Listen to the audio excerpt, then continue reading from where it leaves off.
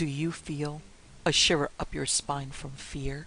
Yes, it's another story from the Nightshade diary. You know what that means. Check under the bed and make sure no one or nothing is there. Is the closet door securely shut? Then leave your disbelief behind. Amp up your imagination and hang on tight for another ride into terror and mystery. And like all good horror stories, just imagine it's a dark and stormy night. And remember, screaming like a little girl is permitted.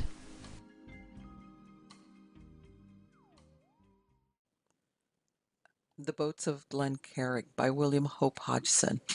Being an account of their adventures in the strange places of the earth after the foundering of the good ship Glen Carrig, through striking upon a hidden rock in the unknown seas to the southward,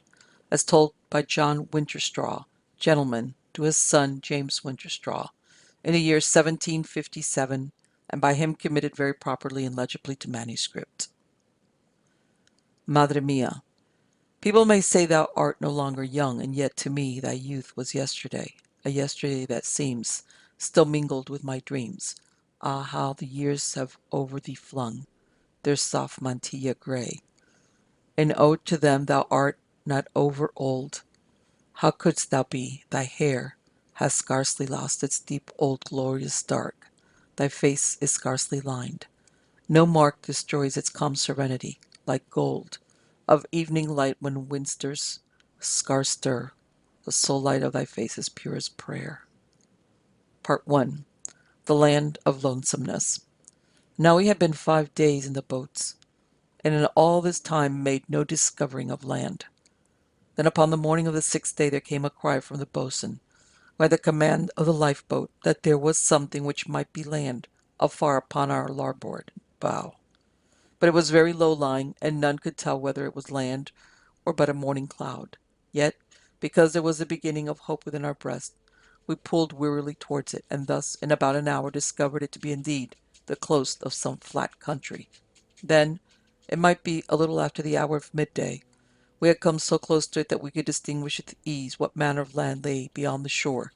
and thus we found it to be of an abominable flatness, desolate beyond all that I could have imagined. Here and there it appeared to be covered with clumps of queer vegetation, though whether they were small trees or great bushes, I had no means of telling, but this I know, that they were like unto nothing which ever I had set eyes upon before. So much as this I gathered as we pulled slowly along the coast, seeking an opening whereby we could pass inward to the land. But a weary time passed ere we came upon that which we sought. Yet in the end we found it, a slimy banked creek, which proved to be the estuary of a great river, though we spoke of it always as a creek. Into this we entered, and proceeded at no great pace upwards along its winding course, and as we made forward we scanned the low banks upon each side. Perchance there might be some spot where we could make to land, but we found none, the banks being composed of a vile mud which gave us no encouragement to venture rashly upon them. Now, having taken the boat something over a mile up the great creek, we came upon the first of that vegetation which I had chanced to notice from the sea, and here, being within some score yards of it, we were the better able to study it. Thus I found that it was indeed composed largely of a sort of tree, very low and stunted, and having what might be described as an unwholesome look about it. The branches of this tree I perceived to be the cause of my inability to recognize it from a bush, until I had come close upon it, for they grew thin and smooth through all their lengths, and hung towards the earth, being weighted thereto by a single large cabbage-like plant, which seemed to sprout from the extreme tip of each. Presently, having passed beyond this first clump of the vegetation, and the banks of the river remaining very low, I stood upon a thwart, by which I means I was able to scan the surrounding country. This I discovered, so far as my sight could penetrate, to be pierced in all directions with innumerable creeks and pools, some of these latter being very great of extent, and as I have made mention, everywhere the country was low set, as it might be a great plain of mud, so it gave me a sense of dreariness to look out upon it. It may be all unconsciously that my spirit was put in awe by the extreme silence of all the country around, for in all that waste I could see no living thing, neither bird nor vegetable, save it to be the stunted trees, which indeed grew in clumps here and there over all the land as much as I could see. This silence, when I grew fully aware of it, was the more uncanny, for my memory told me that never before had I come upon a country which contained so much quietness. Nothing moved across my vision. Not even a lone bird soared up against the dull sky, and from my hearing, not so much as the cry of a sea-bird came to me. No, nor the croak of a frog, nor the splash of a fish. It was as though we had come upon the country of silence, which some have called the land of lonesomeness. Now 3 hours had passed, while we ceased not to labor at the oars, and we could no more see the sea, yet no fit place for our feet had come to view it, for everywhere the mud, gray and black, surrounded us, encompassing us veritably by a slimy wilderness, and so we were fain to pull on in the hope that we might come ultimately to firm ground. Then, a little before sundown, we halted upon our oars and made a scant meal from a portion of our remaining provisions, and as we ate, I could see the sun sinking away over the waste, and had some slight diversion in watching the grotesque shadows which it cast from the trees into the water upon our larboard side, for we had come to a pause opposite a clump of the vegetation. It was at this time, as I remember, that it was borne in upon me afresh how silent was the land, and that this was not due to my imagination. I remarked that the men, both in our own and in the boatswain's boat, seemed uneasy because of it, for none spoke save in undertones, as though they had fear of breaking it. And it was at this time, when I was such awed by so much solitude, that there came the first telling of life in all that wilderness. I heard it first in the far distance, way inland. A curious low sobbing note it was, and the rise and the fall of it was like the sobbing of a lonesome wind through a great forest. Yet there was no wind. Then in a moment it had died, and the silence of the land was awesome by reason of the contrast. And I looked about me at the men, both in the boat in which I was and that which the boatswain commanded, and not one there but held himself in a posture of listening. In this wise a minute of quietness passed, and then one of the men gave out a laugh born of the nervousness which had taken him. The boatswain muttered him to hush, and in the same moment there came again the plaint of that wild sobbing, and abruptly it sounded away on our right, and immediately was caught up, as it were, and echoed back from some place beyond us, up far up the creek. At that I got me upon a thwart, intending to take another look over the country about us, but the banks of the creek had become higher. Moreover, the vegetation acted as a screen, even had my stature and elevation enabled me to overlook the banks. And so, after a little while, the crying died away, and there was another silence. Then, as we sat each one harking for what might next befall, George, the youngest prentice boy, who had his seat beside me, plucked me by the sleeve, inquiring in a troubled voice whether I had any knowledge of that which the crying might portend. But I shook my head, telling him that I had no knowing beyond his own, though for his comfort I said that it might be the wind. Yet at that he shook his head, for indeed it was plain that it could not be by such agency, for there was a stark calm. Now, I had scarce made an end of my remark, when again the sad crying was upon us. It appeared to come from far up the creek, and from far down the creek, and from inland, and the land between us and the sea. It filled the evening air with its doleful wailing, and I remarked that there was in it a curious sobbing, almost human in its despairful crying, and so awesome was the thing that no man of us spoke, for it seemed that we harked to the weeping of lost souls. And then, as we waited fearfully, the sun sank below the edge of the world, and the dusk was upon us. And now a more extraordinary thing happened, for as the night fell with swift gloom, the strange wailing and crying was hushed, and another sound stole out upon the land, a far sullen growling. At the first, like the crying, it came from far inland, but was caught up speedily on all sides of us, and presently the dark was full of it, and it increased in volume, and strange trumpetings fled across it. Then, though with slowness, it fell away to a low, continuous growling, and in it there was that which I can only describe as an insistent, hungry snarl. Ay, no other word of which I have knowledge so well describes it as that. A note of hunger, most awesome to the ear, and this, more than all the rest of those incredible voicings, brought terror into my heart. Now, as I sat listening, George gripped me suddenly by the arm, declaring in a shrill whisper that something had come among the clump of trees upon the left-hand bank. Of the truth of this, I had immediately a proof, for I caught the sound of a continuous rustling among them, and then a nearer note of growling, as though a wild beast purred at my elbow. Immediately upon this I caught the boatswain's voice calling in a low tone to Josh, the eldest prentice who had the charge of our boat, to come alongside of him, for we would have the boats together. Then got we out the oars and laid the boats together in the midst of the creek, and so we watched through the night, being full of fear, so that we kept our speech low, that is, so low as would carry our thoughts one to the other through the noise of the growling. And so the hours passed, and naught happened more than I have told, save that once, a little after midnight, the trees opposite to us seemed to be stirred again, as though some creature or creatures lurked among them, and there came, a little after that, a sound as of something stirring the water up against the bank. But it ceased in a while, and the silence fell once more. Thus, after a weariful time, away eastwards the sky began to tell of the coming of the day, and as the light grew and strengthened, so did that insatiable growling pass hence with the dark and the shadows. And so at last came the day, and once more there was borne to us the sad wailing that had preceded the night.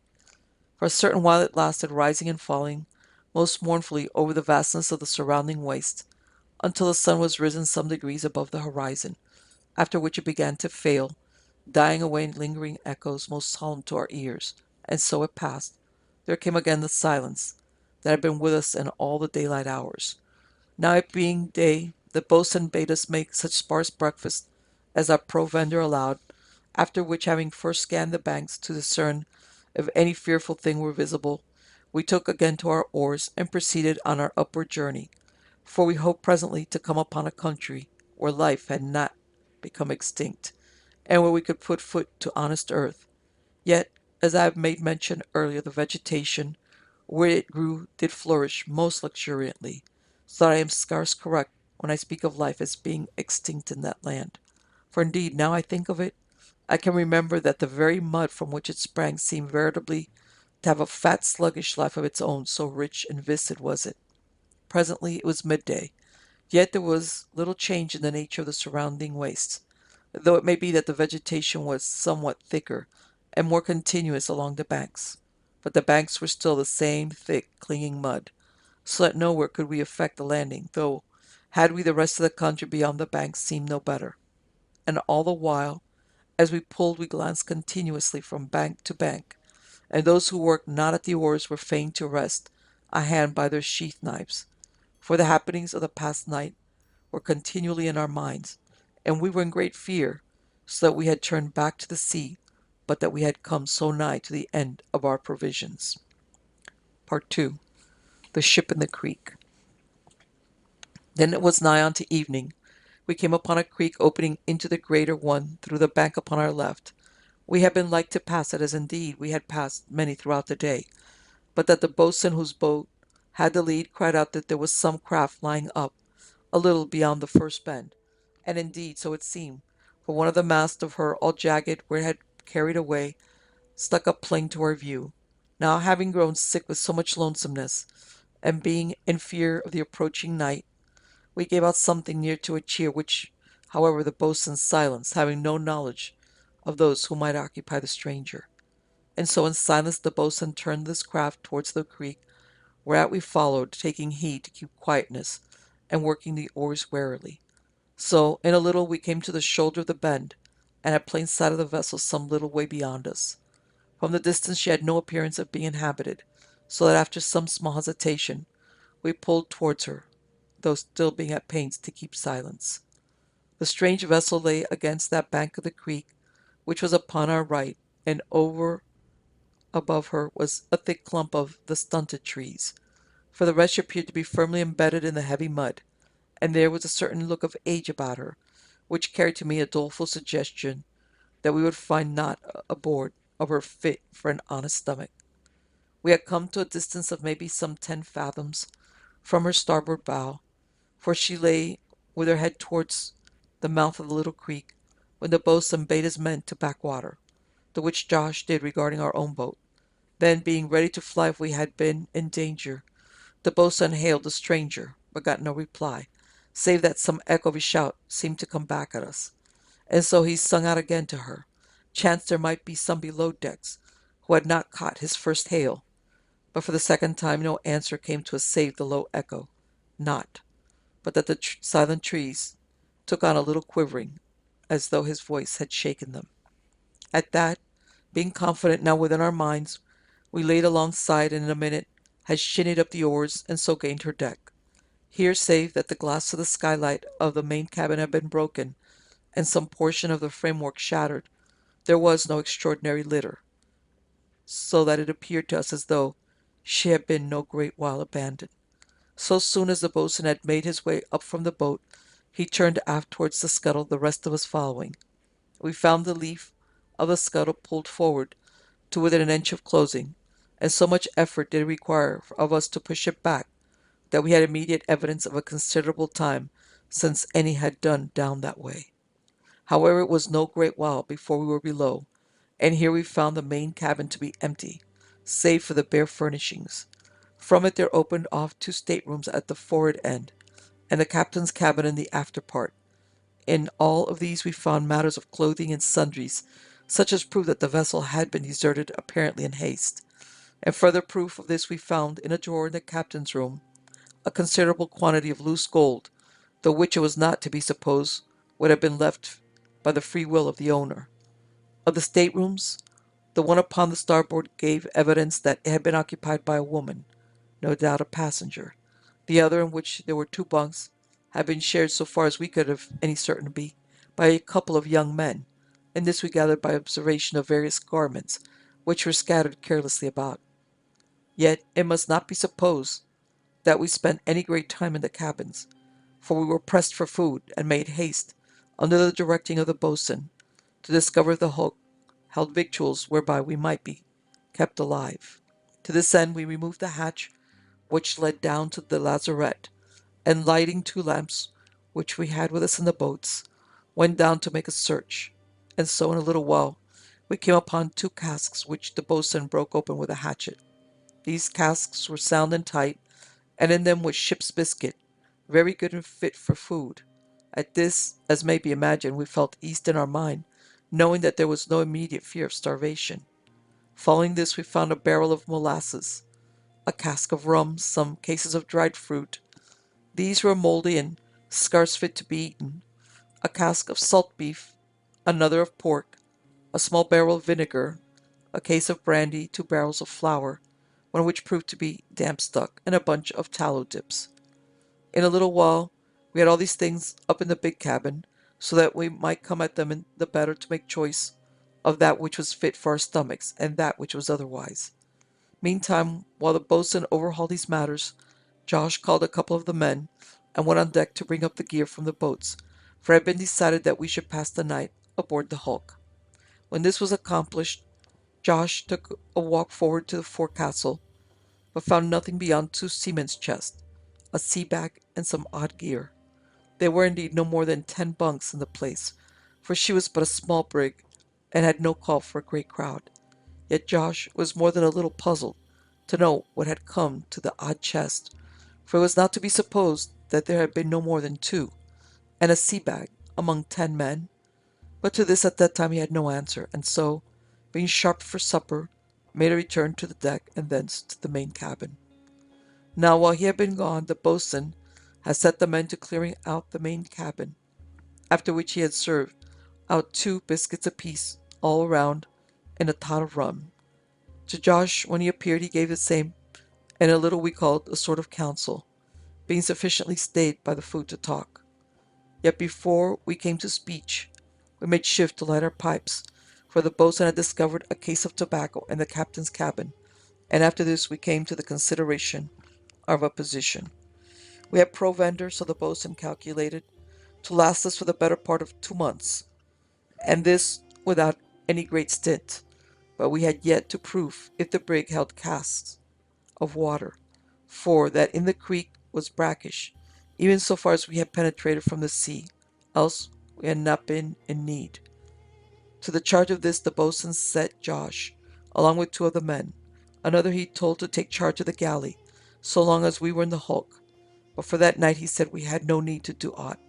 for we had sufficient of water in the boat's breakers to last us till the morrow. And so in a little the dusk began to fill the cabin. But we talked on, being greatly content with our present ease and the good tobacco which we enjoyed. In a little while one of the men cried out suddenly to us to be silent, and in that minute all heard it, a far drawn out wailing, the same which had come to us in the evening of the first day. At that we looked at one another through the smoke and the growing dark, and even as we looked it became plainer heard, until in a while it was all about us. Aye, it seemed to come floating down through the broken framework of the skylight, as though some weariful unseen thing stood and cried upon the decks above our heads. Now through all that crying none moved, none, that is, save Josh and the boatswain,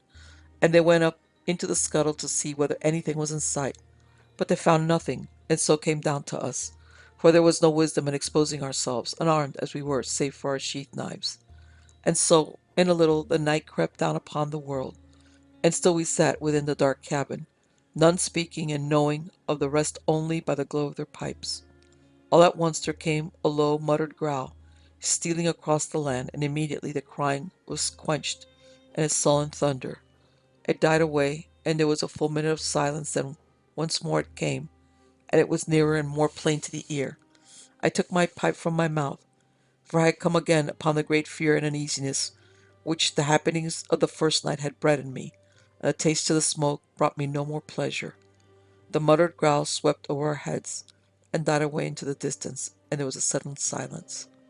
Then in that quietness came the boatswain's voice. He was bidding us haste every one into the captain's cabin. As we moved to obey him, he ran to draw over the lid of the scuttle, and Josh went with him, and together they had it across, though with difficulty. When we had come into the captain's cabin, we closed and barred the door, piling two great sea chests up against it, and so we felt near safe, for we knew that no thing, man nor beast, could come at us there. Yet, as many may be supposed, we felt not altogether secure, for there was that in that growling which now filled the darkness that seemed demonic, and we knew not what horrid powers were abroad. And so through the night the growling continued, seeming to be mighty near unto us, aye, almost over our heads, and of a loudness far surpassing all that had come to us on the previous night, so that I thanked the Almighty that we had come into the shelter in the midst of so much fear. Part 3. The Thing That Made Search. Now at times I fell upon sleep, as did most of the others, but for the most part I lay half sleeping and half waking, being unable to attain to true sleep by reason of the everlasting growling above us in the night, and the fear which it bred in me. Thus it chanced that just after midnight I caught a sound in the main cabin beyond the door, and immediately I was fully awaked. I sat me up and listened, and so became aware that something was fumbling about the deck of the main cabin. At that I got to my feet and made my way to where the boatswain lay, meaning to waken him if he slept, but he caught me by the ankle, as I stooped to shake him, and whispered to me to keep silence, for he too had been aware of that strange noise of something fumbling beyond in the big cabin. In a little we crept both of us so close to the door as the chest would allow, and there we crouched, listening, but could not tell what manner of thing it might be which produced so strange a noise, for it was neither shuffling nor treading of any kind, nor yet was it the whir of a bat's wing, the which had first occurred to me, knowing how vampires are said to inhabit the nights in dismal places, nor yet was it the slur of a snake, but rather seemed to us to be as though a great wet cloth were being rubbed everywhere across the floor and bulkheads. We were the better able to ascertain the truth of this likeness, when suddenly it passed across the further side of the door, behind which we listened, at which you may be sure we drew backwards, both of us in fright, though the door and the chest stood between us and that which rubbed up against it. Presently the sound eased, and listen as we might, we could no longer distinguish it. Yet until the morning we dozed, no more being troubled in mind as to what manner of thing it was which had made search in the big cabin. Then in time the day came, and the growling ceased. For a moment, while the sad crying filled our ears, and then at last the eternal silence that fills the days, hours of that dismal land fell upon us. So being at last in quietness, we slept, being greatly wearied. About 7 in the morning the boatswain waked me, and I found that they had opened the door into the big cabin. But though the boatswain and I made careful search, we could nowhere come upon anything to tell us aught concerning the thing which had put us so in fright. Yet I know not if I am right in saying that we came upon nothing, for in several places the bulkheads had a chafed look, but whether this had been there before that night, we had no means of telling. Of that which we had heard, the boatswain bade me make no mention, for he would not have the men put more in fear than need be. This I conceived to be wisdom, and so held my peace. Yet I was much troubled in my mind to know what manner of thing it was which we had need to fear, and more, I desired greatly to know whether we should be free of it in the daylight hours, for there was always with me as I went hither and thither the thought that it, for that is how I designated it in my mind, might come upon us to our destruction. Now, after breakfast, at which we each had a portion of salt pork, besides rum and biscuit, by now the fire in the caboose had been set going, we turned to at various matters, under the directing of the boatswain. Josh and two of the men made examination of the water casks, and the rest of us lifted the main hatch covers to make inspection of her cargo. But lo, we found nothing, save some 3 feet of water in her hold.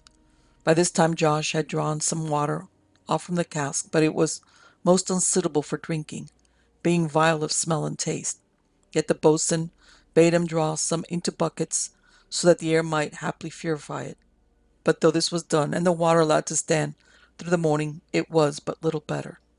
At this, as might be imagined, we were exercised in our minds as to the manner in which we should come upon suitable water, for by now we were beginning to be in need of it. Yet though one said one thing and another said another, no one had wit enough to call to mind any method by which our need should be satisfied. Then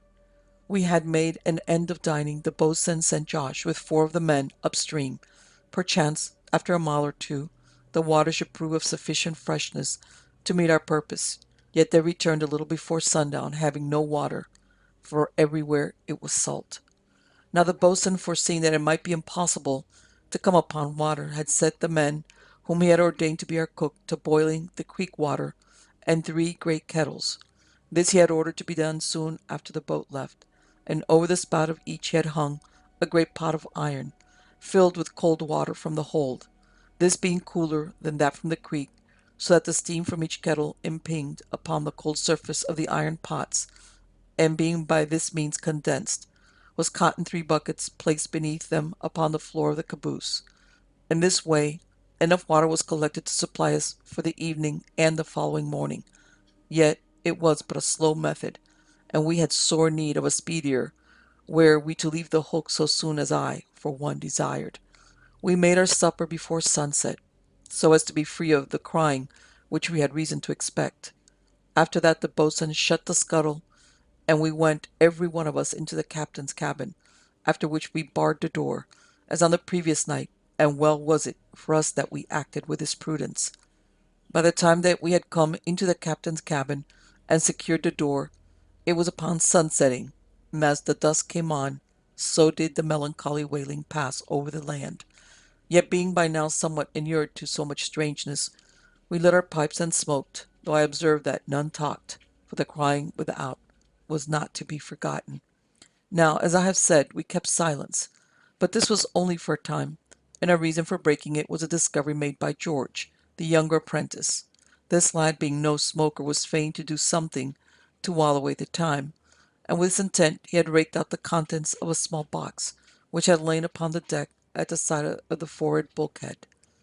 The box had appeared filled with odd small lumber, of which a part was a dozen or so grey paper wrappers, such as are used, I believe, for carrying samples of corn, though I have seen them put to other purposes, as indeed was now the case. At first George had tossed these aside, but it growing darker, the boatswain lit one of the candles which we had found in the lazarette, Thus George, who was proceeding to tidy back the rubbish which was cumbering the place, discovered something which caused him to cry out to us his astonishment. Now, upon hearing George call out, the boatswain bade him keep silence, thinking it was but a piece of boyish restlessness. But George drew the candle to him, and bade us to listen, for the wrappers were covered with fine handwriting after the fashion of a woman's. Even as George told us of that which he had found, we became aware that the night was upon us,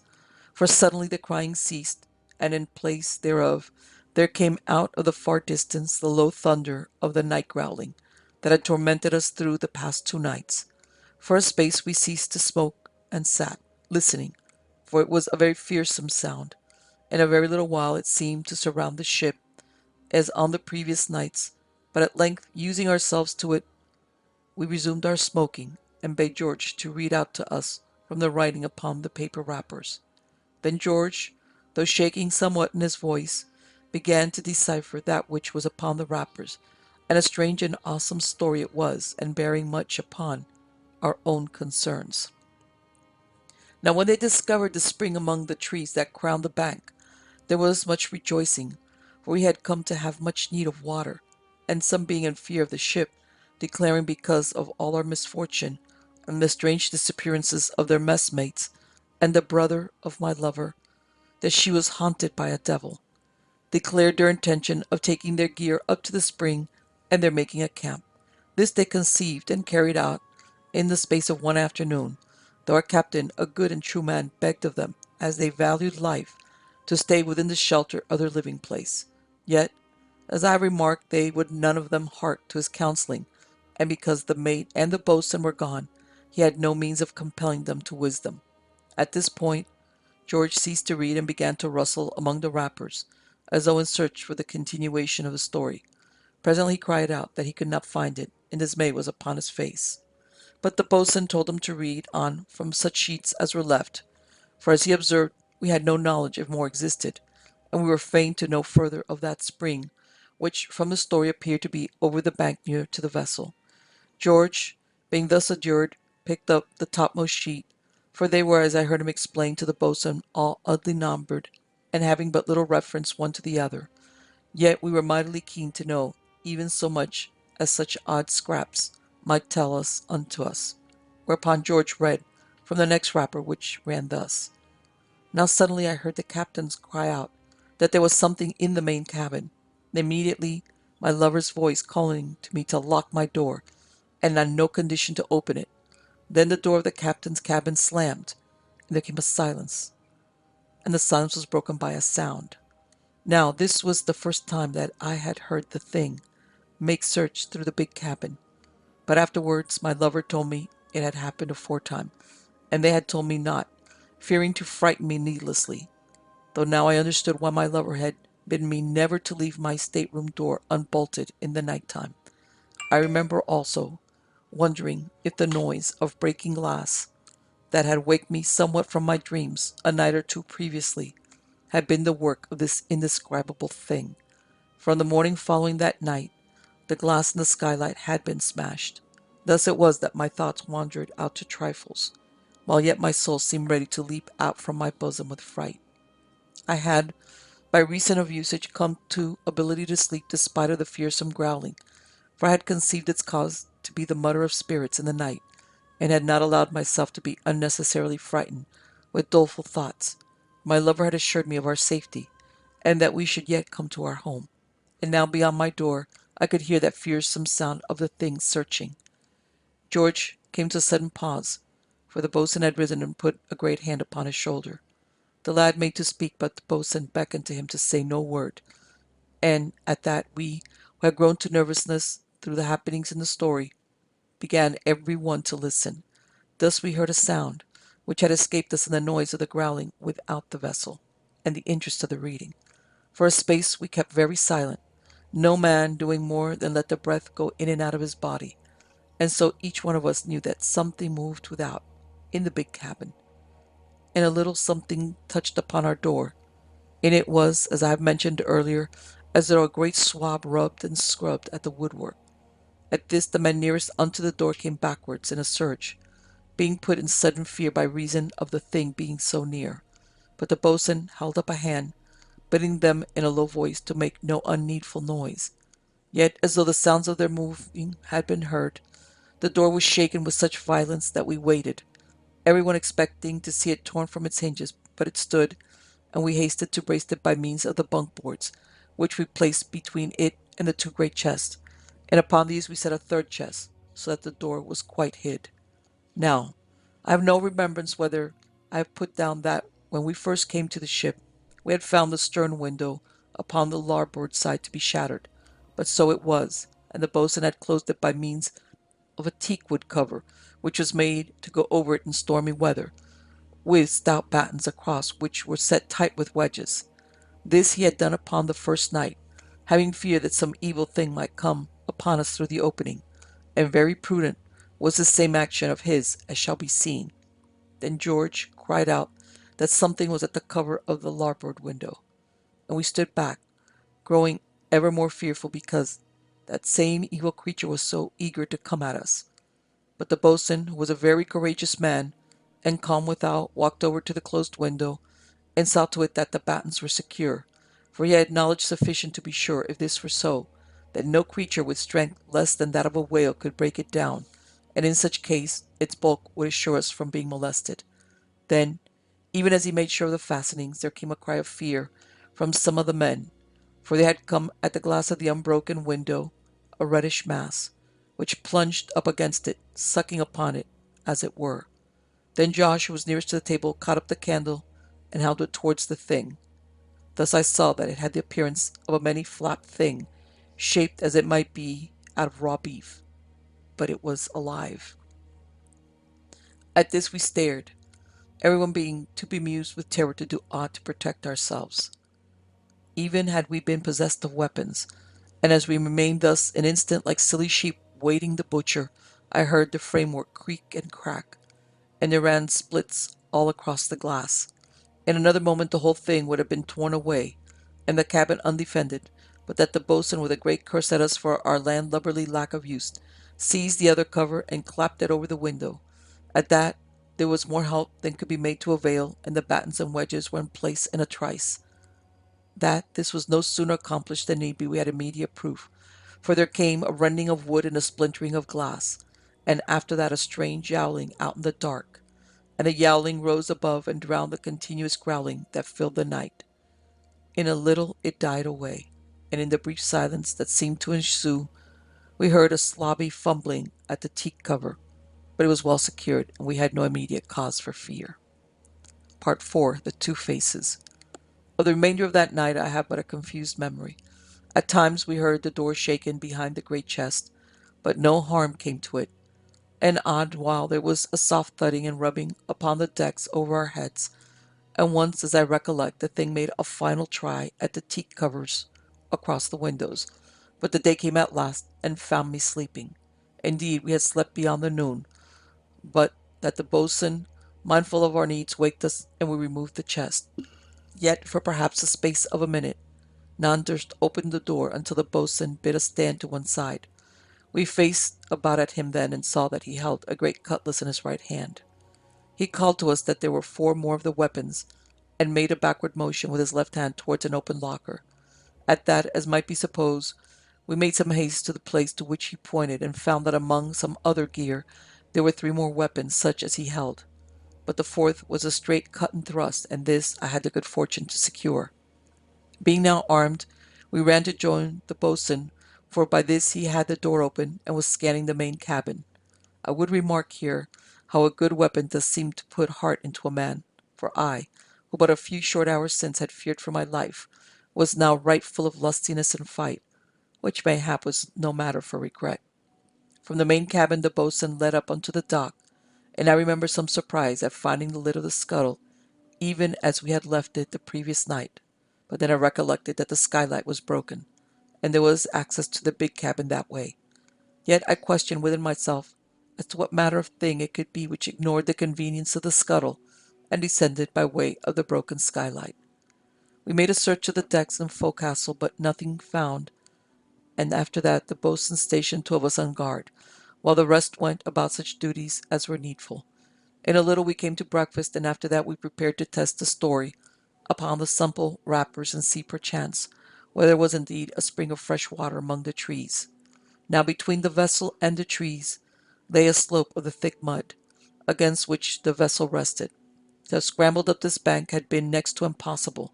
by reason of its fat richness, for indeed it looked fit to crawl, but that Josh called out to the boatswain that he had come upon a ladder, lashed across the forecastle head. This was brought, also several hatch covers. The ladders were placed first upon the mud and the ladder laid upon them, by which means we were enabled to pass up to the top of the bank without contact with the mud. Here we entered at once among the trees, for they grew right up to the edge, but we had no trouble in making a way, for they were nowhere close together, but standing rather each one in a little open space by itself. We had gone a little way among the trees when suddenly one who was with us cried out that he could see something away on our right, and we clutched every one his weapon the more determinedly, and went towards it. Yet it proved to be but a seaman's chest, and a space further off we discovered another, and so after a little walking we found the camp, but there was semblance of a camp about it,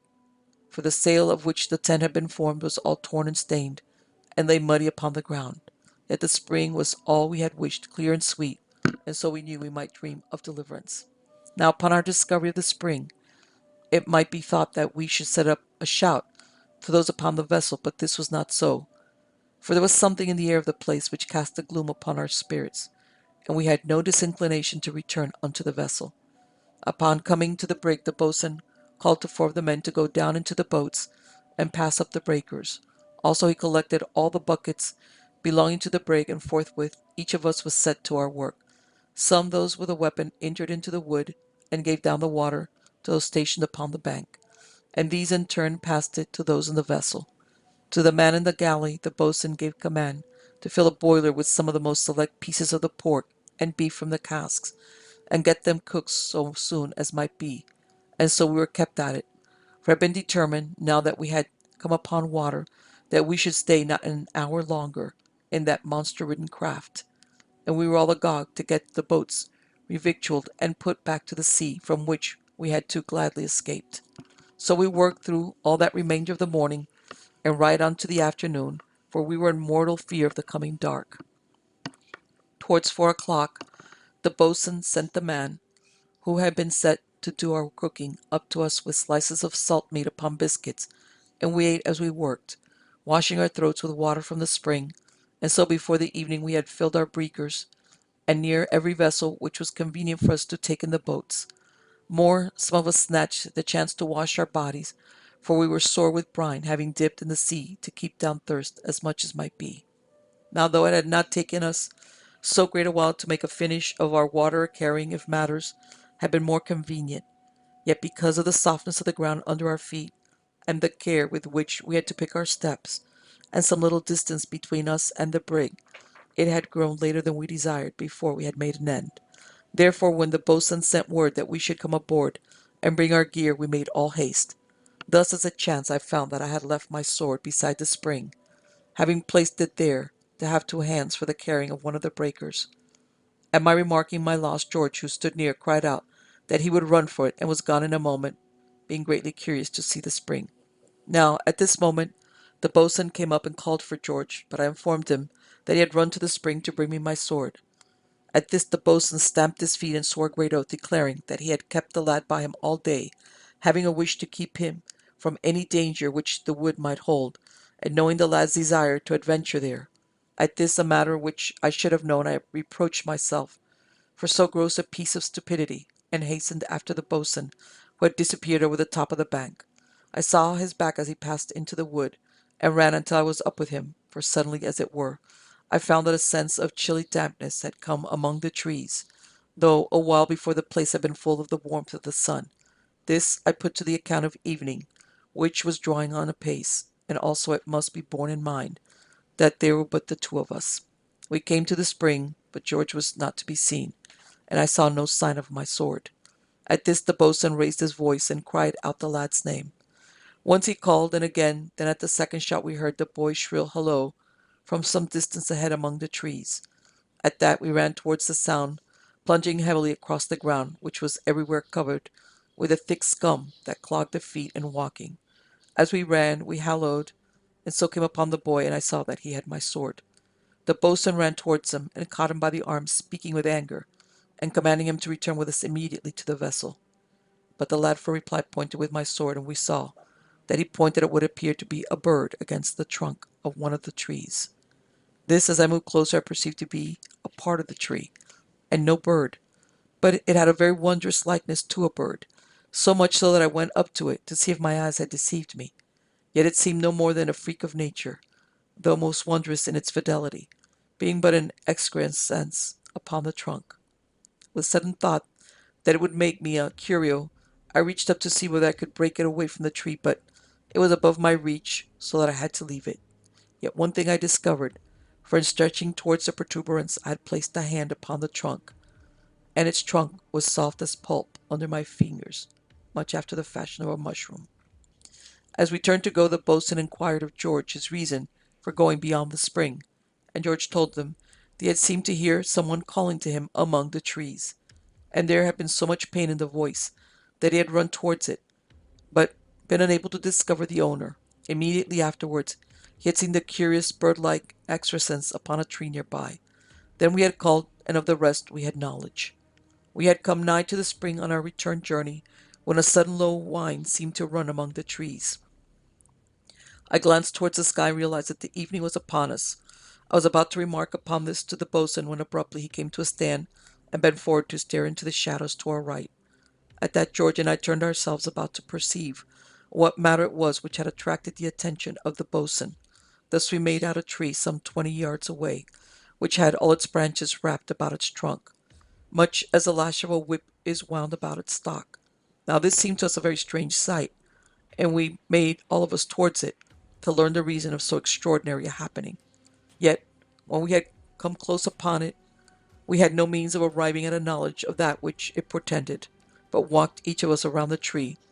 and were more astonished after our circumnavigation of the great vegetable than before.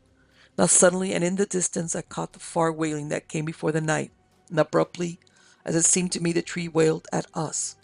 At that I was vastly astonished and frightened. Yet, though I retreated, I could not withdraw my gaze from the tree, but scanned it the more intently, and suddenly I saw a brown human face peering at us from between the wrapped branches. At this I stood very still, being seized with that fear which renders one shortly incapable of movement.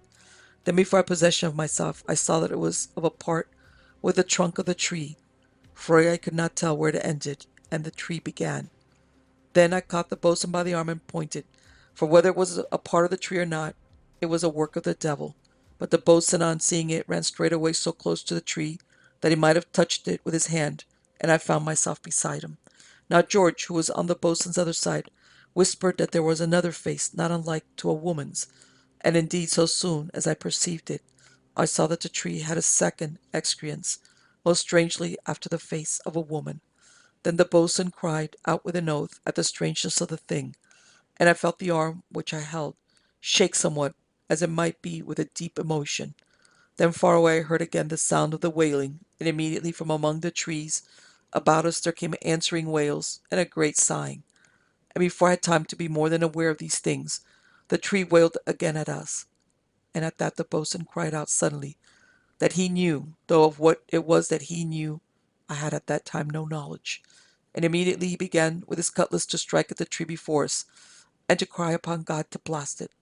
And lo, at his smiting, a very fearsome thing happened, for the tree did bleed like any live creature. Thereafter a great yowling came from it, and it began to writhe, and suddenly I became aware that all about us the trees were aquiver. Then George cried out, ran round upon my side of the boatswain, and I saw that one of the great cabbage-like things pursued him upon its stem, even as an evil serpent, and very dreadful it was, for it had become blood-red in colour. But I smote it with a sword which I had taken from the lad,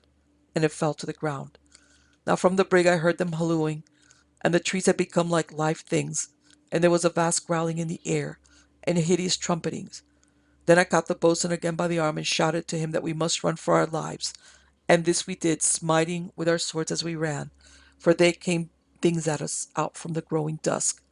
Thus we made the brig and the boat being ready, I scrambled after the boatswain into his, and we put straight away into the creek, all of us pulling with so much haste as our loads would allow.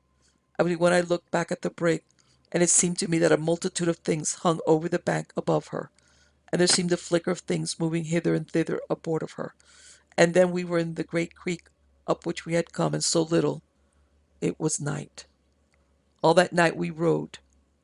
keeping very strictly to the center of the big creek, and all about us bellowed the vast growling, being more fearsome than ever I had heard it, until it seemed to me that we had waked all that land of terror to knowledge of our presence. But when the morning came, so good a speed had we made,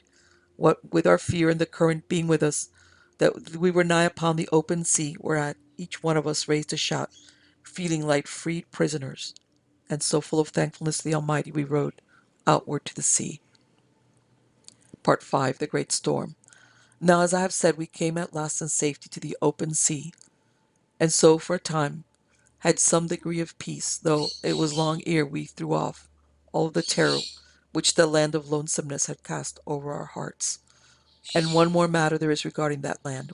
which my memory recalls. It will be remembered that George found certain wrappers upon which there was writing. Now, in the haste of our leaving, he had given no thought to take them with him.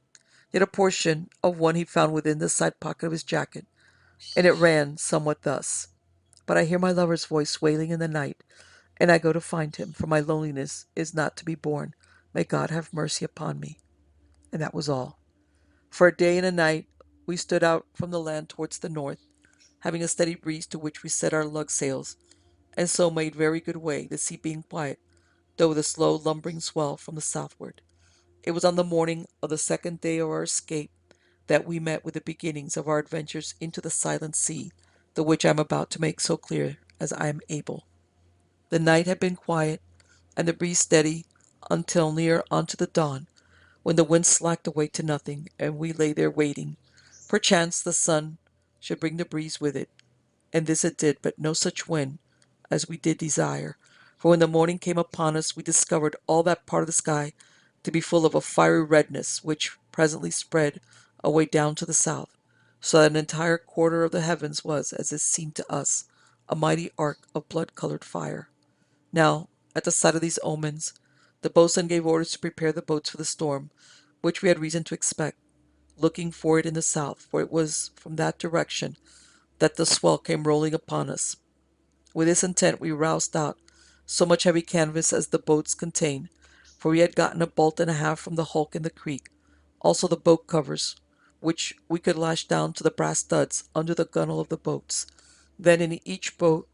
we mounted the whaleback, which had been stowed along the top of the thwarts, also its supports, lashing the same to the thwarts below the knees. Then we laid 2 lengths of the stout canvas the full length of the boat over the whaleback, overlapping and nailing them to the same, so that they sloped away down over the gunwales upon each side, as though they had formed a roof to us. Here, while some stretched the canvas, nailing its lower edges to the gunwale, others were employed in lashing together the oars and the mast, and to this bundle they secured a considerable length of new 3½ inch hemp rope, which we had brought away from the hulk, along with the canvas. This rope was then passed over the bows and in through the painter ring, and thence to the forward thwarts, where it was made fast, and we gave attention to parcel it with odd strips of canvas against danger of chafe. And the same was done in both of the boats, for we could not put our trust in the painters, besides which they had not sufficient length to secure safe and easy riding. Now, by this time, we had the canvas nailed down to the gunwale around our boat, after which we spread the boat cover over it, lacing it down to the brass studs beneath the gunwale. And so we had all the boat covered in, save a place in the stern where a man might stand to wield the steering oar, for the boats were double bowed, and in each boat we made the same preparation, lashing all movable articles and preparing to meet so great a storm as might well fill the heart with terror, for the sky cried out to us that it would be no light wind, and further, the great swell from the south grew more huge with every hour that passed, though as yet it was without virulence, being slow and oily and black against the redness of the sky. Presently we were ready, and had cast over the bundles of oars, and the mast which was to serve as our sea anchor, and so we lay waiting. It was at this time that the boatswain called over to Josh certain advice with regard to that which lay before us, and after that the two of them sculled the boats a little apart, for there might be a danger of their being dashed together by the first violence of the storm. And so came a time of waiting, with Josh and the boatswain, each of them at the steering oars, and the rest of us stowed away under the coverings. From where I crouched near the boatswain, I had sight of Josh, away upon our port side. He was standing up black as a shape of night against the mighty redness, when the boat came to the foamless crowns of the swells, and then gone from sight in the hollows between. Now midday had come and gone,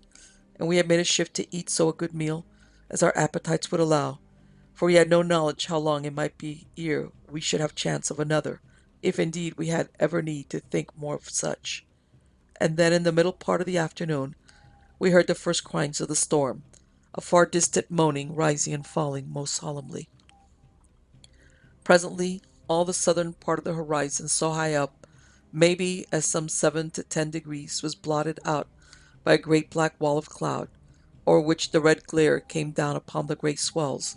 as though from the light of some vast and unseen fire.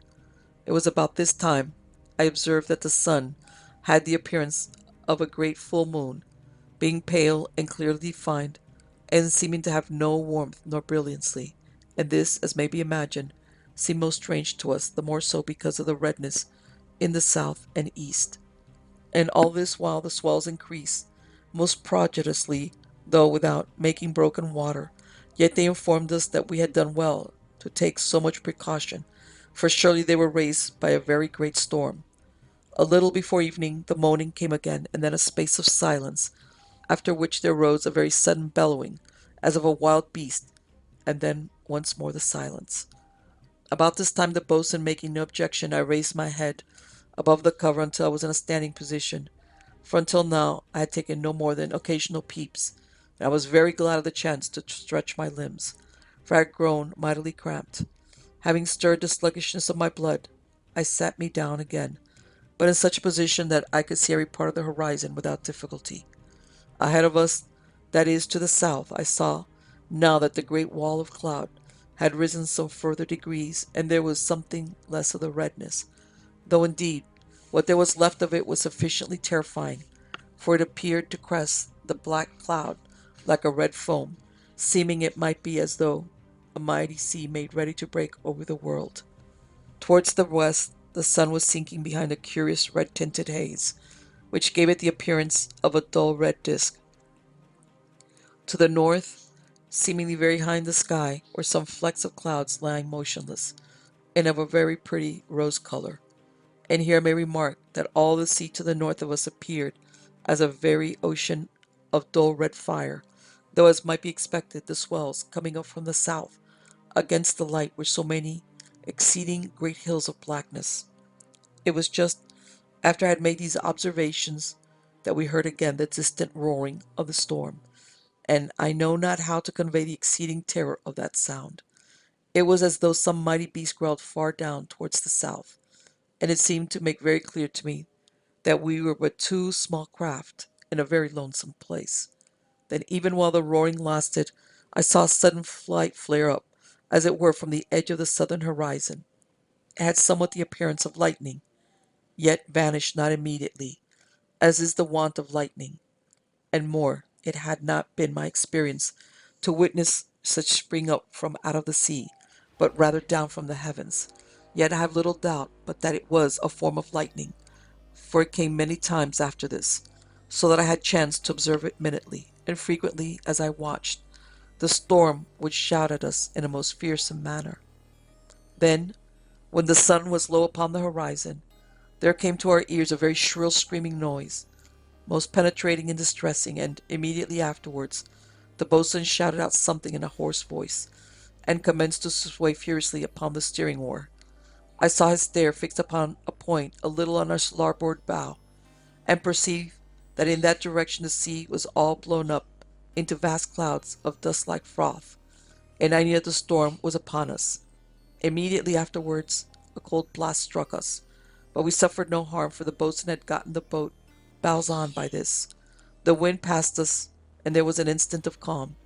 And now all the air above us was full of a continuous roaring, so very loud and intense that I was like to be deafened. To windward I perceived an enormous wall of spray bearing down upon us, and I heard again the shrill screaming pierce through the roaring. Then the boatswain whipped in his oar under the cover, and reaching forward drew the canvas aft, so that it covered the entire boat, and he held it down against the gunwale upon the starboard side, shouting in my ear to do likewise upon the larboard. Now, had it not been for this forethought on the part of the boatswain, we had been all dead men, and this may be the better believed when I explain that we felt the water falling upon the stout canvas overhead, tons and tons, though so beaten to froth as to lack solidity to sink or crush us. I have said felt, for I would make it so clear as may be here once and for all, that so intense was the roaring and screaming of the elements, there could be no sound have penetrated to us, no, not the pealing of mighty thunders. And so, for the space of maybe a full minute, the boat quivered and shook most violently, so that she seemed like to have been shaken in pieces, and from a dozen places between the gunwale and the covering canvas the water spurted in upon us. And here one other thing I would make mention of.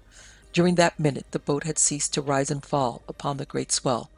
and whether this was because the sea was flattened by the first rush of the wind, or that the excess of the storm held her steady, I am unable to tell, and can put down only that which we felt. Now in a little, the first fury of the blast being spent, the boat began to sway from side to side, as though the wind blew now upon the one beam, and now upon the other, and several times we were stricken heavily with the blows of solid water. But presently this ceased, and we returned once again to the rise and fall of the swell, only that now we received a cruel jerk every time that the boat came upon the top of a sea, and so a while passed. Towards midnight, as I should judge, there came some mighty flames of lightning, so bright that they lit up the boat through the double covering of canvas. Yet no man of us heard aught of the thunder, for the roaring of the storm made all else a silence. And so to the dawn, after which, finding that we were still, by the mercy of God, possessed of our lives, we made shift to eat and drink, after which we slept. Now, being extremely wearied by the stress of the past night, I slumbered through many hours of the storm, waking at some time between noon and evening. Overhead, as I lay looking upwards, the canvas showed of a dull leadenish color, blackened completely at whiles by the dash of spray and water. And so presently, having eaten again, and feeling that all things lay in the hands of the Almighty, I came once more upon sleep. Twice through the following night was I wakened by the boat being hurled upon her beam ends by the blows of the sea, but she righted easily, and took scarce any water, the canvas proving a very roof of safety. And so the morning came again. Being now rested, I crawled aft to where the boatswain lay, and the noise of the storm lulling odd instants, shouted in his ear to know whether the wind was easing at whiles. To this he nodded, whereas I felt a most joyful sense of hope pulse through me, and ate such food as could be gotten, with a very good relish. In the afternoon the sun broke out suddenly, lighting up the boat most gloomily through the wet canvas. Yet a very welcome light it was, and bred in us a hope that the storm was near to breaking. In a little the sun disappeared, but presently it coming again, the boatswain beckoned to me to assist him,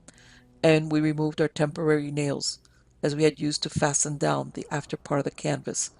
and pushed back the covering, a space sufficient to allow our heads to go through into the daylight. On looking out, I discovered the air to be full of spray, beaten as fine as dust, and then before I could note aught else, a little gallop of water took me in the face with such force as to deprive me of breath, so that I had to descend beneath the canvas for a little while. So soon as I was recovered, I thrust forth my head again, and now I had some sight of the terrors around us. As each huge sea came towards us, the boat shot up to meet it, right up to its very crest, and there, for the space of some instants, we would seem to be swamped in a very ocean of foam, boiling up on each side of the boat to the height of many feet. Then the sea passing from under us, we would go swooping dizzily down the great, black frost-splotched back of the wave, until the oncoming sea caught us up most mightily. Odd whiles the crest of the sea would hurl forward before we had reached the top, and though the boat shot upward like a veritable feather, yet the water would swirl right over us, and we would have drawn in our heads most suddenly, in such cases the wind flapping the cover down so soon as our hands were removed.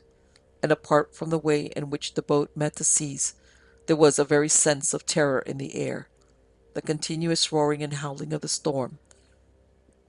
the screaming of the foam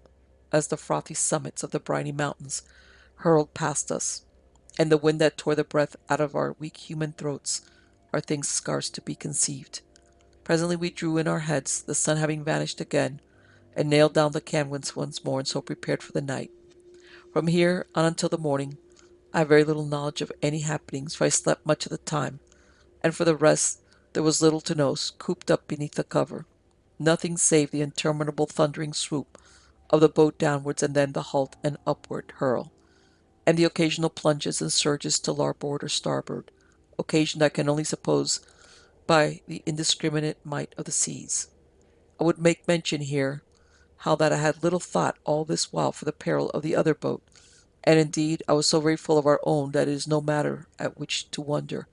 However, as it proved, and as this is a most suitable place in which to tell it, the boat that held Josh and the rest of the crew came through the storm with safety, though it was not until many years afterwards that I had the good fortune to hear from Josh himself how that, after the storm, they were picked up by a homeward bound vessel and landed in the port of London. And now to our own happenings. Part 6. The Weed-Choked Sea. It was some little while before midday that we grew conscious that the sea had become very much less violent, and this despite the wind roaring with scarce abated noise, and presently everything about the boat, saving the wind having grown indubitably calmer, and no great water breaking over the canvas, the boatswain beckoned me again to assist him lift the after part of the cover. This we did, and put forth our heads to inquire the reason of the unexpected quietness of the sea, not knowing but that we had come suddenly under the lee of some unknown land. Yet for a space we could see nothing beyond the surrounding billows, for the sea was still very furious,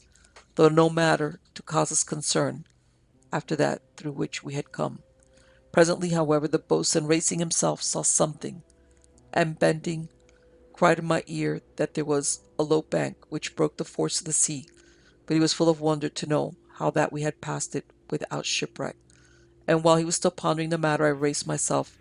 and took a look at all sides of us, and so I discovered that there lay another great bank upon our larboard side, and this I pointed out to him.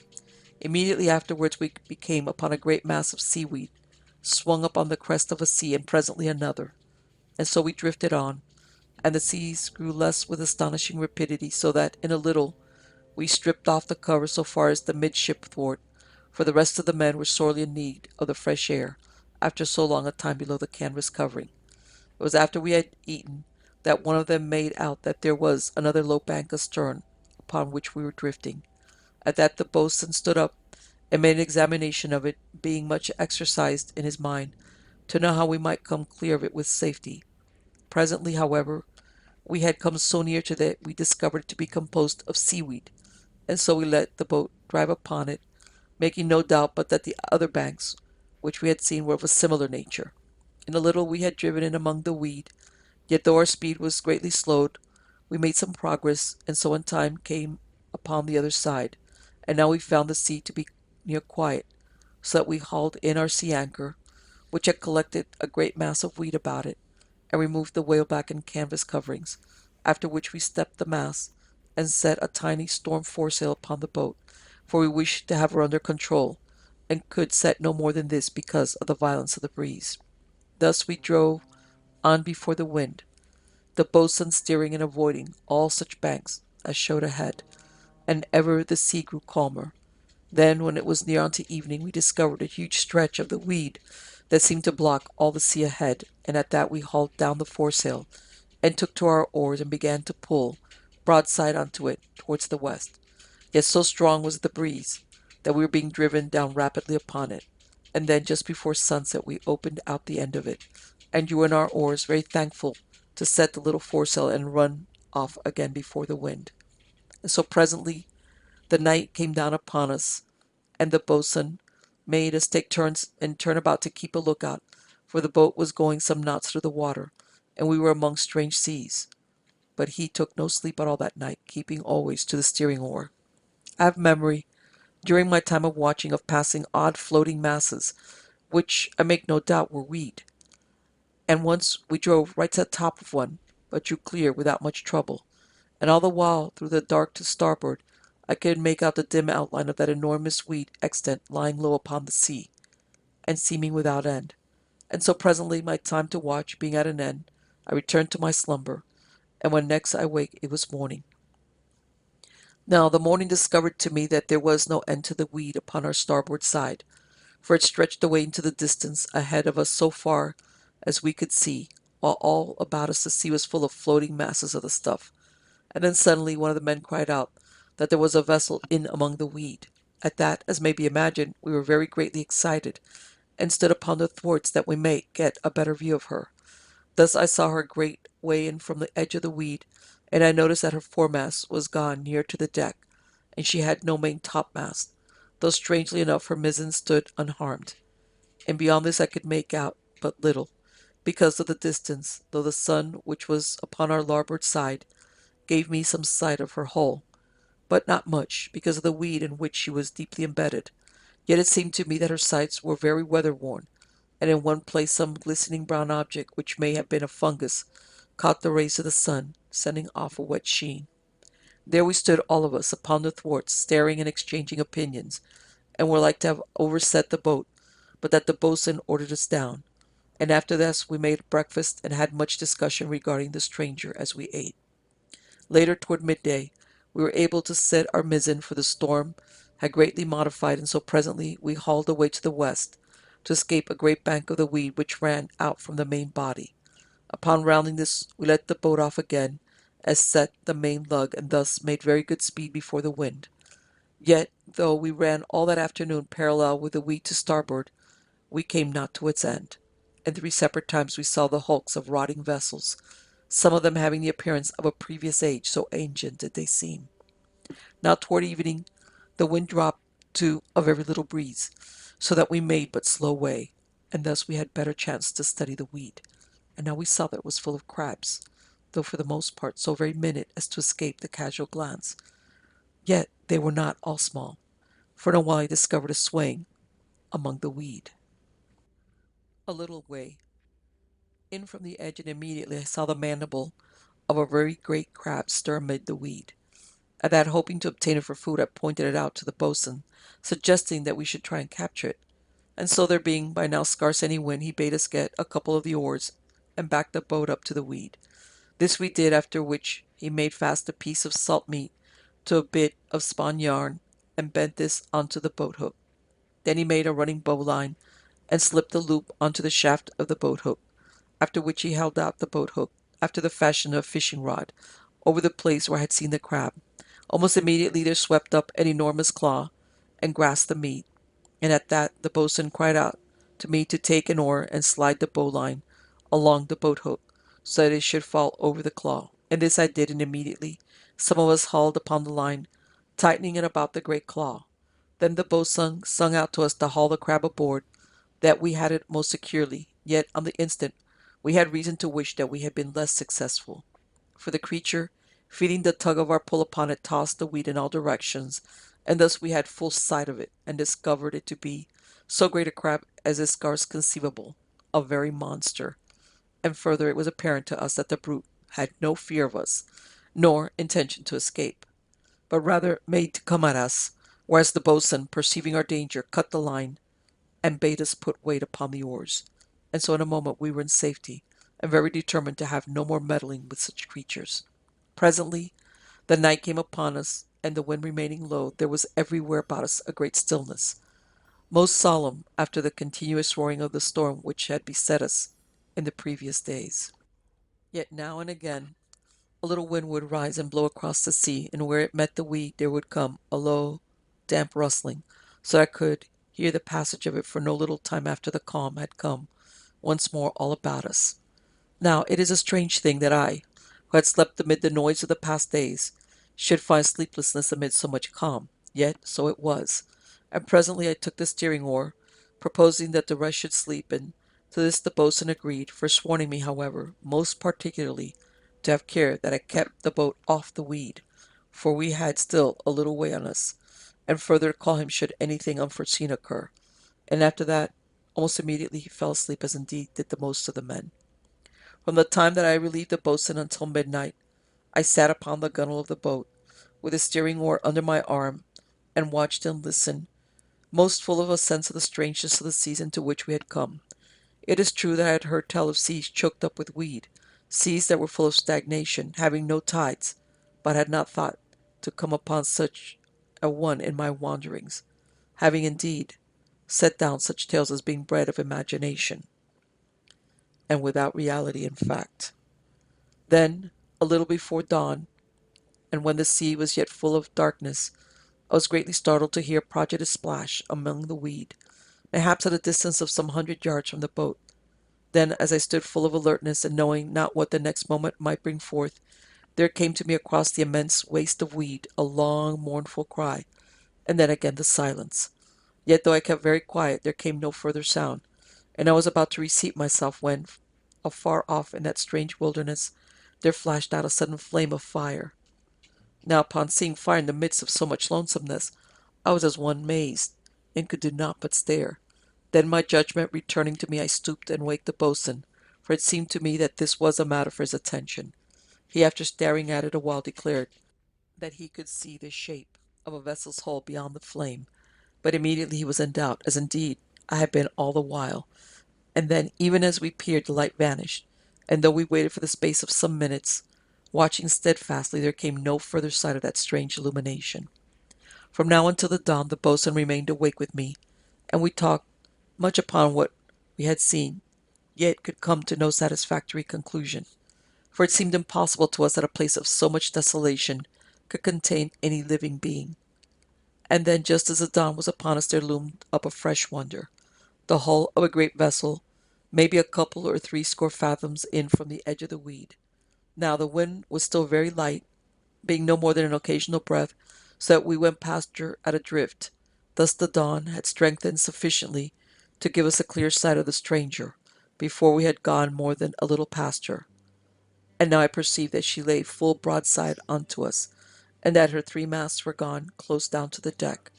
Her side was streaked in places with rust, and others a green scum overspread her. But it was no more than a glance that I gave at any of those matters, for I had spied something which drew all my attention. Great leathery arms splayed all across her side, some of them crooked inboard, over the rail, and then low down, seen just above the weed, the huge brown glistening bulk of so great a monster as ever I had conceived. The boatswain saw it in the same instant, and cried out in a hoarse whisper that it was a mighty devilfish, and then, even as he spoke, two of the arms flickered up into the cold light of the dawn, as though the creature had been asleep, and we had waked it. At that the boatswain seized an oar, and I did likewise, and so swiftly as we dared, for fear of making any unneedful noise, we pulled the boat to a safer distance. From there, and until the vessel had become indistinct by reason of the space we put between us, we watched that great creature clutch the old hull as it might be a limpet to a rock. Presently, when it was broad daylight, some of the men began to rouse up, and in a little we broke our fast, which was not displeasing to me, who had spent the night watching, and so through the day we sailed with a very light wind upon our larboard quarter, and all the while we kept the great waste of weed upon our starboard side, and apart from the mainland of the weed, as it were, there were scattered about an unaccountable number of weed islets and banks, and there within patches of it that appeared scarce above the water, and through these later we let the boat sail, for they had not sufficient density to impede our progress more than a little. And then, when the day was far spent, we came in sight of another wreck amid the weeds. She lay in from the edge perhaps so much as the half of a mile, and she had all 3 of her lower masts in, and her lower yards squared. But what took our eyes more than aught else was a great superstructure, which had been built upward from her sails, almost halfway to her main tops, and this, as we were able to perceive, was supported by ropes let down from the yards, but of what material the superstructure was composed I have no knowledge, for it was so overgrown with some form of green stuff, as was so much of the hull as showed above the weed, as to defy our guesses. and because of this growth, it was borne upon us that the ship must have been lost to the world a very great age ago. At this suggestion, I grew full of solemn thoughts, for it seemed to me that we had come upon the cemetery of the oceans. Now, in a little while after we had passed this ancient craft, the night came down upon us, and we prepared for sleep. And because the boat was making some little way through the water, the boatswain gave out that each of us should stand our turn at the steering oar, and that he was to be called should any fresh matter transpire. So we settled down for the night, and owing to my previous sleeplessness I was full weary, so I knew nothing until the one whom I was to relieve shook me into wakefulness. So soon as I was fully waked I perceived that a low moon hung above the horizon, and shed a very ghostly light across the great weed world to starboard. For the rest the night was exceeding quiet, so that no sound came to me in all that ocean, save the rippling of the water upon our bends as the boat forged slowly along. And so I settled down to pass the time ere I should be allowed to sleep. But first I asked the man whom I had relieved how long a time had passed since moonrise, to which he replied that it was no more than half of an hour, and after that I questioned whether he had seen aught strange among the weed during his time at the oar, but he had seen nothing except that once he had fancied a light had shone in the midst of the waste. Yet it could have been naught save a humour of the imagination, though apart from this he had heard a strange crying a little after midnight, and twice there had been great splashes among the weed, and after that he fell asleep, being impatient at my questioning. Now, it so chanced that my watch had come just before the dawn, for which I was full of thankfulness, being in that frame of mind when the dark breeds strange and unwholesome fancies. Yet, though I was so near to the dawn, I was not to escape free of the dread influence of that place, for as I sat, running my gaze to and fro over its grey immensity, it came to me that there were strange movements among the weed, and I seemed to see vaguely, as one may see things in dreams, dim white faces peer out at me here and there. Yet my common sense assured me that I was but deceived by the uncertain light and the sleep in my eyes. Yet for all that, it put my nerves on the quiver. A little later, there came to my ears the noise of a very great splash among the weed, but though I stared with intentness, I could nowhere discern aught as likely to be the cause thereof. And then suddenly, between me and the moon, there drove up from out of that great waste a vast bulk, flinging huge masses of weed in all directions. It seemed to be no more than 100 fathoms distant, and against the moon I saw the outline of it most clearly, a mighty devilfish. Then it had fallen back once more with a prodigious splash, and so the quiet fell again, finding me sore afraid, and no little bewildered that so monstrous a creature could leap with such agility. And then, in my fright, I had let the boat come near to the edge of the weed. There came a subtle stir opposite to our starboard bow, and something slid down into the water. I swayed upon the oar to turn the boat's head outward, and with a safe movement leant forward and sideways to peer, bringing my face near to the boat's rail. In the same instant, I found myself looking down into a white demonic face, human save that the mouth and nose had greatly the appearance of a beak. The thing was gripping at the side of the boat with two flickering hands, gripping the bare smooth outer surface in a way that woke in my mind a sudden memory of the great devilfish which had clung to the side of the wreck we had passed in the previous dawn. I saw the face come up towards me, and one misshapen hand fluttered almost to my throat, and there came a sudden hateful reek in my nostrils, foul and abominable. Then I came into possession of my faculties and drew back with great haste and a wild cry of fear. Then I had the steering oar by the middle and was smiting downward with the loom over the side of the boat, but the thing was gone from my sight. I remember shouting out to the boatswain and to the men to wake, and then the boatswain had me by the shoulder, was calling my ear to know what dire thing had come about. At that I cried out that I did not know. Presently, being somewhat calmer, I told him of the thing that I had seen, but even as I told of it there seemed to be no truth in it, so that they were all at a loss to know whether I had fallen asleep or that I had indeed seen a devil. And presently the dawn was upon us. Part 7. The Island in the Weed. It was as we were all discussing the matter of the devil face that had peered up at me out of the water that Job, the ordinary seaman, discovered the island in the light of the growing dawn, and seeing it sprang to his feet with so loud a cry that we were like for the moment to have thought he had seen a second demon. Yet when we made discovery of that which he had already perceived, we checked our blame at his sudden shout, for the sight of land after so much desolation made us very warm in our hearts. Now at first the island seemed but a very small matter, for we did not know at that time that we viewed it from its end. Yet despite this we took to our oars and rowed with all haste towards it, and so coming nearer we were able to see that it had a greater size than we had imagined. Presently, having cleared the end of it and keeping to that side which was further from the great mass of the weed continent, we opened out a bay that curved inward to a sandy beach, most seductive to our tired eyes. Here, for the space of a minute, we paused to survey the prospect,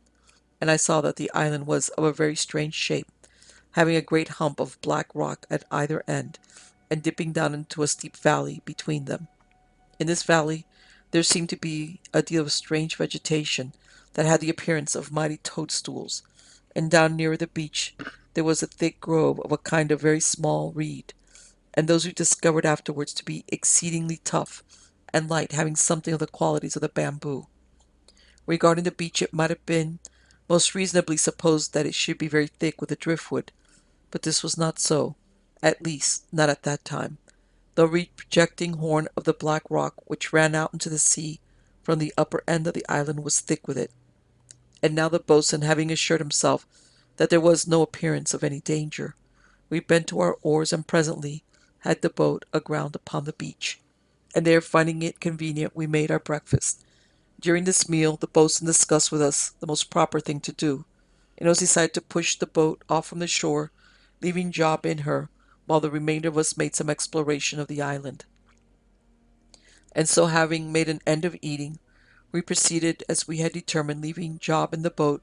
ready to scull ashore for us if we were pursued by any savage creature, while the rest of us made our way towards the nearer hump, from which, as it stood some 100 feet above the sea, we hoped to get a very good idea of the remainder of the island. First, however, the boatswain handed out to us the two cutlasses and the cut and thrust, the other two cutlasses being in Josh's boat, and taking one himself, he passed me the cut and thrust, and gave the other cutlass to the biggest of the men. Then he bade the others keep their sheath knives handy, and was proceeding to lead the way, when one of them called out to us to wait a moment, and with that ran quickly to the clump of reeds. Here he took one with both his hands, and bent upon it, but it would not break, so that he had to notch it about with his knife, and thus in a little he had it clear. After this he cut off the upper part, which was too thin and lissom for his purpose, and then thrust the handle of his knife into the end of the portion which he had retained, and in this wise he had a most serviceable lance or spear, for the reeds were very strong and hollow after the fashion of bamboo, and when he had bound some yarn about the end into which he had thrust his knife, so as to prevent its splitting, it was a fit enough weapon for any man. Now the boatswain, perceiving the happiness of the fellow's idea, bade the rest make to themselves similar weapons, and while they were busy thus he commended the man very warmly. And so, in a little, being now most comfortably armed, we made inland towards the nearer Black Hill, in very good spirits. Presently we were come to the rock which formed the hill, and found that it came up out of the sand with great abruptness, so that we could not climb it on the seaward side. At that the boatswain led us round the space towards that side where lay the valley, and here there was under foot neither sand nor rock, but ground of strange and spongy texture. And then suddenly, rounding a jutting spur of the rock, we came upon the first of the vegetation, an incredible mushroom, nay, I should say toadstool, for it had no healthy look about it, and gave out a heavy mouldy odor. And now we perceived that the valley was filled with them, all that is, save a great circular patch where nothing appeared to be growing, though we were not yet at a sufficient height to ascertain the reason of this. Presently we came to a place where the rock was split by a great fissure, running up to the top, and showing many ledges and convenient shelves, upon which we might obtain hold and footing. And so we set to about climbing, helping one another so far as we had ability, until in about the space of some 10 minutes We reached the top, and from thence had a very fine view. We perceived now that there was a beach upon that side of the island which was opposed to the weed, though unlike that upon which we had landed, it was greatly choked with weed, which had drifted ashore. After that I gave notice to see what space of water lay between the island and the edge of the great weed continent, and guessed it to be no more than maybe some 90 yards, at which I fell to wishing that it had been greater, for I was grown much in awe of the weed, and the strange things which I conceived it to contain. Abruptly the boatswain clapped me upon the shoulder, and pointed to some object that lay out in the weed at a distance of not much less than the half of a mile from where we stood. Now at first I could not conceive what manner of thing it was at which I stared, until the boatswain, remarking my bewilderment, informed me that it was a vessel all covered in, no doubt as a protection against the devilfish and other strange creatures in the weed. And now I began to trace the hull of her, amid all that hideous growth, but of her masts I could discern nothing, and I doubted not but that they had been carried away by some storm ere she was caught by the weed. And then the thought came to me of the end of those who had built up that protection against the horrors which the weed world held hidden amid its slime. Presently I turned my gaze once more upon the island, which was very plain to see from where we stood. I conceived now that I could see much of it, that its length would be near to half a mile, though its breadth was something under 400 yards. Thus it was very long in proportion to its width. In the middle part of it less breadth than at the ends, being perhaps 300 yards at its narrowest, and 100 yards wide at its broadest. Upon both sides of the island, as I have made already a mention, there was a beach, though this extended no great distance along the shore, the remainder being composed of the black rock of which the hills were formed. And now having a closer regard to the beach upon the weed side of the island, I discovered amid the wrack that had been cast ashore a portion of the lower mast and topmast of some great ship, with rigging attached, but the yards were all gone. This find I pointed out to the boatswain, remarking that it might prove of use for firing, but he smiled at me, telling me that the dried weed would make a very abundant fire, and this without going to the labor of cutting the mast into suitable logs. And now he in turn called my attention to the place where the huge fungi had come to a stop in their growing, and I saw in the center of the valley there was a great circular opening in the earth, like to the mouth of a prodigious pit, and it appeared to be filled to within a few feet of the mouth with water, over which spread a brown and horrid scum. Now, as may be supposed, I stared with some intentness at this, for it had the look of having been made with labor, very much symmetrical, yet I could not conceive but that I was deluded by the distance, and that it could have a rougher appearance when viewed from a nearer standpoint. From contemplating this, I looked down upon the little bay in which our boat floated. Job was sitting in the stern, sculling gently with the steering oar and watching us. At that I waved my hand to him in friendly fashion, and he waved back. And then, even as I looked, I saw something in the water under the boat, something dark colored that was all of a move. The boat appeared to be floating over it as over a mass of sunk weed, and then I saw whatever it was rising to the surface. At this a sudden horror came over me, and I clutched the boatswain by the arm and pointed, crying out there was something under the boat. Now the boatswain, so soon as he saw the thing, ran forward to the brow of the hill, and placing his hands to his mouth, after the fashion of a trumpet, sang out to the boy to bring the boat to the shore, and make fast the painter to a large piece of rock. As the boatswain's hail, the lad called out, "Aye, aye," and standing up gave a sweep with his oar that brought the boat's head round towards the beach. Fortunately for him, he was no more than some 30 yards from the shore at this time, else he had never come to it in this life. For the next moment the moving brown mass beneath the boat shot out a great tentacle, and the oar was torn out of Job's hand with such power as to throw him right over onto the starboard gunwale of the boat. The oar itself was drawn down out of sight, and for the minutes the boat was left untouched. Now the boatswain cried out to the boy to take another oar and get ashore while still he had chance, and at that we all called out various things, one advising one thing and another recommending some other. Yet our advice was vain, for the boy moved not, at which some cried out that he was stunned. I looked now to where the brown thing had been, for the boat had moved a few fathoms from the spot, having got some way upon her before the oar was snatched, and thus I discovered that the monster had disappeared, having, I conceived, sunk again into the depths from which it had risen. Yet it might reappear at any moment, and in that case the boy would be taken before our eyes. At this juncture, the boatswain called to us to follow him, and led the way to the great fissure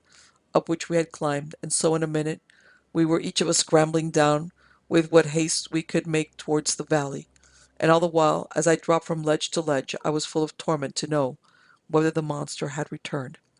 The boatswain was the first man to reach the bottom of the cleft,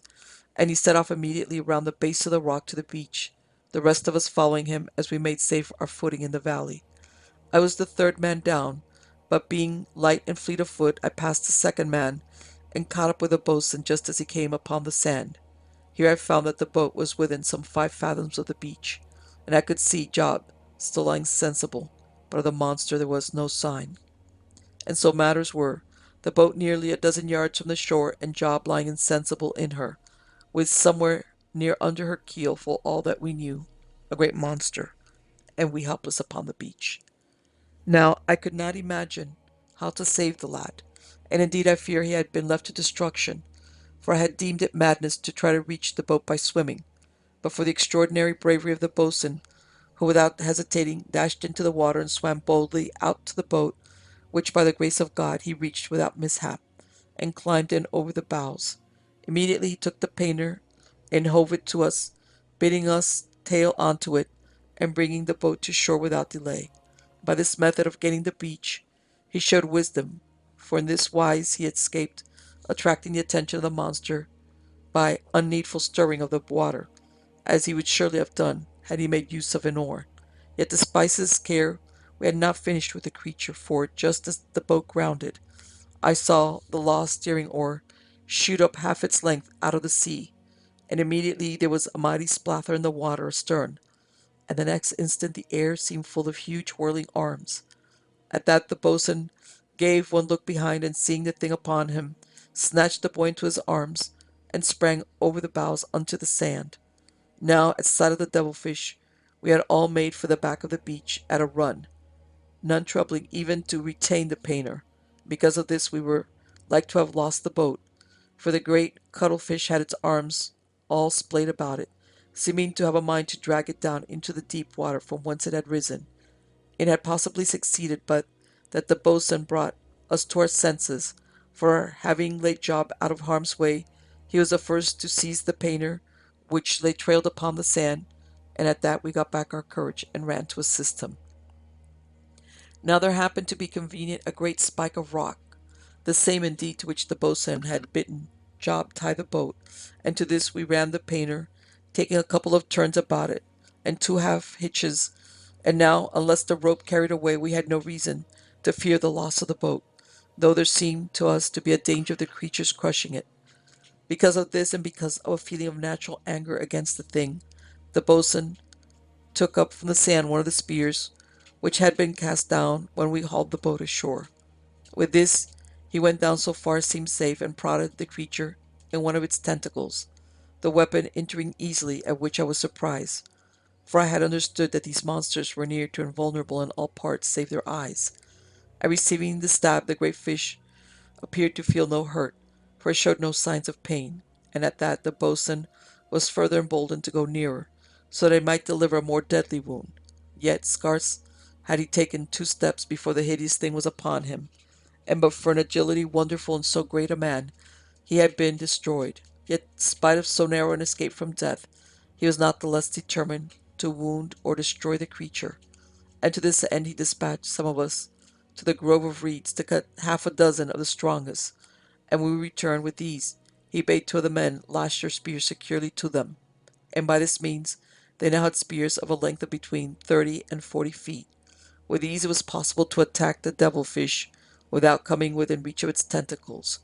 And now, being ready, he took one of the spears, telling the biggest of the men to take the other. Then he directed him to aim for the right eye of the huge fish, while he would attack the left. Now, since the creature had so nearly captured the boatswain, it had ceased to tug at the boat, and lay silent, with his tentacles spread all about it. and its great eyes appearing just over the stern, so that it presented an appearance of watching our movements, though I doubt if it saw us with any clearness, for it must have been dazed with the brightness of the sunshine. And now the boatswain gave the signal to attack, at which he and the man ran down upon the creature, with their lances as it were in rest. The boatswain's spear took the monster truly in its left eye, but the one wielded by the men was too bendable and sagged so much that it struck the stern post of the boat, the knife blade snapping off short. Yet it mattered not, for the wound inflicted by the boatswain's weapon was so frightful that the giant cuttlefish released the boat and slid back into deep water, churning into foam and gouting blood. For some minutes we waited to make sure that the monster had indeed gone, and after that we hastened to the boat and drew her up so far as we were able, after which we unloaded the heaviest of her contents, and so were able to get her right clear of the water. And for an hour afterward the sea all about the little beach was stained black and in places red. Part 8. The noises in the valley. Now so soon as we had gotten the boat into safety, the which we did with the most feverish haste, the boatswain gave his attention to job, for the boy had not yet recovered from the blow which the loom of the oar had dealt him beneath the chin when the monster snatched at it. For a while his attentions produced no effect, but presently, having bathed the lad's face with water from the sea, and rubbed rum over his chest, over the heart, the youth began to show signs of life, and soon to open his eyes, whereupon the boatswain gave him a stiff jorum of the rum, after which he asked him how he seemed to himself. To this Job replied in a weak voice that he was dizzy, and his head and neck ached badly. On hearing which, the boatswain bade him keep lying until he had come more to himself. And so we left him in quietness under a little shade of canvas and reeds, for the air was warm and the sand dry, and he was not like to come to any harm there. At a little distance, under the directing of the boatswain, we made to prepare dinner, for we were now very hungry, it seeming a great while since we had broken our fast. To this end the boatswain sent two of the men across the island to gather some of the dry seaweed, for we intended to cook some of the salt meat, this being the first cooked meal since ending the meat which we had boiled before leaving the ship in the creek. In the meantime, and under the return of the men with the fuel, the boatswain kept us busied in various ways. Two he sent to cut a faggot of the reeds, and another couple to bring the meat and the iron boiler, the latter being one that we had taken from the old brig. Presently the men returned with the dried seaweed, and very curious stuff it seemed, some of it being in chunks near as thick as a man's body, but exceedingly brittle by reason of its dryness. And so in a little we had a very good fire going, which we fed with the seaweed and pieces of the reeds, though we found the latter to be but indifferent fuel, having too much sap, and being troublesome to break into convenient size. Now when the fire had grown red and hot, the boatswain half filled the boiler with sea water, and which placed the meat, and the pan, having a stout lid, he did not scruple to place it in the very heart of the fire, so that soon we had the contents boiling merrily. Having gotten the dinner under way, the boatswain set about preparing our camp for the night, which we did by making a rough framework with the reeds over which we spread the boat sails, and the cover pegging the canvas down with tough splinters of the reed. When this was completed, we set to and carried there all our stores, after which the boatswain took us over to the side of the island to gather fuel for the night, which we did, each man bearing a great double armful. Now by the time that we had brought over each of us 2 loads of the fuel, we found the meat to be cooked, and so without more to do set ourselves down and made a very good meal off it and some biscuits, after which we each of us had a sound tot of the rum. Having made an end of drinking and eating, the boatswain went over to where Jacob lay, to inquire how he felt, and found him lying quiet, though his breathing had a heavy touch about it. However, we could conceive of nothing by which he might be bettered, and so left him, being more hopeful that nature would bring him to health than any skill of which we were possessed. By this time it was late afternoon, so that the boatswain declared we might please ourselves until sunset, deeming that we had earned a very good right to rest,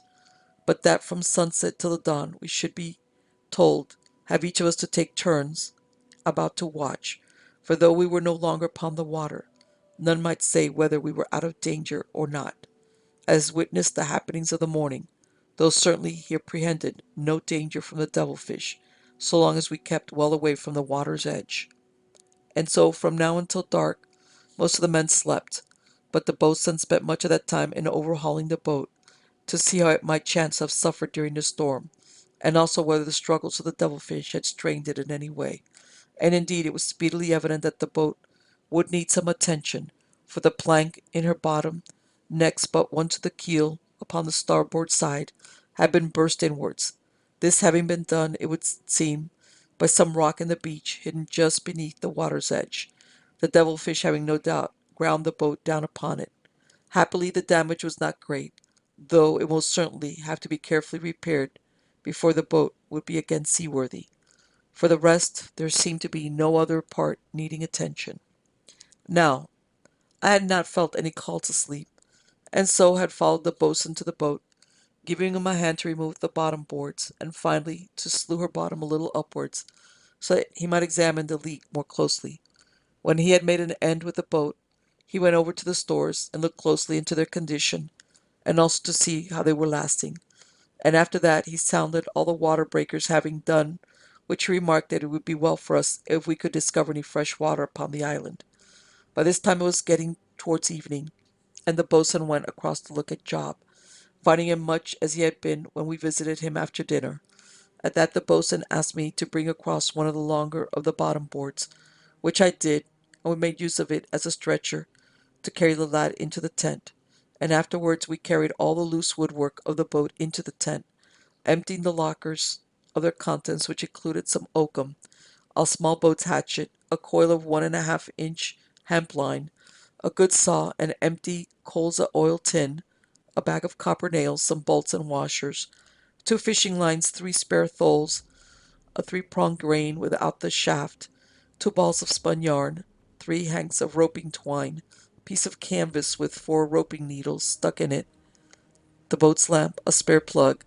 and a roll of light duck for making boat sails. So presently the dark came down upon the island, at which had boatswain waked the men and bade them throw more fuel onto the fire, which had burned down to a mound of glowing embers, much shrouded in ash. After that, one of them part filled the boiler with fresh water, and soon we were occupied most pleasantly upon a supper of cold boiled salt meat, hard biscuits, and rum mixed with hot water. During supper, the boatswain made clear to the men regarding the watches, arranging how they should follow, so that I found I was set to take my turn from midnight until 1 o'clock. Then he explained to them about the burst plank in the bottom of the boat, and how that it would have to be put right before we could hope to leave the island, and that after that night we should have to go most strictly with the victuals, for there seemed to be nothing upon the island that we had up till then discovered fit to satisfy our bellies. More than this, as we could find no fresh water, he should have to distill some to make up for what we had drunk, and this must be done before leaving the island. Now by the time that the boatswain had made an end of explaining these matters, we had ceased from eating, and soon after this we made each one of us a comfortable place in the sand within the tent, and lay down to sleep. For a while I found myself very wakeful, which may have been because of the warmth of the night, and indeed at last I got up and went out of the tent, conceiving that I might find better sleep in the open air, and so it proved, for having lain down on the side of the tent a little away from the fire, I fell soon into a deep slumber, which at first was dreamless. Presently, however, I came upon a very strange and unsettling dream, for I dreamed that I had been left alone on the island, and was sitting very desolate upon the edge of the brown scummed pit. Then I was aware suddenly it was very dark and very silent, and I began to shiver, for it seemed to me that something which repulsed my whole being had come quietly behind me. At that, I tried mightily to turn and look into the shadows among the great fungi that stood all about me, but I had no power to turn, and the thing was coming nearer, though never a sound came to me, and I gave out a scream, or tried to, but my voice made no stir in the rounding quiet, and then something wet and cold touched my face, and slithered down and covered my mouth, and paused there for a while breathless moment. It passed onward and fell to my throat, and stayed there. Someone stumbled and fell over my feet, and at that I was suddenly awake. It was the man on watch, taking a walk round the back of the tent, and he had not known of my presence till he fell over my boots. He was somewhat shaken and startled, as might be supposed, but steadied himself unlearning that it was no wild creature crouched there in the shadow. And all the time, as I answered his inquiries, I was full of a strange horrid feeling that something had left me at the moment of my awakening. There was a slight hateful odor in my nostrils that was not altogether unfamiliar, and then suddenly I was aware that my face was damp, and that there was a curious sense of tingling at my throat. I put up my hand and felt my face, and the hand, when I brought it away, was slippery with slime. And at that I put up my other hand and touched my throat, and there it was the same, only in addition there was a slight swelled place a little to one side of the windpipe,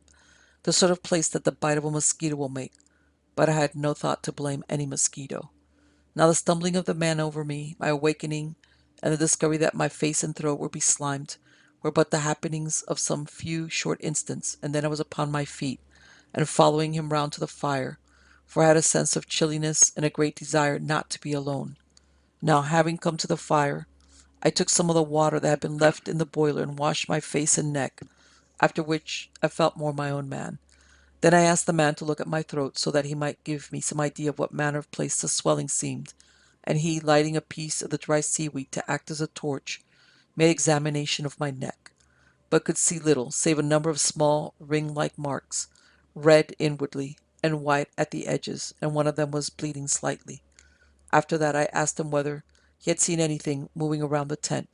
but he had seen nothing during all the time that he had been on watch, though it was true that he had heard odd noises, but nothing very near at hand. Of the places on my throat he seemed to think but little, suggesting that I had been bitten by some sort of sandfly, but at that I shook my head and told him of my dream, and after that he was as anxious to keep me near as I was to him, and so the night passed onward until my turn came to watch. For a little while the man whom I had relieved sat beside me, having I conceived the kindly intent of keeping me company. But so soon as I perceived this, I entreated him to go and get his sleep, assuring him that I had no feeling of fear, such as had mine been upon wakening and discovering the state of my face and throat. And upon this he consented to leave me, and so in a little I sat alone beside the fire. For a certain space I kept very quiet, listening, but no sound came to me out of the surrounding darkness. And so, as though it were a fresh thing, it was borne in upon me how that we were in a very abominable place of lonesomeness and desolation, and I grew very solemn. Thus as I sat, the fire, which had not been replenished for a while, dwindled steadily until it gave but a dullish glow around, and then, in the direction of the valley, I heard suddenly the sound of a dull thud, the noise coming to me through the stillness with a very startling clearness. At that I perceived that I was not doing my duty to the rest nor to myself by sitting and allowing the fire to cease from flaming, and immediately reproaching myself, I seized and cast a mass of the dry weed upon the fire, so that a great blaze shot up into the night, and afterward I glanced quickly to right and to left, holding my cut and thrust very readily, and most thankful to the Almighty that I had brought no harm to any by reason of my carelessness, which I inclined me to believe was that strange inertia which is bred by fear. And then, even as I looked about me, there came to me across the silence of the beach a fresh noise, a continual soft slithering to and fro in the bottom of the valley, as though a multitude of creatures moved stealthily. At this I threw yet more fuel upon the fire, and after that I fixed my gaze in the direction of the valley. Thus, in the following instant it seemed to me that I saw a certain thing, as it might be a shadow, move on the outer borders of the firelight. Now the man who had kept watch before me had left his spear stuck upright in the sand convenient to my grasp, and seeing something moved, I seized the weapon and hurled it with all my strength in its direction, but there came no answering cry to tell that I had struck anything living, and immediately afterward there fell once more a great silence upon the island, being broken only by a far splash out upon the weed. It may be conceived with truth that the above happenings had put a very considerable strain upon my nerves, so that I looked to and fro continually, with ever and anon a quick glance behind me, for it seemed to me that I might expect some demonic creature to rush upon me at any moment. Yet for the space of many minutes there came to me neither any sight nor sound of living creature, so that I knew not what to think, being near to doubting if I had heard aught beyond the common. And then, even as I made halt upon the threshold of doubt, I was assured that I had not been mistaken, for abruptly I was aware that all the valley was full of a rustling, scampering sort of noise, through which there came to me occasional soft thuds, and anon the former slithering sounds. And at that, thinking a host of evil things to be upon us, I cried out to the boatswain and the men to wake. Immediately upon my shout, the boatswain rushed out from the tent, the men following, and everyone with his weapon, save the man who had left his spear in the sand, and that lay now somewhere beyond the light of the fire. Then the boatswain shouted to know what thing had caused me to cry out, but I replied nothing, only held up my hand for quietness. Yet when this was granted, the noise in the valley had ceased, so that the boatswain turned to me, being in need of some explanation. But I begged him to hark a little longer, which he did, and the sounds recommencing almost immediately, he heard sufficient to know that I had not waked them all without due cause. And then, as we stood each one of us staring into the darkness where lay the valley, I seemed to see again some shadowy thing upon the boundary of the firelight, and in the same instant one of the men cried out and cast a spear into the darkness. But the boatswain turned upon him with a very great anger, for in throwing his weapon the man had left himself without, and thus brought danger to the whole. Yet, as will be remembered, I had done likewise but a little since. Presently there coming again a quietness within the valley, and none knowing what might be toward, the boatswain cut up a mass of the dry weed, and lighting it, the fire ran with it towards the portion of the beach which lay between us and the valley. Here he cast it upon the sand, singing out to some of the men to bring more of the weed, so that we might have a fire there, and thus be able to see if anything made to come at us out of the deepness of the hollow.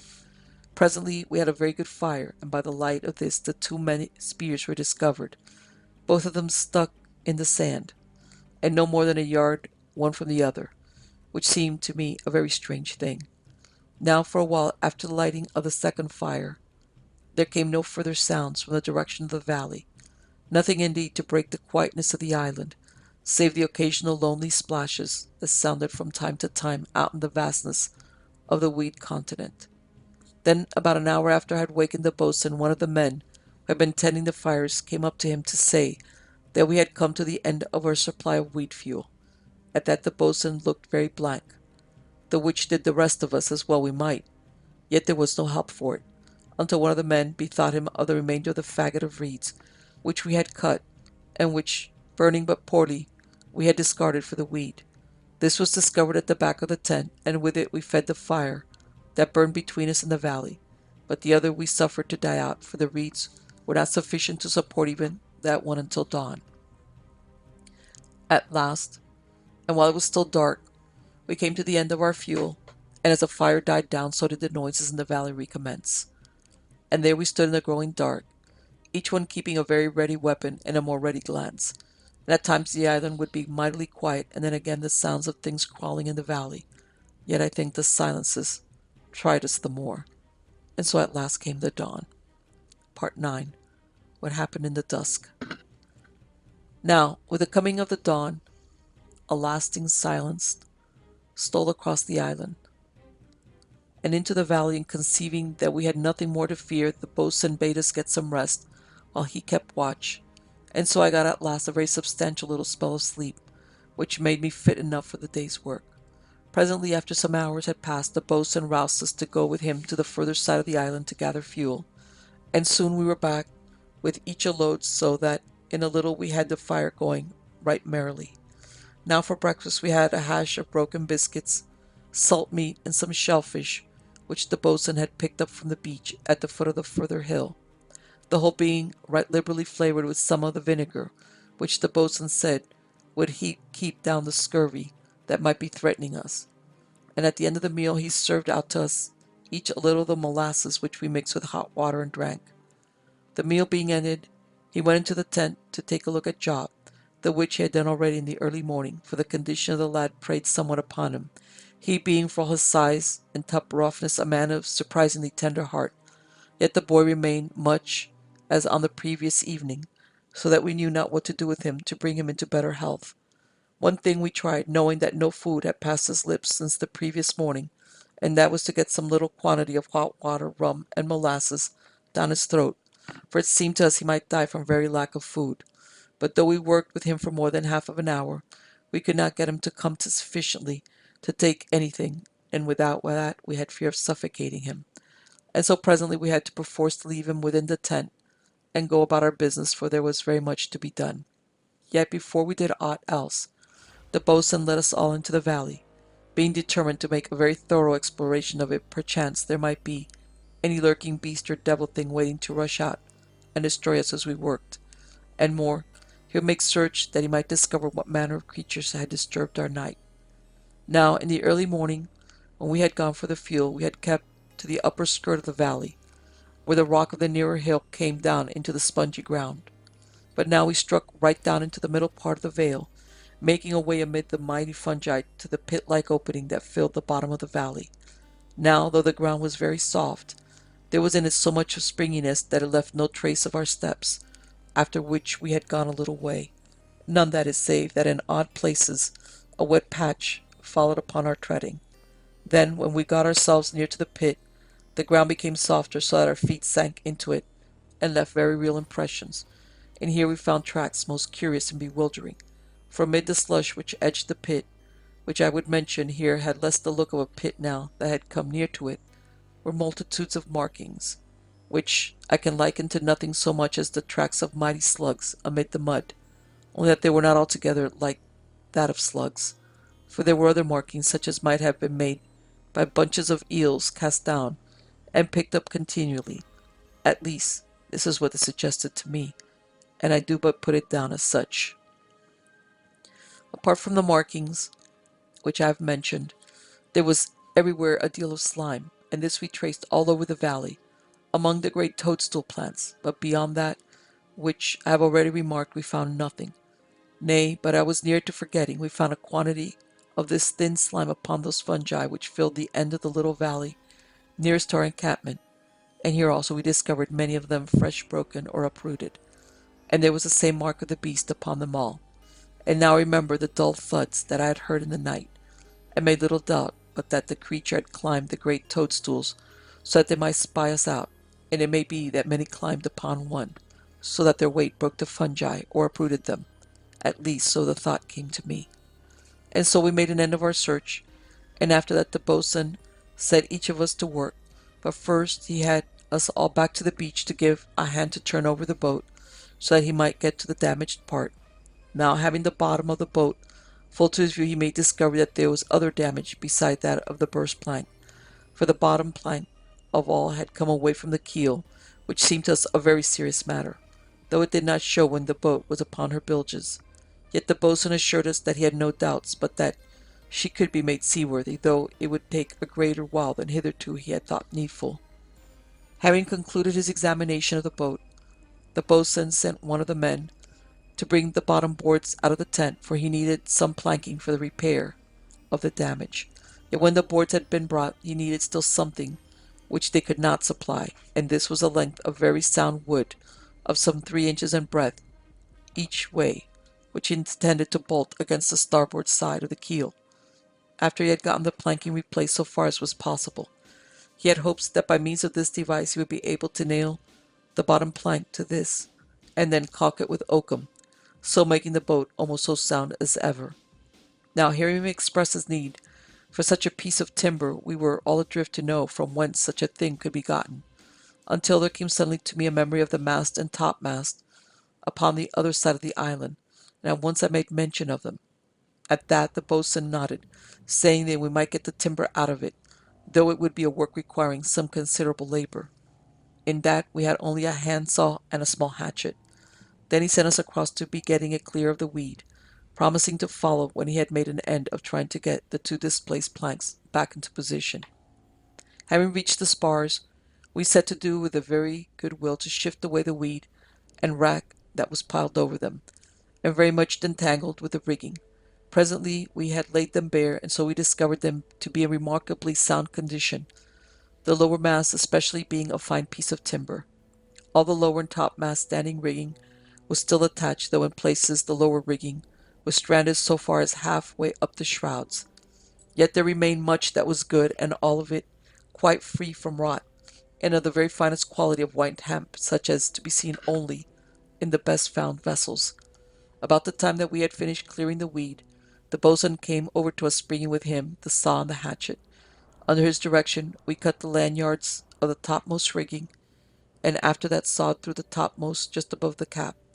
Now this was a very tough piece of work, and employed us a great part of the morning, even though we took turn and turn at the saw, and when it was done we were mightily glad that the boatswain bade one of the men go over with some weed and make up the fire for dinner, after which he was to put on a piece of the salt meat to boil. In the meanwhile the boatswain had started to cut through the topmast, about 15 feet beyond the first cut, for that was the length of the batten he required. Yet so wearisome was the work that we had not gotten more than half through with before the man whom the boatswain had sent returned to say that the dinner was ready. When this was dispatched, and we had rested a little over our pipes, the boatswain rose and led us back, for he was determined to get through with the topmast before dark. Presently, relieving each other frequently, we completed the second cut, and after that the boatswain set us to saw a block about 12 inches deep from the remaining portion of the topmast. From this, when we had cut it, he proceeded to hew wedges with the hatchet. Then he notched the ends of the 15-foot log, and into the notches he drove the wedges, and so, toward evening, as much maybe by good luck as good management, he had divided the log into two halves, the split running very fairly down the center. Now perceiving how that it drew near to sundown, he bade the men haste and gather weed and carry it across to our camp, but one he sent along the shore to make a search for shellfish among the weed, yet he himself ceased not to work as the divided log, and kept me with him as helper. Thus within the next hour we had a length maybe some 4 inches in diameter, split off the whole length of one of the halves, and with this he was very well content, though it seemed but a very little result for so much labor. By this time the dusk was upon us, and the men, having made an end of weed carrying, were returned to us, and stood about waiting for the boatswain to go into camp. At this moment the man the boatswain had sent to gather shellfish returned, and he had a great crab upon his spear which he had spitted through the belly. This creature could not have been less than a foot across the back, and had a very formidable appearance, yet it proved to be a most tasty matter for our supper, when it had been placed for a while in boiling water. Now so soon as this man was returned, we made at once for the camp, carrying with us the piece of timber which we had hewn from the topmast. By this time it was quite dusk, and very strange amidst the great fungi as we struck across the upper edge of the valley to the opposite beach. Particularly I noticed that the hateful mouldy odor of these monstrous vegetables was more offensive than I had found it to be in the daytime, though there must be an excuse I used my nose the more, and that I could not use my eyes to any great extent. We had gotten halfway across the top of the valley, and the gloom was deepening steadily, when there stole to me upon the calmness of the evening a faint smell, something quite different from that of the surrounding fungi. A moment later I got a great whiff of it, and was near sickened with the abomination of it, but the memory of that foul thing which had come to the side of the boat in the dawn gloom before we discovered the island roused me to a terror beyond that of the thick sickness of my stomach, for suddenly I knew what manner of thing it was that had beslimed my face and throat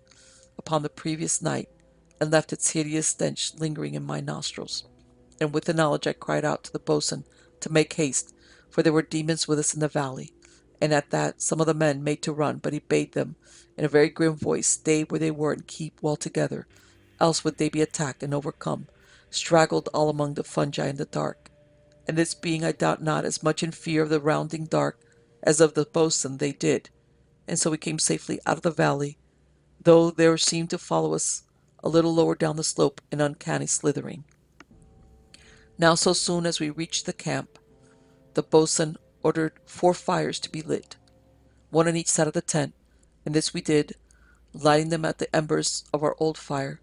which we had most foolishly allowed to die down.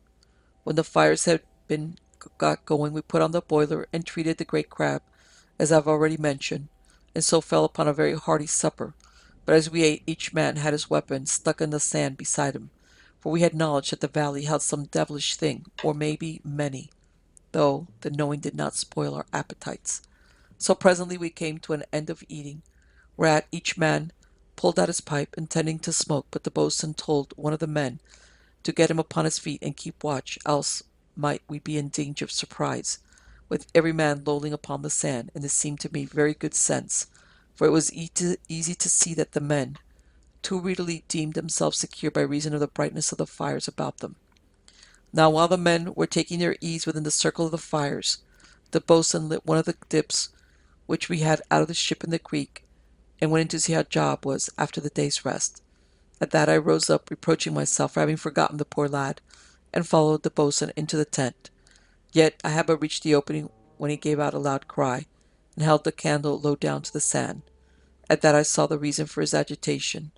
for in the place where we had left Job there was nothing. I stepped into the tent, and in that same instant there came to my nostrils the faint odor of the horrible stench which had come to me in the valley, and before then from the thing that came to the side of the boat, and suddenly I knew that Job had fallen prey of those foul things. And knowing this, I called out to the boatswain that they had taken the boy. And then my eye caught the smear of slime upon the sand, and I had proof that I was not mistaken. Now so soon as the boatswain knew all that was in my mind, though indeed it did but corroborate that which had come to his own, he came swiftly out from the tent, bidding the men to stand back, for they had come all about the entrance, being very much discomposed at that which the boatswain had discovered. Then the boatswain took from a faggot of the reeds, which they had cut at the time when he had bidden them gather fuel, several of the thickest, and to one of these he bound the great mass of the dry weed, whereupon the men, divining his intention, did likewise with the others, and so had each of us the wherewithal for a mighty torch. So soon as we had completed our preparations, we took each man his weapon, and plunging our torches into the fire, set off along the track which had been made by the devil thing and the body of poor Job. For now that we had suspicion that harm had come to him, the marks in the sand and the slime were very plain to be seen, so that it was wonderful that we had not discovered them earlier. Now the boatswain led the way, and finding the marks led direct to that valley, he broke into a run, holding his torch well above his head. At that each of us did likewise, for we had a great desire to be together, and further than this I think with truth I may say, we were all fierce to avenge Job, so that we had less of fear in our hearts than otherwise had been the case. In less than half of a minute we had reached the end of the valley, but here, the ground being of a nature not happy in the revealing of tracks, we were at fault to know in which direction to continue. At that the boatswain set up a loud shout to Job. Perchance he might yet be alive, but there came no answer to us save a low and uncomfortable echo. Then the boatswain, desiring to waste no more time, ran straight down toward the center of the valley, and we followed, and kept our eyes very open about us. We had gotten perhaps halfway when one of the men shouted that he saw something ahead, but the boatswain had seen it earlier, for he was running straight down upon it, holding his torchlight high and swinging his great cutlass. Then instead of smiting, he fell upon his knees beside it, and the following instant we were up with him, and in that same moment it seemed to me that I saw a number of white shapes melt swiftly into the shadows further ahead, but I had no thought for these when I perceived that by which the boatswain knelt, for it was the stark body of Job, and no inch of it but was covered with the little ringed marks that I had discovered upon my throat, and from every place there ran a trickle of blood, so that he was a most horrid and fearsome sight. At the sight of Job so mangled and be-blood, there came over us the sudden quiet of a mortal terror, and in that space of silence the boatswain placed his hand over the poor lad's heart, but there was no movement, though the body was still warm. Immediately upon that he rose to his feet, a look of vast wrath upon his great face. He plucked his torch from the ground into which he had plunged the shaft, and stared round into the silence of the valley, but there was no living thing in sight, nothing save the giant fungi and the strange shadows cast by our great torches and the loneliness. At this moment, one of the men's torches, having burnt near out, fell all to pieces, so he held nothing but the charred support, and immediately two more came to a like end. Upon this we became afraid that they would not last us back to the camp, and we looked to the boatswain to know his wish, but the man was very silent, peering everywhere into the shadows. Then a fourth torch fell to the ground in a shower of embers, and I turned to look. In the same instant there came a great flare of light behind me, accompanied by the dull thud of a dry matter set suddenly alight. I glanced swiftly back to the boatswain, and he was staring up at one of the giant toadstools, which was in flames all along its outer edge, and burning with an incredible fury, sending out spirits of flame, and anon giving out sharp reports, and at each report a fine powder was belched in thin streams. which getting into our throats and nostrils set us sneezing and coughing most lamentably, so that I am convinced had any enemy come upon us at that moment we had been undone by reason of our uncouth helplessness. Now whether it had come to the boatswain to set alight this first of the fungi, I know not, for it may be that his torch, coming by chance against it, set it afire. However it chanced, the boatswain took it as a veritable hint from Providence, and was already setting his torch to one a little further off, while the rest of us were near to choking with our coughings and sneezing. Yet for all that we were so suddenly overcome by the potency of the powder, I doubt if a full minute passed before we each were busied after the manner of the boatswain, and those whose torches had burnt out knocked flaming pieces from the burning fungus, and with these impaled upon their torch sticks did so much execution as any. And this had happened that within 5 minutes of the discovery of Job's body, the whole of that hideous valley sent up to heaven the reek of its burning, while we, filled with murderous desires, ran hither and thither with our weapons, seeking to destroy the vile creatures that had brought the poor lad to so unholy a death. Yet nowhere could we discover any brute or creature upon which to ease our vengeance, and so presently, the valley becoming impassable by reason of the heat, the flying sparks, and the abundance of the acrid dust, we made back to the body of the boy and bore him thence to the shore. And during all that night no man of us slept, and the burning of the fungi set up a mighty pillar of flame out of the valley, as out of the mouth of a monstrous pit. And when the morning came it still burned. Then when it was daylight some of us slept, being greatly wearied, but some kept watch. And when we waked there was a great wind and rain upon the island. Part 10. The Light in the Weed. Now the wind was very violent from the sea, and threatened to blow down our tent, the which indeed it achieved at last, as we made an end of a cheerless breakfast. Yet the boatswain bade us not trouble to put it up again, but spread it out with the edges raised upon props made from the reeds, so that we might catch some of the rain water, for it was become imperative that we should renew our supply before putting out again to sea. And while some of us were busied about this, he took the others and set up a small tent made of the spare canvas, and under this he sheltered all of our matters like to be harmed by the rain. In a little, the rain continuing very violent, we had near a breakful of water collected in the canvas, and were about to run it off into one of the breakers, when the boatswain cried out for us to hold, and first taste the water before we mixed it with that which we already had. At that we put down our hands and scooped some of the water to taste, and which we discovered it to be brackish and quite undrinkable, at which I was amazed, until the boatswain reminded us that the canvas had been saturated for many days with salt water, so that it would take a great quantity of fresh before all the salt was washed out. Then he told us to lay it flat upon the beach, and scour it well on both sides with the sand, which we did, and afterward let the rain rinse it well, whereupon the next water that we caught we found to be near fresh, though not sufficiently so for our purpose. Yet when we had rinsed it once more, it became clear of the salt, so that we were able to keep all that we caught further. And then something before noon the rain ceased to fall, though coming again at odd times in short squalls, yet the wind died not, but blew steadily, and continued so from that quarter during the remainder of the time that we were upon the island. Upon the ceasing of the rain, the boatswain called us all together, that we might make a decent burial of the unfortunate lad, whose remains had lain during the night upon one of the bottom boards of the boat. After a little discussion it was decided to bury him in the beach, for the only part where there was soft earth was in the valley, and none of us had a stomach for that place. Moreover, the sand was soft and easy to dig, and as we had no proper tools, this was a great consideration. Presently, using the bottom boards and the oars and the hatchet, we had a place large and deep enough to hold the boy, and into this we placed him. We made no prayer over him, but stood about the grave for a little space in silence. Then the boatswain signed to us to fill in the sand, and therewith we covered up the poor lad and left him to his sleep. And presently we made our dinner, after which the boatswain served out to each one of us a very sound tot of the rum, for he was minded to bring us back again to a cheerful state of mind. After we had sat a while smoking, the boatswain divided us into two parties to make a search through the island, among the rocks, and perchance we should find water, collected from the rain, among the hollows and crevices, for though we had gotten some, through our device with a sail, yet we had by no means caught sufficient for our needs. He was especially anxious for haste, and that the sun had come out again, for he was feared that such small pools as we should find would be speedily dried up by its heat. Now the boatswain headed one party, and set the big seaman over the other, bidding all to keep their weapons very handy. Then he set out to the rocks about the base of the nearer hill, sending the others to the farther and greater one, and in each party we carried an empty breaker slung from a couple of the stout reeds, so that we might put all such driblets as we could find straight away into it, before they had time to vanish into the hot air. And for the purpose of bailing up the water we had brought with us our tin pannikins and one of the boat's bailers.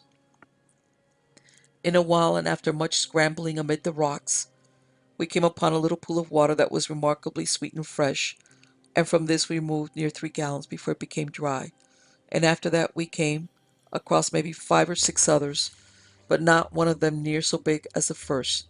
Yet we were not displeased, for we had near 3 parts filled the breaker, and so we made back to the camp, having some wonder as to the luck of the other party. When we came near to the camp, we found the others returned before us, and seeming in a very high content with themselves, so that we had no need to call to them as to whether they had filled their breaker. When they saw us, they set out to us at a run to tell us that they had come upon a great basin of fresh water in a deep hollow, a third of the distance up the side of the far hill, and at this the boatswain bade us put down our breaker and make all of us to the hill, so that he might examine for himself whether their news was so good as it seemed.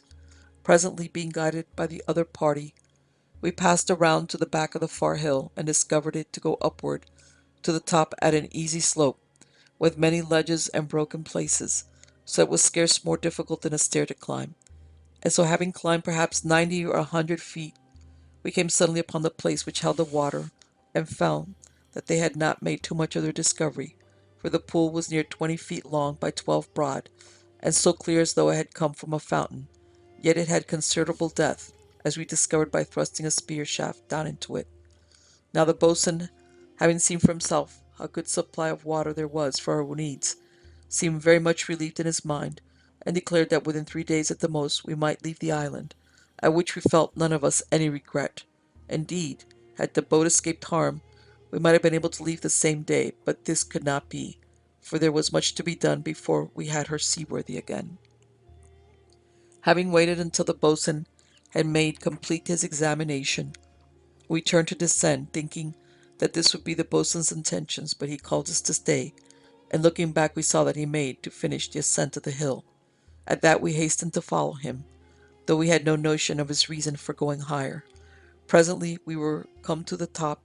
and here we found a very spacious place, nicely level, save that in 1 or 2 parts it was crossed by deepish cracks, maybe half a foot to a foot wide,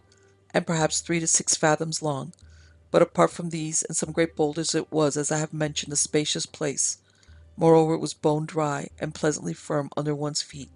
after so long upon the sand. I think, even thus early, I had some notion of the boatswain's design, for I went to the edge that overlooked the valley and peered down, and finding it nigh a sheer precipice, found myself nodding my head, as though it were in accordance with some part-formed wish. Presently, looking about me, I discovered the boatswain to be surveying that part which looked over towards the weed, and I made across to join him. Here again I saw what the hill fell away very sheer, and after that we went across to the seaward edge, and there it was near as abrupt as on the weed side. Then, having by this time thought a little upon the matter, I put it straight to the boatswain that here would make indeed a very secure camping place, with nothing to come at us upon our sides or back, and our front, where was the slope, could be watched with ease. And this I put to him with great warmth, for I was mortally in dread of the coming night. Now when I had made an end of speaking, the boatswain disclosed to me that this was, as I had suspicioned, his intent, and immediately he called to the men that we should haste down and ship our camp to the top of the hill. At that the men expressed their approbation, and we made haste every one of us to the camp, and began straightway to move our gear to the hilltop. In the meanwhile, the boatswain, taking me to assist him, set to again upon the boat, being intent to get his batten nicely shaped and fitted to the keel of the boat, so that it be bed well to the keel, but more particularly to the plank, which had sprung outward from its place. And at this he laboured the greater part of that afternoon, using a little hatchet to shape the wood, which he did with surprising skill. Yet when the evening was come, He had not brought it to his liking. But it must not be thought that he did not but work at the boat, for he had the men to direct, and once he had to make his way to the top of the hill to fix the place for the tent. And after the tent was up, he set them to carry the dry wheat to the new camp, and at this he kept them until near dark, for he had vowed never again to be without a sufficiency of fuel. But two of the men he sent to collect shellfish, putting two of them to the task because he would not have one alone upon the island, not knowing but that there might be danger, even though it were bright days, and a most happy ruling it proved. For a little past the middle of the afternoon we heard them shouting at the other end of the valley, and not knowing but that they were in need of assistance, we ran with all the haste to discover the reason of their calling, passing along the right-hand side of the blackened and sodden vale. Upon reaching the further beach we saw a most incredible sight, for the two men were running towards us through the thick masses of the weed, while no more than 4 or 5 fathoms behind they were pursued by an enormous crab. Now, I had thought the crab we had tried to capture before coming to the island a prodigy unsurpassed, but this creature was more than treble its size, seeming as though a prodigious table were a purchase of them, and moreover, spite of its monstrous bulk, it made better way over the weed than I should have conceived to be possible, running almost sideways, and with one enormous claw raised near a dozen feet into the air. Now, whether omitting accidents, the men would have made good their escape to the firmer ground of the valley, where they could have attained to a greater speed, I do not know, but suddenly one of them tripped over a loop of the weed, and the next instant lay helpless upon his face. He had been dead the following moment but for the pluck of his companion, who faced round manfully upon the monster and ran at it with its 20-foot spear. It seemed to me that the spear took it about a foot below the overhanging armor of the great black shell, and I could see that it penetrated some distance into the creature, the man having, by the aid of Providence, stricken it in a vulnerable part. Upon receiving this thrust, the mighty crab ceased at once its pursuit and clipped at the haft of the spear with its great mandible, snapping the weapon more easily than I had done the same thing to a straw. By the time we had raced up to the men, the one who had stumbled was again upon his feet and turning to assist his comrade, but the boatswain snatched the spear from him and leapt forward himself, for the crab was now making at the other man. Now the boatswain did not attempt to thrust the spear into the monster, but instead he made 2 swift blows at the great protruding eyes, and in a moment the creature had curled itself up, helpless save that the huge claws wavered about aimlessly. At that the boatswain drew us off, though the man who had attacked the crab desired to make an end of it, averring that we should get some very good eating out of it. But to this the boatswain would not listen, telling him that it was yet capable of very deadly mischief, did any but come within reach of its prodigious mandible. And after this he bade them look no more for shellfish, but take out the 2 fishing lines which we had, and see if they could catch aught from some safe ledge, on the further side of the hill upon which we had made our camp. Then he returned to his mending of the boat. It was a little before the evening came down upon the island that the boatswain ceased work, and after that he called to the men, who having made an end of their fuel carrying, were standing near to place the full breakers, which we had now thought needful to carry to the new camp on account of their weight, under the upturned boat, some holding up the gunwale while the others pushed them under. Then the boatswain laid the unfinished batten along with them, and we lowered the boat again over all, trusting to its weight to prevent any creature from meddling with aught. After that we made at once to the camp, being wearifully tired and with a hearty anticipation of supper. Upon reaching the hilltop, the men, whom the boatswain had sent with the lines, came to show a very fine fish, something like to a huge kingfish, which they had caught a few minutes earlier. This the boatswain, after examining, did not hesitate to pronounce it fit for food, whereupon they set to open and cleaned it. Now, as I have said, it was not unlike a great kingfish, and like it, had a mouthful of very formidable teeth, the use of which I understand the better when I saw the contents of its stomach, which seemed to consist of nothing but the coiled tentacles of squid or cuttlefish, with which, as I have shown, the weed continent swarmed. When these were upset upon the rock, I was confounded to perceive the length and thickness of some of them, and could only conceive that this particular fish must be a very desperate enemy to them, and able successfully to attack monsters of a bulk infinitely greater than its own. After this, and while the supper was preparing, The boatswain called to some of the men to put up a piece of the spare canvas upon a couple of the reeds so as to make a screen against the wind, which up there was so fresh that it came near at times to scattering the fire abroad. This they found not difficult, for a little on the down side of the fire there ran one of the cracks of which I've made previous mention, and into this they jammed the supports, and so in a very little time had the fire screened. Presently the supper was ready, and I found the fish to be very fair eating, though somewhat coarse, but this was no great matter for concern, with so empty a stomach as I contained. And here I should remark that we made our fishing save our provisions through all our stay on the island. Then, after we had come to an end of our eating, we lay down to a most comfortable smoke, for we had no fear of attack at that height, and with precipices upon all sides save that which lay in front. Yet so soon as we had rested and smoked, a while the boatswain set the watches, for he would run no risk through carelessness. By this time the night was drawing on apace, yet it was not so dark but that one could perceive matters at a very reasonable distance. Presently, being in a mood that tended to thoughtfulness, and feeling a desire to be alone for a little, I strolled away from the fire to the leeward edge of the hilltop. Here I paced up and down a while, smoking and meditating. Anon, I would stare out across the immensity of the vast continent of weed and slime that stretched its incredible desolation out beyond the darkening horizon, and there would come the thought to me of the terror of men, whose vessels had been entangled among its strange growth. And so my thoughts came to the lone derelict that lay out there in the dusk, and I fell to wondering what had been the end of her people. And at that I grew yet more solemn in my heart, for it seemed to me that they must have died at last by starvation, and if not by that, then by the act of some one of the devil creatures which inhabited that lonely weed world. And then, even as I fell upon this thought, the boatswain clapped me upon the shoulder, and told me in a very hearty way to come to the light of the fire, and banish all melancholy thoughts, for he had a very penetrating discernment, and had followed me quietly from the camping place, having had reason once or twice before to chide me for gloomy meditations. And for this and many other matters I had grown to like the man, the which I could almost believe at times was disregarding of me. But his words were too few for me to gather his feelings, though I had hoped that they were as I surmised. And so I came back to the fire, and presently, it not being my time to watch until after midnight, I turned into the tent for a spell of sleep, having first arranged a comfortable spread of some of the softer portions of the dry weed to make me a bed. Now I was very full of sleep, so I slept heavily, and in this wise heard not the man on watch call the boatswain,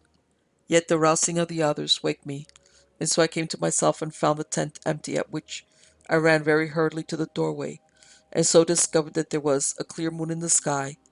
the which, by reason of the cloudiness that had prevailed, we had been without for the past 2 nights. Moreover, the sultriness had gone, the wind having blown it away with the clouds. Yet, though maybe I appreciated this, it was but in a half-conscious manner, for I was put about to discover the whereabouts of the men, and the reason of their leaving the tent. With this purpose I stepped out from the entrance, and the following instants discovered them all in a clump beside the leeward edge of the hilltop. At that I felt my tongue, for I knew not but that silence might be their desire. But I ran hastily over to them, and inquired of the boatswain what manner of thing it was which called them from their sleep, and he for answer pointed out into the greatness of the weed continent. At that I stared out over the breadth of the weed, showing very ghostly in the moonlight, but for the moment I saw not the thing to which he purposed to draw my attention. Then suddenly it fell within the circle of my gaze, a little light out in the lonesomeness. For the space of some moments I stared with bewildered eyes. Then it came to me with the abruptness that the light shone from the lone derelict lying out in the weed, the same that, upon that very morning,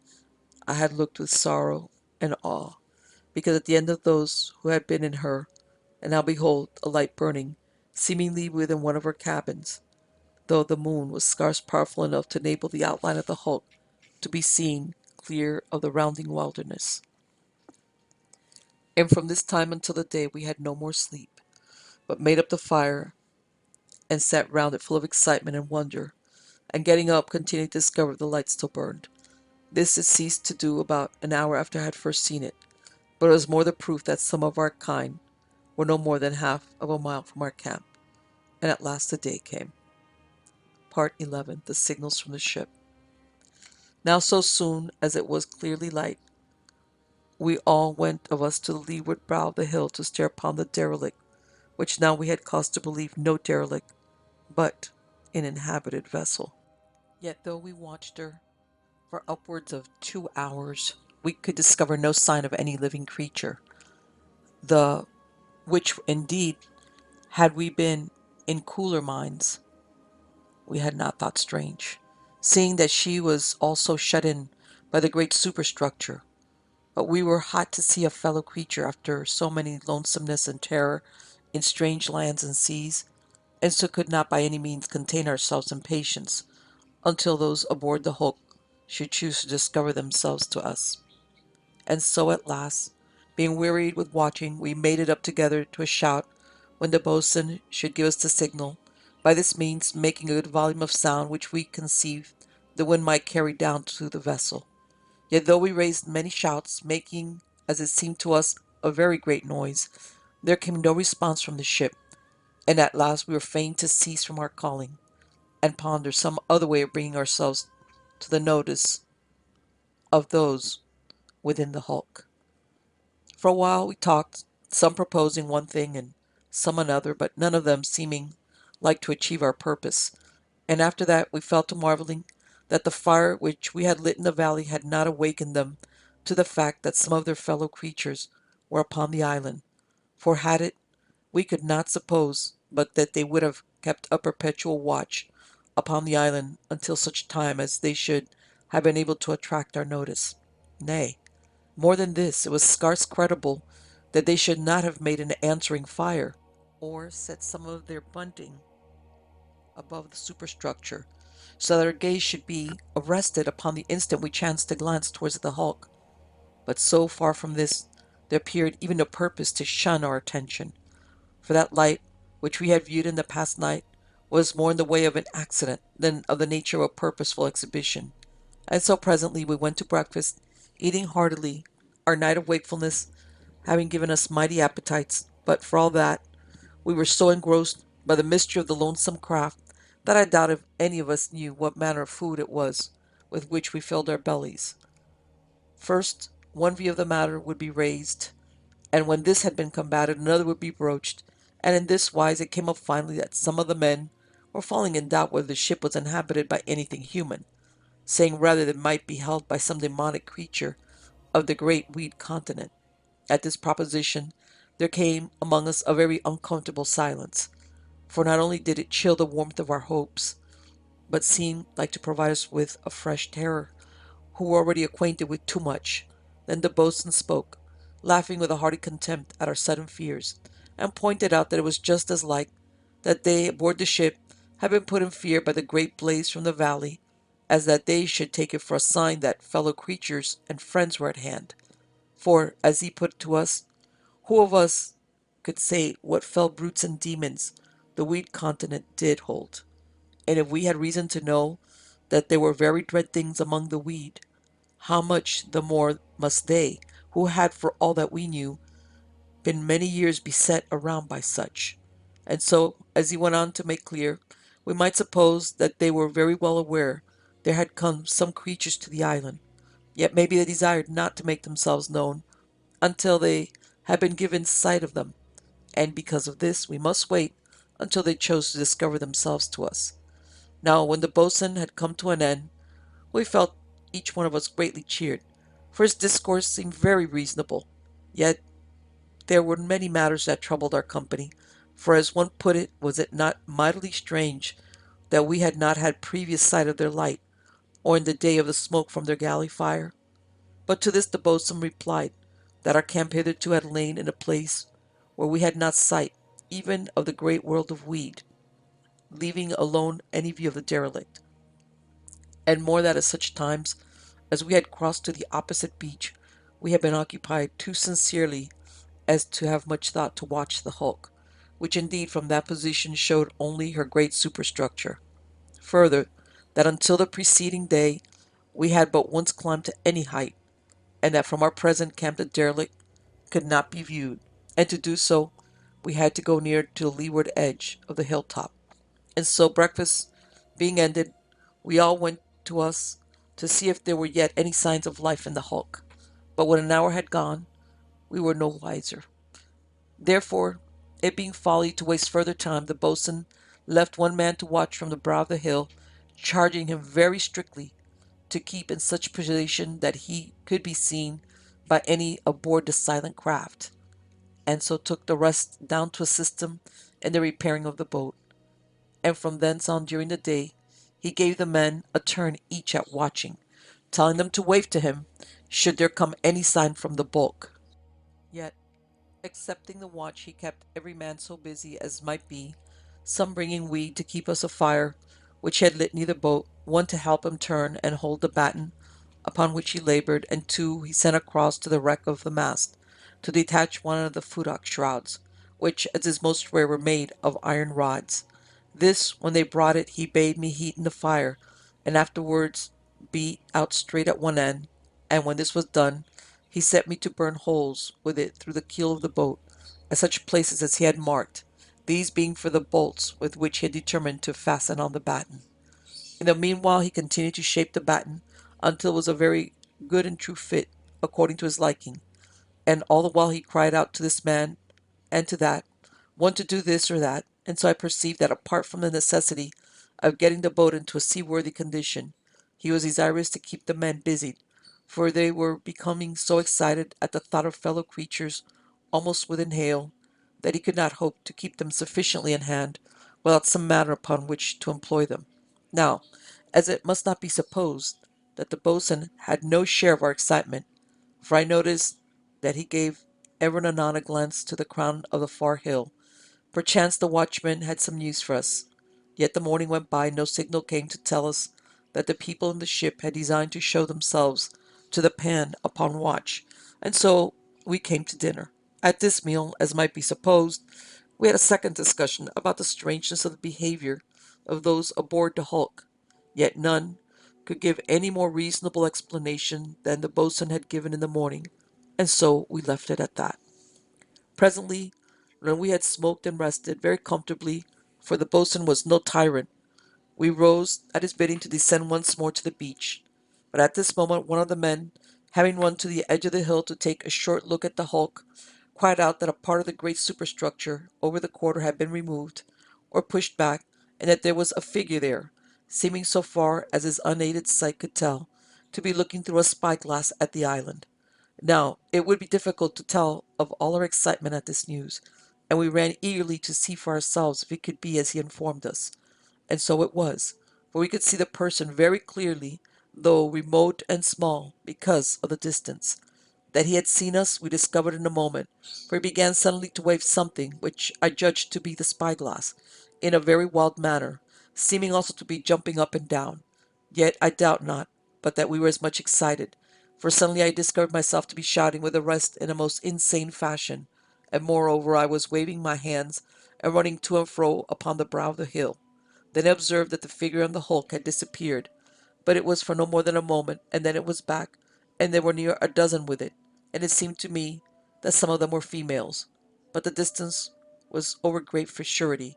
Now these, all of them, seeing us upon the brow of the hill, where we must have shown a plain against the sky, began at once to wave in a very frantic way, and we, replying in like manner, shouted ourselves hoarse with vain greetings. But soon we grew wearied of the unsatisfactoriness of this method of showing our excitement, and one took a piece of the square canvas and let it stream out into the wind, waving it to them, and another took a second piece, and did likewise, while a third man rolled up a short bit into a cone, and made use of it as a speaking trumpet, though I doubt if his voice carried any further because of it.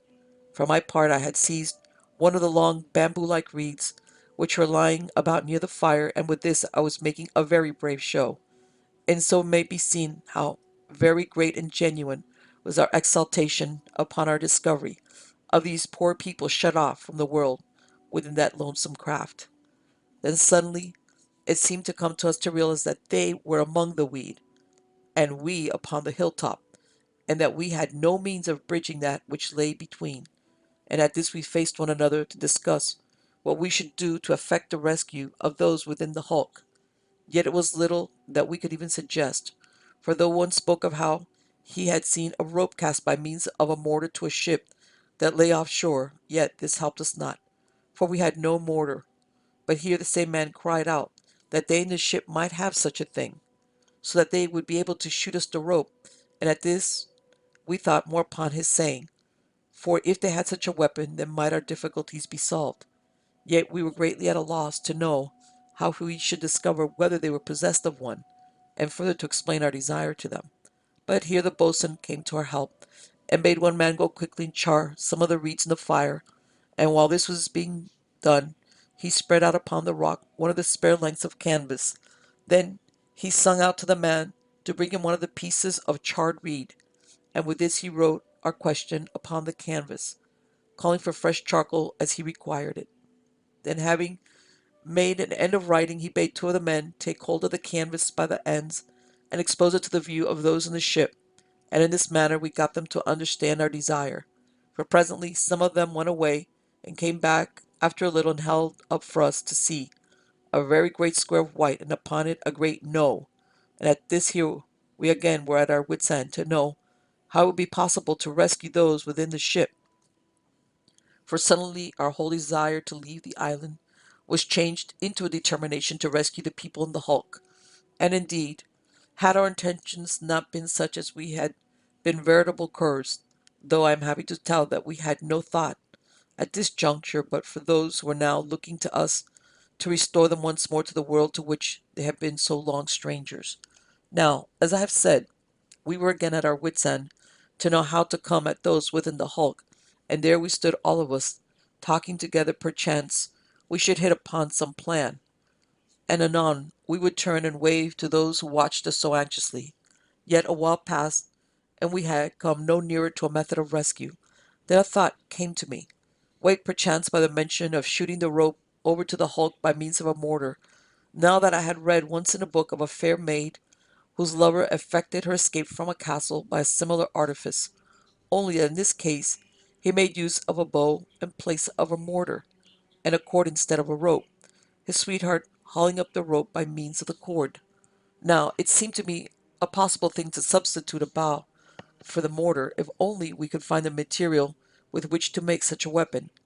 and with this in view, I took up one of the lengths of the bamboo-like reed and tried the spring of it, which I found to be very good, for this curious growth of which I had spoken hitherto as a reed had no resemblance to that plant, beyond its appearance, it being extraordinarily tough and woody, and having considerably more nature than a bamboo. Now, having tried the spring of it, I went over to the tent and cut a piece of Samson line, which I found among the gear, and with this and the reed I contrived a rough bow. Then I looked about until I came upon a very young and slender reed, which had been cut with the rest, and from this I fashioned some sort of an arrow, feathering it with a piece of one of the broad stiff leaves which grew upon the plant, and after that I went forth to the crowd about the leeward edge of the hill. Now when they saw me thus armed, they seemed to think that I intended a jest, and some of them laughed, conceiving that it was a very odd action on my part. But when I explained that which was in my mind, they ceased from laughter, and shook their heads, making that I did but waste time, for as they said, nothing save gunpowder could cover so great a distance. And after that they turned again to the boatswain, with whom some of them seemed to be in argument. And so for a little space I held my peace, and listened. Thus I discovered that certain of the men advocated the taking of the boat, so soon as it was sufficiently repaired, and making a passage through the weed to the ship, which they proposed to do by cutting a narrow canal. But the boatswain shook his head, and reminded them of the great devilfish and crabs,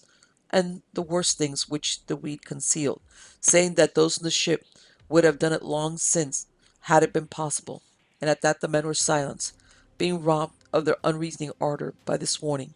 Now, just at this point, there happened a thing which proved the wisdom of that which the boatswain contended, for suddenly one of the men cried out to look, and at that we turned quickly and saw that there was a great commotion among those who were in the open place in the superstructure, for they were running this way and that, and some were pushing to the slide which filled the opening. And then immediately we saw the reason for their agitation and haste, for there was a stir in the weed near the stern of the ship, and the next instant monstrous tentacles were reaching up to the place where had been the opening, but the door was shut, and those aboard the hulk in safety. At this manifestation, the men about me who had proposed to make use of the boat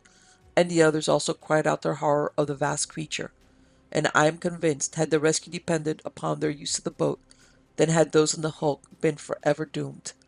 Now, conceiving that this was a good point at which to renew my importunities, I began once again to explain the probabilities of my plan succeeding, addressing myself more particularly to the boatswain.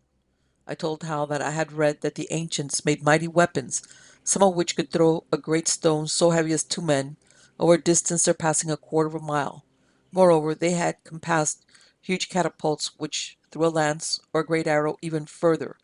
On this he expressed much surprise, never having heard of the like, but doubted greatly that we should be able to construct such a weapon.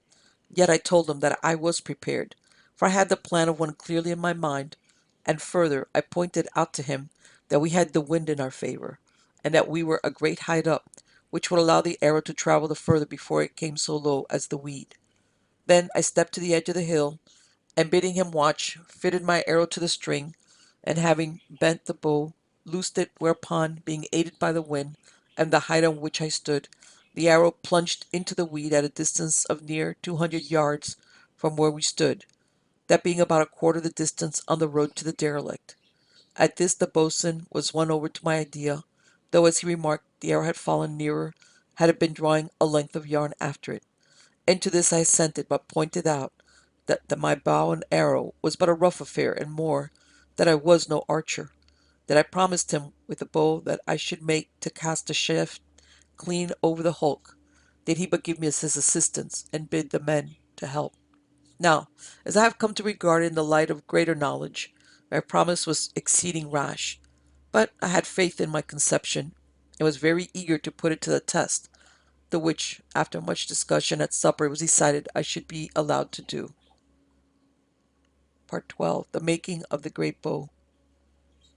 The fourth night upon the island was the first to pass without incident. It is true that a light showed from the hulk out in the weeds, but now that we had made some acquaintance with her inmates, it was no longer a cause for excitement so much as contemplation. As for the valley, where the vile thing had made an end of job, it was very silent and desolate under the moonlight, for I made a point to go and view it during my time on watch. Yet, for all that lay empty, it was very dree, and a place to conjure up uncomfortable thoughts, so that I spent no great time pondering it. This was the second night on which we had been free from the terror of the devil things, and it seemed to me that the great fire had put them in fear of us, and driven them away, but of the truth or error of this idea I was to learn later.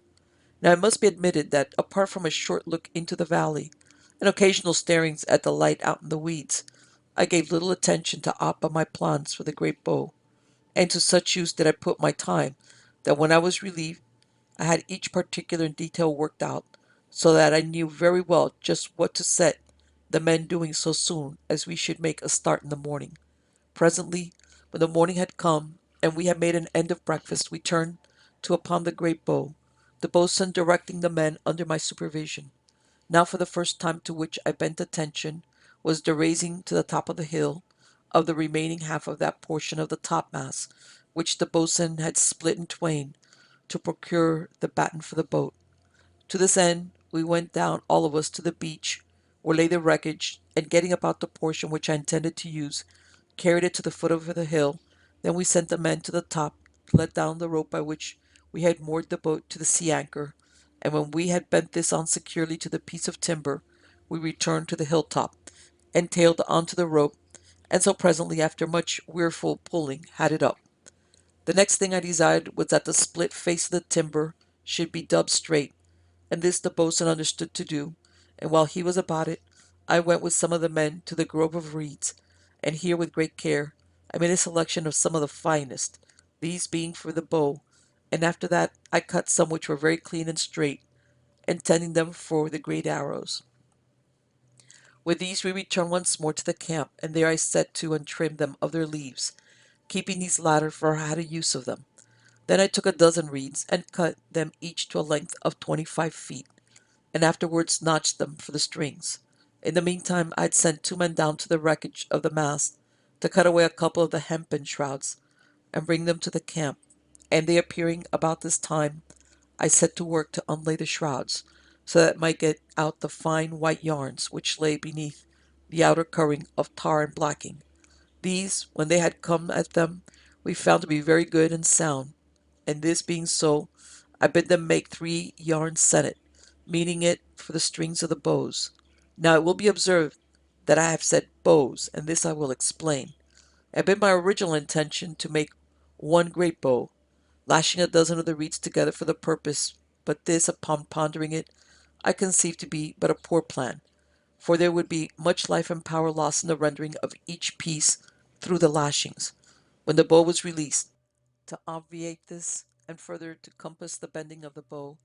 the which had at first been a source of puzzlement to me as to how it was to be accomplished, I determined to make 12 separate bows, and these I intended to fasten at the end of the stock one above the other, so that they were all in one plane vertically,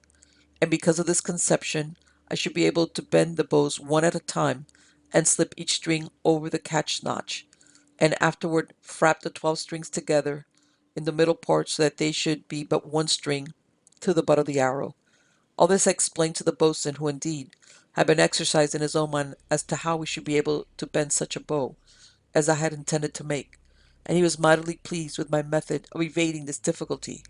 and also one other, which else had been greater than the bending, and that was the stringing of the bow, which would have proved a very awkward work.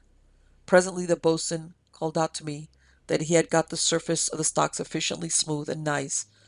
and at that I went over to him, for now I wished him to burn a slight groove down the center, running from end to end, and this I desired to be done very exactly, for upon it depended much of the true flight of the arrow. Then I went back to my own work, for I had not yet finished notching the bows. Presently, when I had made an end of this, I called for a length of the sennet, and with the aid of another man contrived to string one of the bows. This, when I had finished, I found to be very springy, and so stiff to bend that I had all that I could manage to do so, and at this I felt very satisfied. Presently it occurred to me that I should do well to set some of the men to work upon the line, which the arrow was to carry, for I had determined that this should be made also from the white hemp yarns, and for the sake of lightness, I conceived that one thickness of yarn would be sufficient, but so that it might compass enough of the strength, I bid them split the yarns and lay the two halves up together, and in this manner they made a very light and sound line,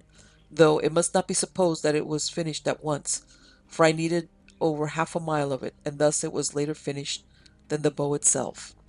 Having now gotten all things in train, I set me down to work upon one of the arrows, for I was anxious to see what sort of a fist I should make of them, knowing how much would depend upon the balance and truth of the missile. In the end, I made a very fair one, feathering it with its own leaves and truing and smoothing it with my knife, after which I inserted a small bolt in the forward end to act as a head, and as I conceived it gave it balance, though whether I was right in this latter I am unable to say. Yet before I finished my arrow the boatswain had made the groove, and called me over to him that I might admire it, the which I did, for it was done with a wonderful neatness. Now, I have been so busy with my description of how we made the great bow, that I have omitted to tell of the flight of time, and how we had eaten our dinner this long while since, and how that the people in the hulk had waved to us, and we had returned their signals, and then written upon a length of the canvas the one word, wait. And beside all this, some had gathered our fuel for the coming night. And so presently the evening came upon us, but we ceased not to work, for the boatswain bade the men to light a second great fire beside our former one, and by the light of this we worked another long spell, though it seemed short enough by reason of the interest of the work. Yet at last the boatswain bade us to stop and make supper, which we did, and after that he set the watches and the rest of us turned in, for we were very weary. In spite of my previous weariness, when the man whom I relieved called me to take my watch, I felt very fresh and wide awake, and spent a great part of the time, as on the preceding night, in studying over my plans for completing the great bow, and it was then that I decided finally in what manner I would secure the bow athwart the end of the stock, for until then I had been in some little doubt, being divided between several methods. Now, however, I concluded to make 12 grooves across the sawn end of the stock, and fit the middles of the bows into these, one above the other as I have already mentioned, and then to lash them at each side to bolts driven into the sides of the stock. And with the idea I was very well pleased, for it promised to make them secure, and this without any great amount of work. Now, though I spent much of my watch in thinking over the details of my prodigious weapon, yet it must not be supposed that I neglected to perform my duty as watchman, for I walked continually about the top of the hill, keeping my cut and thrust ready for any sudden emergency. Yet my time passed off quietly enough, though it is true that I witnessed one thing, which brought me a short spell of disquiet thought. It was in this wise. I had come to that part of the hilltop which overhung the valley, and it came to me abruptly to go near to the edge and look over. Thus, the moon being very bright, and the desolation of the valley reasonably clear to the eye, it appeared to me as I looked that I saw movement among certain of the fungi, which had not burnt, but stood up shriveled and blackened in the valley. Yet by no means could I be sure that it was not a fancy, born of the eeriness of that desolate-looking vale. The more so I was like to be deceived because of the uncertainty which the light of the moon gives. Yet, to prove my doubts, I went back until I had found a piece of rock easy to throw, and this, making a short run, I cast into the valley, aiming at the spot where it had seemed to me that there had been movement. Immediately upon this I caught a glimpse of something move, and then more to my right something else stirred, and at this I looked towards it, but could not discover nothing. Then looking back at that clump at which I had aimed my missile, I saw that the slime-covered pool which lay near was all a quiver, or so it seemed. Yet the next instant I was just as full of doubt, for even as I watched it I perceived that it was quite still, and after that for some time I kept a very strict gaze into the valley, yet could nowhere discover aught to prove my suspicions. And at last I ceased from watching it, for I feared to grow fanciful, and so wandered to that part of the hill which overlooked the weed. Presently, when I had been relieved, I returned to sleep, and so till the morning, and then we each had made of us a tasty breakfast, for all were grown mightily keen to see the great bow completed. We set upon it, each at our appointed task. Thus the boatswain and I made it our work to make the 12 groves athwart the flat end of the stock, into which I proposed to fit and lash the bows. And this we accomplished by means of the iron futtock shroud, which we heated in its middle part, and then each taking an end, protecting our hands with canvas, we went one on each side and applied the iron until at length we had the groves burnt out very nicely and accurately. This work occupied us all the morning, for the groves had to be deeply burnt, and in the meantime the men had completed near enough sennit for the stringing of the bows. Yet those who were at work on the line which the arrows was to carry had scarcely made more than half, so I called off one man from the sennit to turn and give them a hand with the making of the line. When dinner was ended, the boatswain and I set about fitting the bows into their place, which we did, and lashed them to 24 bolts, 12 a side, driven into the timber of the stock, about 12 inches from the end. After this we bent and strung the bow, taking very great care to have each bent exactly as the one below it, for we started at the bottom, and so before sunset we had that part of our work ended.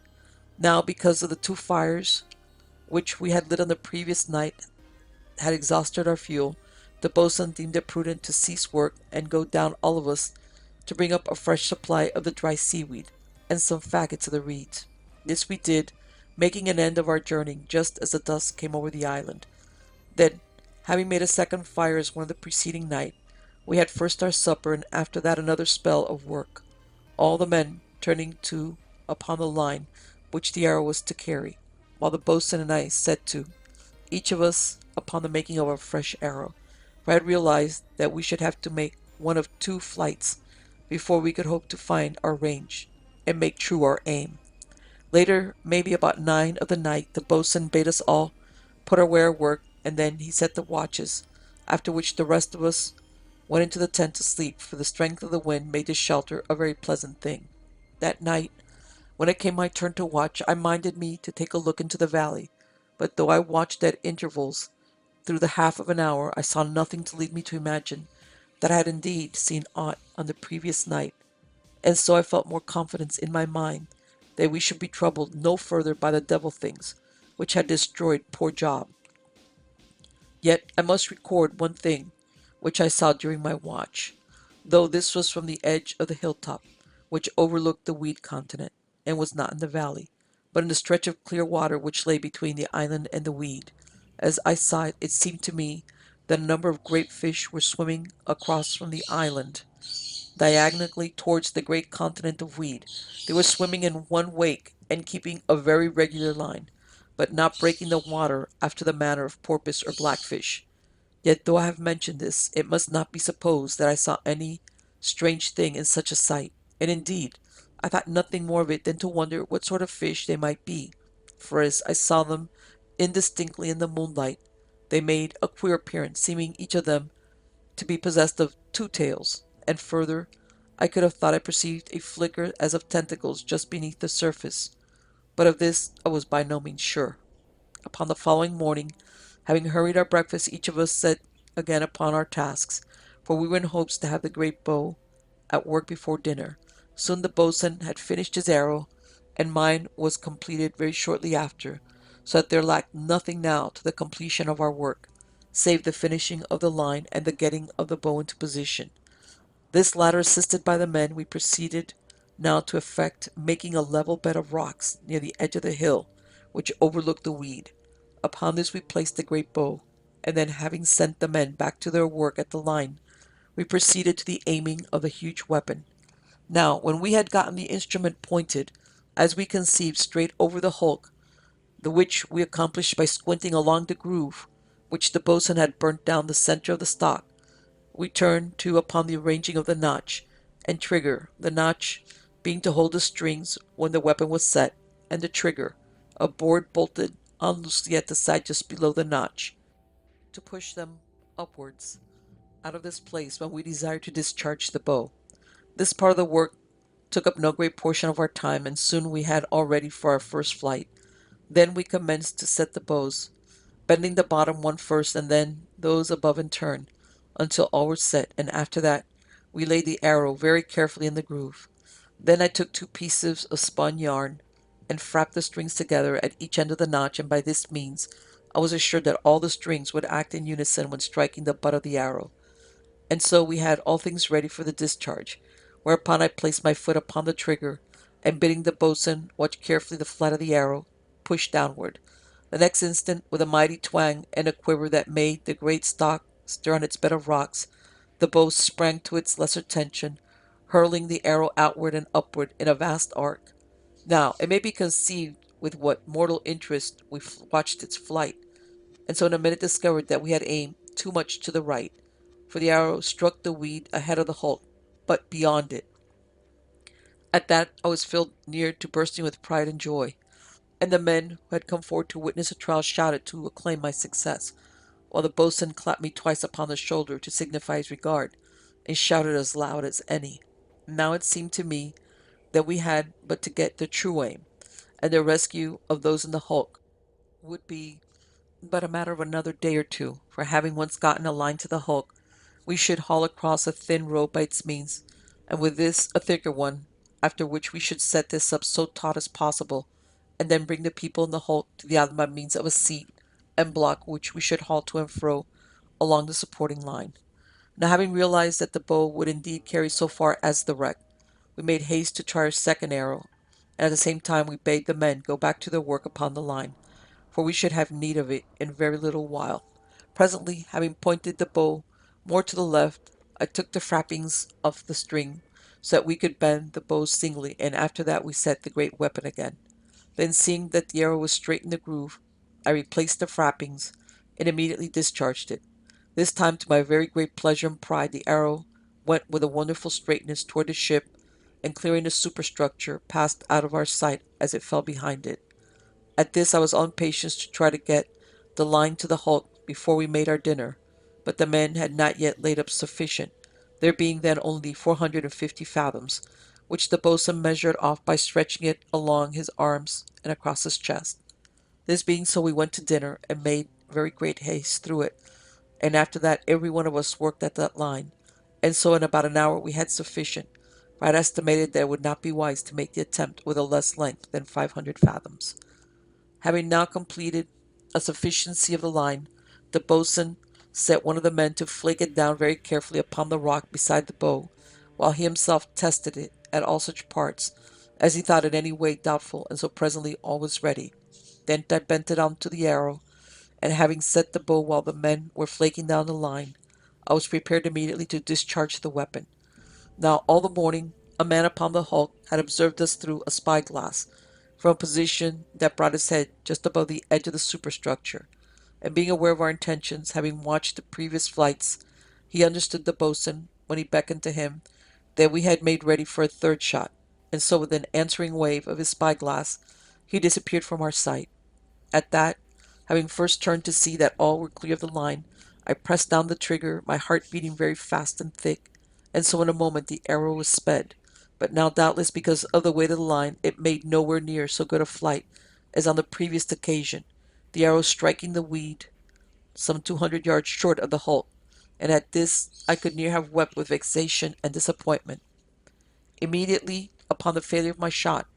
the boatswain called to the men to haul in the line very carefully, so it should not be parted through the arrow catching in the weeds.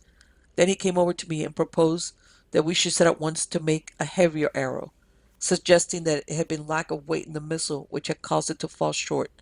At that I felt once more hopeful, and turned to at once to prepare a new arrow, the boatswain doing likewise, though in his case he intended to make a lighter one than that which had failed, for as he put it, though the heavier one fell short, yet might the lighter succeed, and if neither, then we could only suppose that the bow lacked power to carry the line, and in that case we should have to try some other method. Now, in about 2 hours, I had made my arrow, the boatswain having finished his a little earlier, and so the men having hauled in all the line and flaked it down ready, we prepared to make another attempt to cast it over the hulk. Yet a second time we failed, and by so much that it seemed hopeless to think of success. But for all that it appeared useless, the boatswain insisted on making a last try with the light arrow. Presently, when we had gotten the line ready again, we loosed upon the wreck, but in this case so lamentable was our failure, that I cried out to the boatswain to set the useless thing upon the fire and burn it, for I was sorely irked by its failure, and could scarce abide to speak civilly of it. Now the boatswain, perceiving how I felt, sung out that we should cease troubling about the hulk for the present, and go down all of us to gather reeds and weeds for the fire, for it was drawing nigh to evening. And this we did, though all in a disconsolate condition of mind, for we had seemed so near to success, and now it appeared to be further than ever from us. And so in a while, having brought up a sufficiency of fuel, the boatswain sent two of the men down to one of the ledges which overhung the sea, and bade them see whether they could not secure fish for our supper. Then, taking our places about the fire, we fell to upon a discussion as to how we should come at the people in the hulk. Now, for a while, there came no suggestion worthy of notice until at last there occurred to me a notable idea, and I called out suddenly that we should make a small fire balloon and float off the line to them by such means, and that the men about the fire were silent a moment, for the idea was new to them, and moreover they needed to comprehend just what I meant. Then, when they had come fully at it, the one who had proposed that they should make spears of their knives cried out to know why a kite would not do, and at that I was confounded, and that so simple an expedient had not occurred to any before, for surely it would be but a little matter to float a line to them by means of a kite, and further such a thing would take no great making. And so after a space of talk it was decided that upon the morrow we should build some sort of kite, and with it fly a line over the hulk, the which would be a task of no great difficulty with so good a breeze as we had continually with us. And presently, having made our supper off some very fine fish, which the two fishermen had caught while we talked, the boatswain set the watches, and the rest turned in. Part 13. The Weedmen. Now, on the night when I came to my watch, I discovered that there was no moon, and save for such light as the fire threw, the hilltop was in darkness. Yet this was no great matter to trouble me, for we had been unmolested since the burning of the fungi in the valley, and thus I had lost much of the haunting fear which had beset me upon the death of Job. Yet, though I was not so much afraid as I had been, I took all precautions that suggested themselves to me, and built up the fire to a goodly height, after which I took my cut and thrust, and made the round of the camping place. At the edges of the cliff which protected us on three sides, I made some pause, staring down into the darkness and listening, though this latter was of but small use because of the strength of the wind which roared continually in my ears.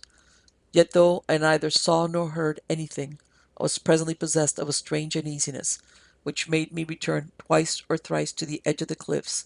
but always without seeing or hearing anything to justify my superstitions. And so, presently, being determined to give way to no fancifulness, I avoided the boundary of cliffs, and kept more to that part which commanded the slope, up and around, which made our journey to and from the island below. Then it would be near halfway through my time of watching, there came to me out of the immensity of weed that lay to leeward a far distant sound that grew upon my ear, rising and rising into a fearsome screaming and shrieking,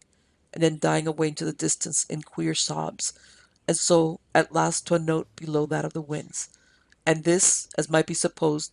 I was somewhat shaken in myself to hear so dread a noise coming out of all that desolation. And then suddenly the thought came to me that the screaming was from the ship to leeward of us, and I ran immediately to the edge of the cliff overlooking the weed,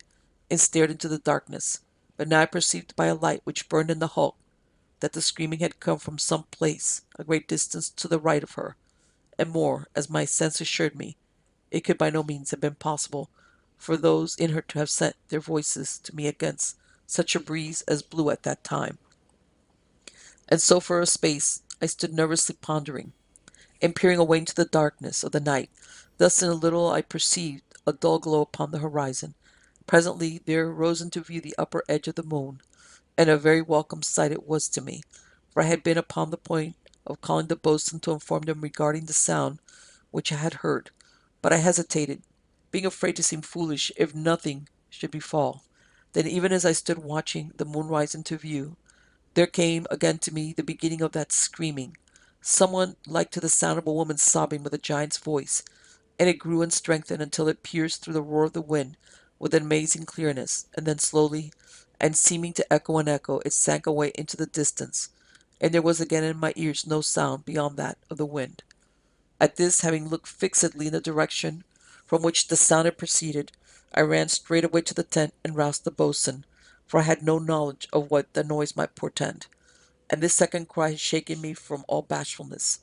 Now the boatswain was upon his feet almost before I had made an end of shaking him, and catching up his great cutlass, which he always kept by his side, he followed me swiftly out on the hilltop. Here I explained to him that I had heard a very fearsome sound, which had appeared to proceed out of the vastness of the weed continent, and that upon a repetition of the noise I had decided to call him, for I knew not but that it might signal to us of some coming danger. At that the boatswain commended me, though chiding me in that I had hesitated to call him at the first occurrence of the crying, and then, following me to the edge of the leeward cliff, he stood there with me waiting and listening, perchance there might come again a reoccurrence of the noise. For perhaps something over an hour we stood there very silent and listening, but there came to us no sound beyond the continuous noise of the wind, and so by the time, having grown somewhat impatient of waiting, and the moon being well risen, the boatswain beckoned to me to make the round of the camp with him. Now just as I turned away, chancing to look downward at the clear water directly below, I was amazed to see that an innumerable multitude of great fish, like unto those which I had seen on the previous night, were swimming from the weed continent toward the island. At that I stepped near the edge, for they came so directly toward the island that I expected to see them close inshore, yet I could not perceive one, for they seemed all of them to vanish at a point some 30 yards distant from the beach. And at that, being amazed both by the numbers of the fish and their strangeness, and the way in which they came on continually, yet never reached the shore, I called to the boatswain to come and see, for he had gone on a few paces. Upon hearing my call, he came running back, where I pointed into the sea below. At that he stooped forward and peered very intently,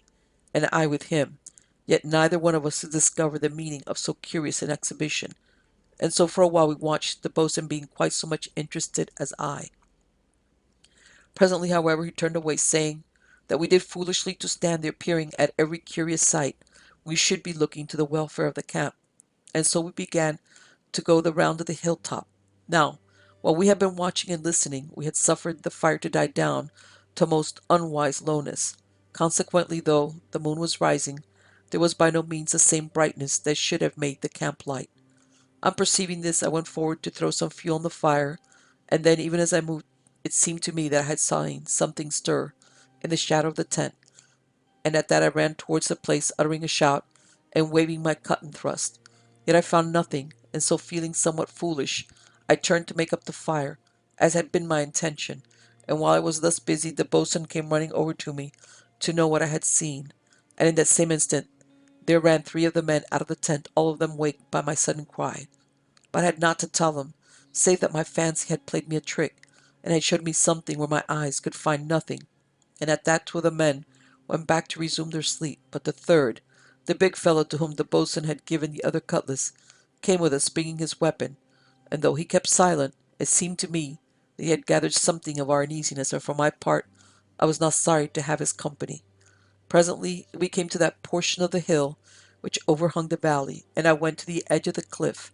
intending to peer over, for the valley had a very unholy fascination for me.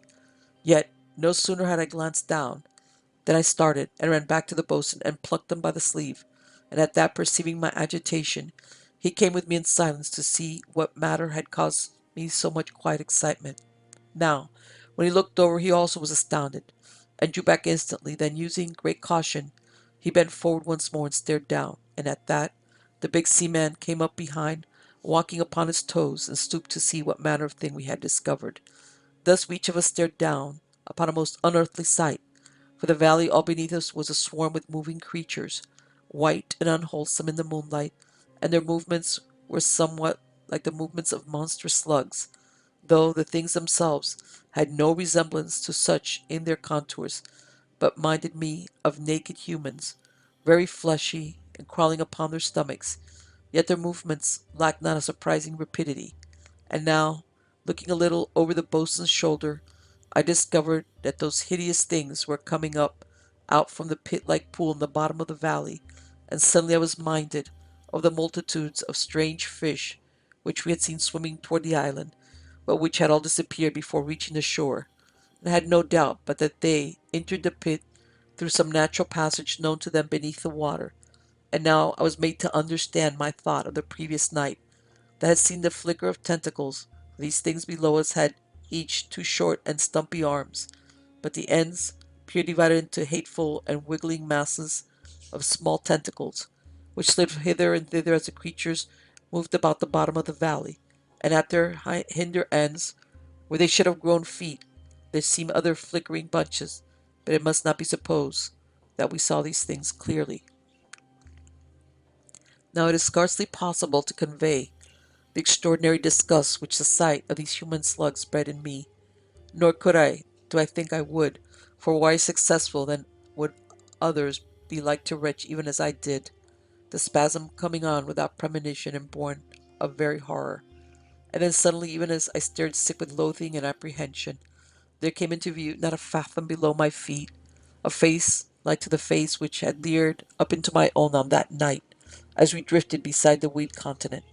At that I could have screamed, had I been in less terror, for the great eyes, so big as crown pieces, the bill like to an inverted parrot's, and the slug-like undulating of its white and slimy body, bred in me the dumbness of one mortally stricken. And even as I stayed there, my helpless body bent and rigid, the boatswain spat a mighty curse into my ear, and leaning forward, smote at the thing with his cutlass. For in an instant that I had seen it, it had advanced upward by so much as a yard. Now at this action of the boatswain, I came suddenly to possession of myself, and thrust forward with so much vigour that I was like to have followed the brute's carcass, for I overbalanced and danced giddily for a moment upon the edge of eternity, and then the boatswain had me by the waistband, and I was back in safety. But in that instant through which I had struggled for my balance, I had discovered that the face of the cliff was near hid with a number of the things which were making up to us, and I turned to the boatswain, crying out to him that there were thousands of them swarming up to us. Yet he was gone already from me, running towards the fire and shouting to the men in the tent to haste to our help for their very lives. And then he came racing back with a great armful of the weed, and after him came the big seaman, carrying a burning tuft from the campfire. And so in a few moments we had a blaze, and the men were bringing more weed, for we had a very good stock upon the hilltop, for which the Almighty be thanked. Now scarce had we lit one fire when the boatswain cried out to the big seaman to make another, further along the edge of the cliff, and in the same instant I shouted and ran over to that part of the hill which lay towards the open sea, for I had seen a number of moving things about the edge of the seaward cliff. Now here there was a deal of shadow, for there were scattered certain large masses of rock about this part of the hill, and these held off both the light of the moon and that from the fires. Here I came abruptly upon three great shapes, moving with stealthfulness towards the camp, and behind those I saw dimly that there were others. Then, with a loud cry for help, I made at the three, and as I charged, they rose up on end at me, and I found that they overtopped me, and their vile tentacles were reaching out at me. Then I was smiting and gasping sick with a sudden stench, the stench of the creatures which I had come already to know. And then something clutched at me, something slimy and vile, and great mandibles champed in my face. But I stabbed upward, and the thing fell from me, leaving me dazed and sick, and smiting weakly. Then there came a rush of feet behind me, and a sudden blaze, and the boatswain, crying out encouragement, and directly he and the big seaman thrust themselves in front of me, hurling from them great masses of burning weed, which they had borne each of them upon a long reed. And immediately the things were gone, slithering hastily down over the cliff edge. And so presently I was more than my own man, made to wipe from my throat the slimy left of the clutch of the monster, and afterwards I ran from fire to fire with weed, feeding them, and so a space passed, during which we had safety, for by the time we had fires all about the top of the hill, and the monsters were in mortal dread of fire, else had we been dead, all of us, that night. Now, a while before the dawn, we discovered for the second time since we had been upon the island that our fuel could not last us the night, at the rate at which we were compelled to burn it, and so the boatswain told the men to let out every second fire, and thus we staved off for a while the time when we should have to face a spell of darkness, and the things which at present the fires held off from us. And so at last we came to the end of the weed and the reeds, and the boatswain called out to us to watch the cliff edges very carefully, and smite on the instant that anything showed, but that should he call, all were to gather by the central fire for a last stand. And after that he blasted the moon, which had passed behind a great bank of cloud. And thus matters were, and the gloom deepened as the fire sank lower and lower. Then I heard a man curse on that part of the hill which lay towards the weed continent, his cry coming up to me against the wind, and the boatswain shouted to us all to have a care, and directly afterward I smote at something that rose silently above the edge of the cliff opposite to where I watched. Perhaps a minute passed, and then there came shouts from all parts of the hilltop, and I knew that the weed men were upon us, and in that same instant there came two above the edge near me, rising with a ghostly quietness, yet moving lithely. Now the first I pierced somewhere in the throat, and it fell backward, but the second, though I thrust it through, caught my blade with a bunch of its tentacles, and was like to have snatched it from me, but that I kicked it in the face, and at that, being, I believe, more astonished than hurt, it loosed my sword and immediately fell away out of sight. Now this had taken in all no more than some 10 seconds, yet already I perceived so many as 4 others coming into view, a little to my right, and at that it seemed to me that our deaths must be very near, for I knew not how we were to cope with the creatures, coming as they were so boldly and with such rapidity. Yet I hesitated not, but ran at them, and now I thrust not, but cut at their faces, and found this to be very effectual, for in this wise I disposed of 3 in as many strokes, but the fourth had come right over the cliff edge, and rose up at me upon its hinder parts, as had done those others, when the boatswain had succoured me. At that I gave way, having a very lively dread, but hearing all about me the cries of conflict, and knowing that could expect no help. I made at the brute, then as it stooped and reached out one of its bunches of tentacles, I sprang back and slashed at them, and immediately I followed this by a thrust in the stomach, and at that it collapsed into a writhing white ball that rolled this way and that, and so in its agony, coming to the edge of the cliff, it fell over, and I was left sick and near helpless with the hateful stench of the brutes. Now by this time all the fires about the edge of the hill were sunken into dull glowing mounds of embers, though that which burnt near to us entrance of the tent was still of a good brightness. Yet this helped us but little, for we fought too far beyond the immediate circle of its beams to have benefit of it,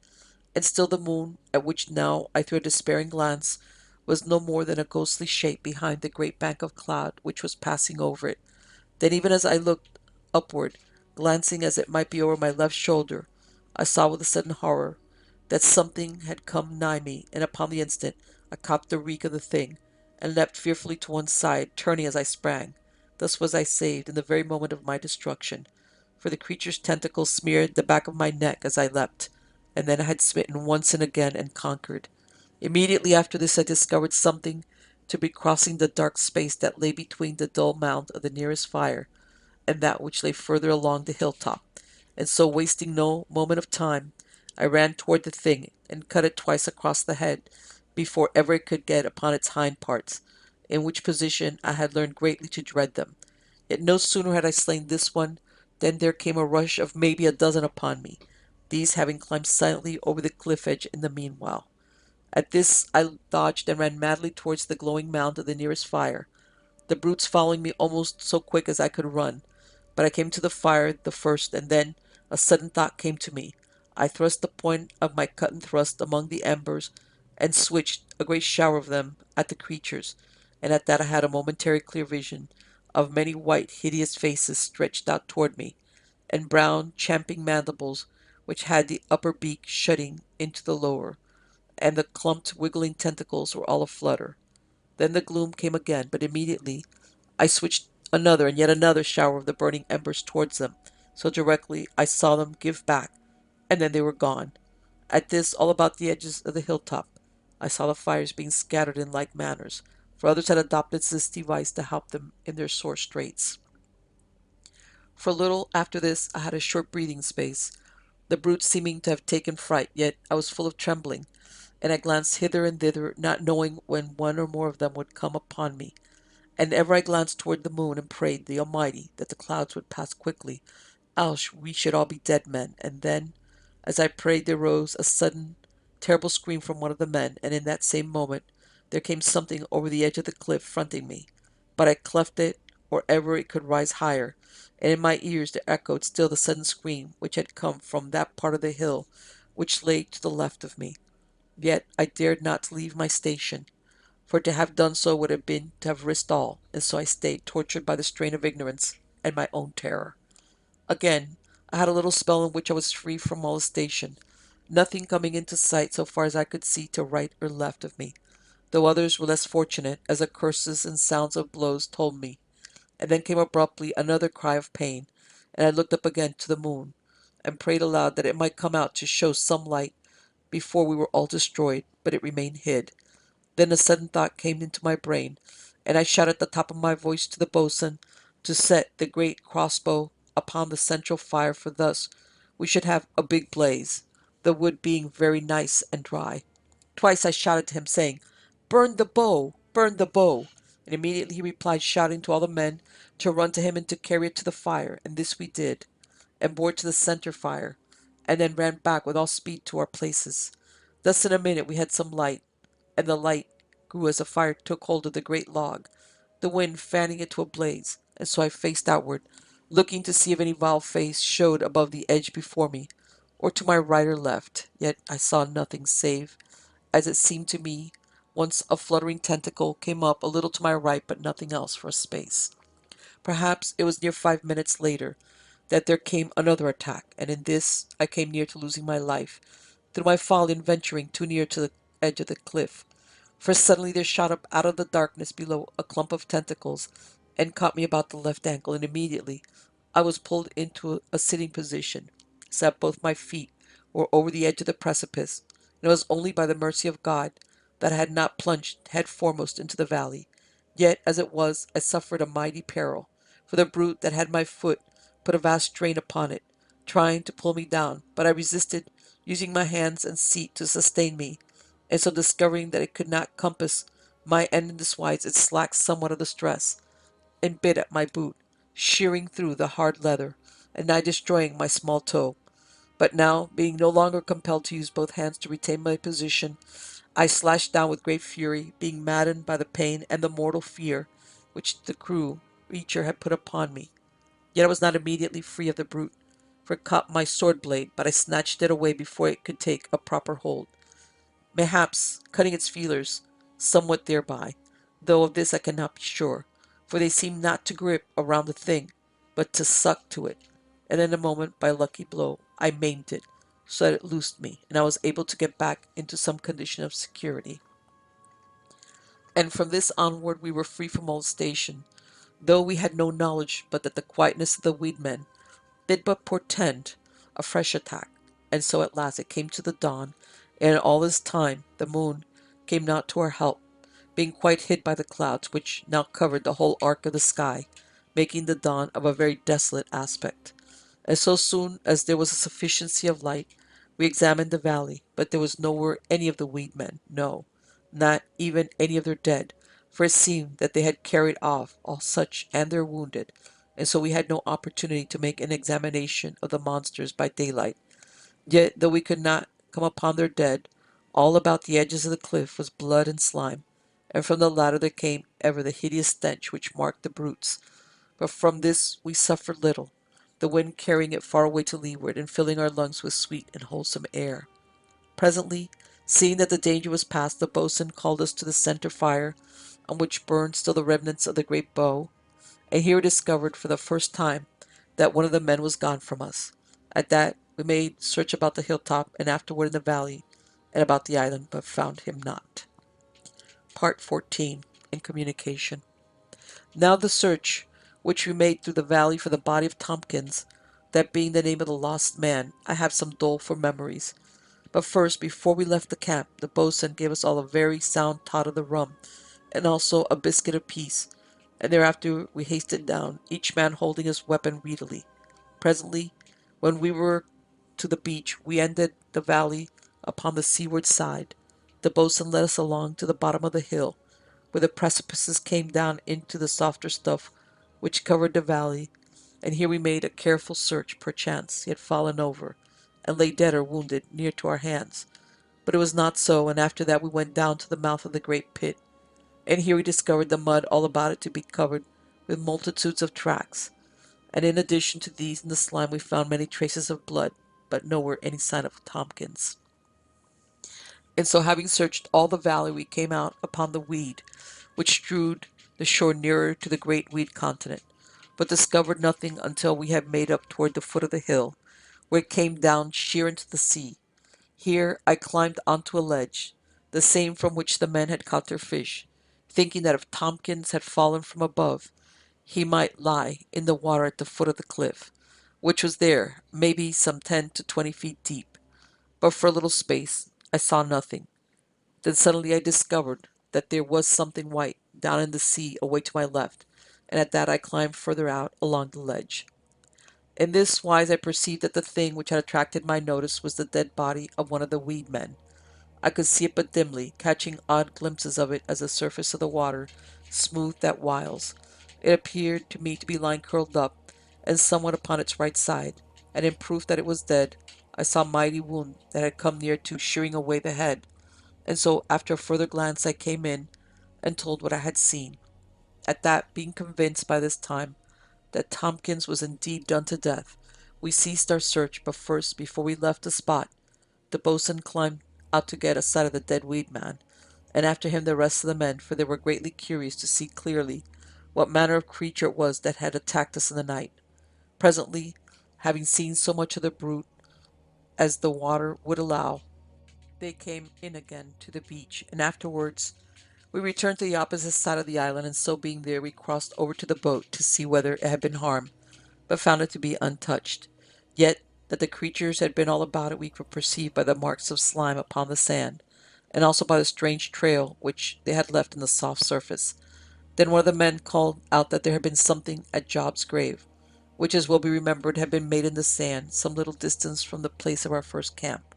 At that we looked all of us, and it was easy to see that it had been disturbed, and so we ran hastily to it, knowing not what to fear. Thus we found it to be empty, for the monsters had digged up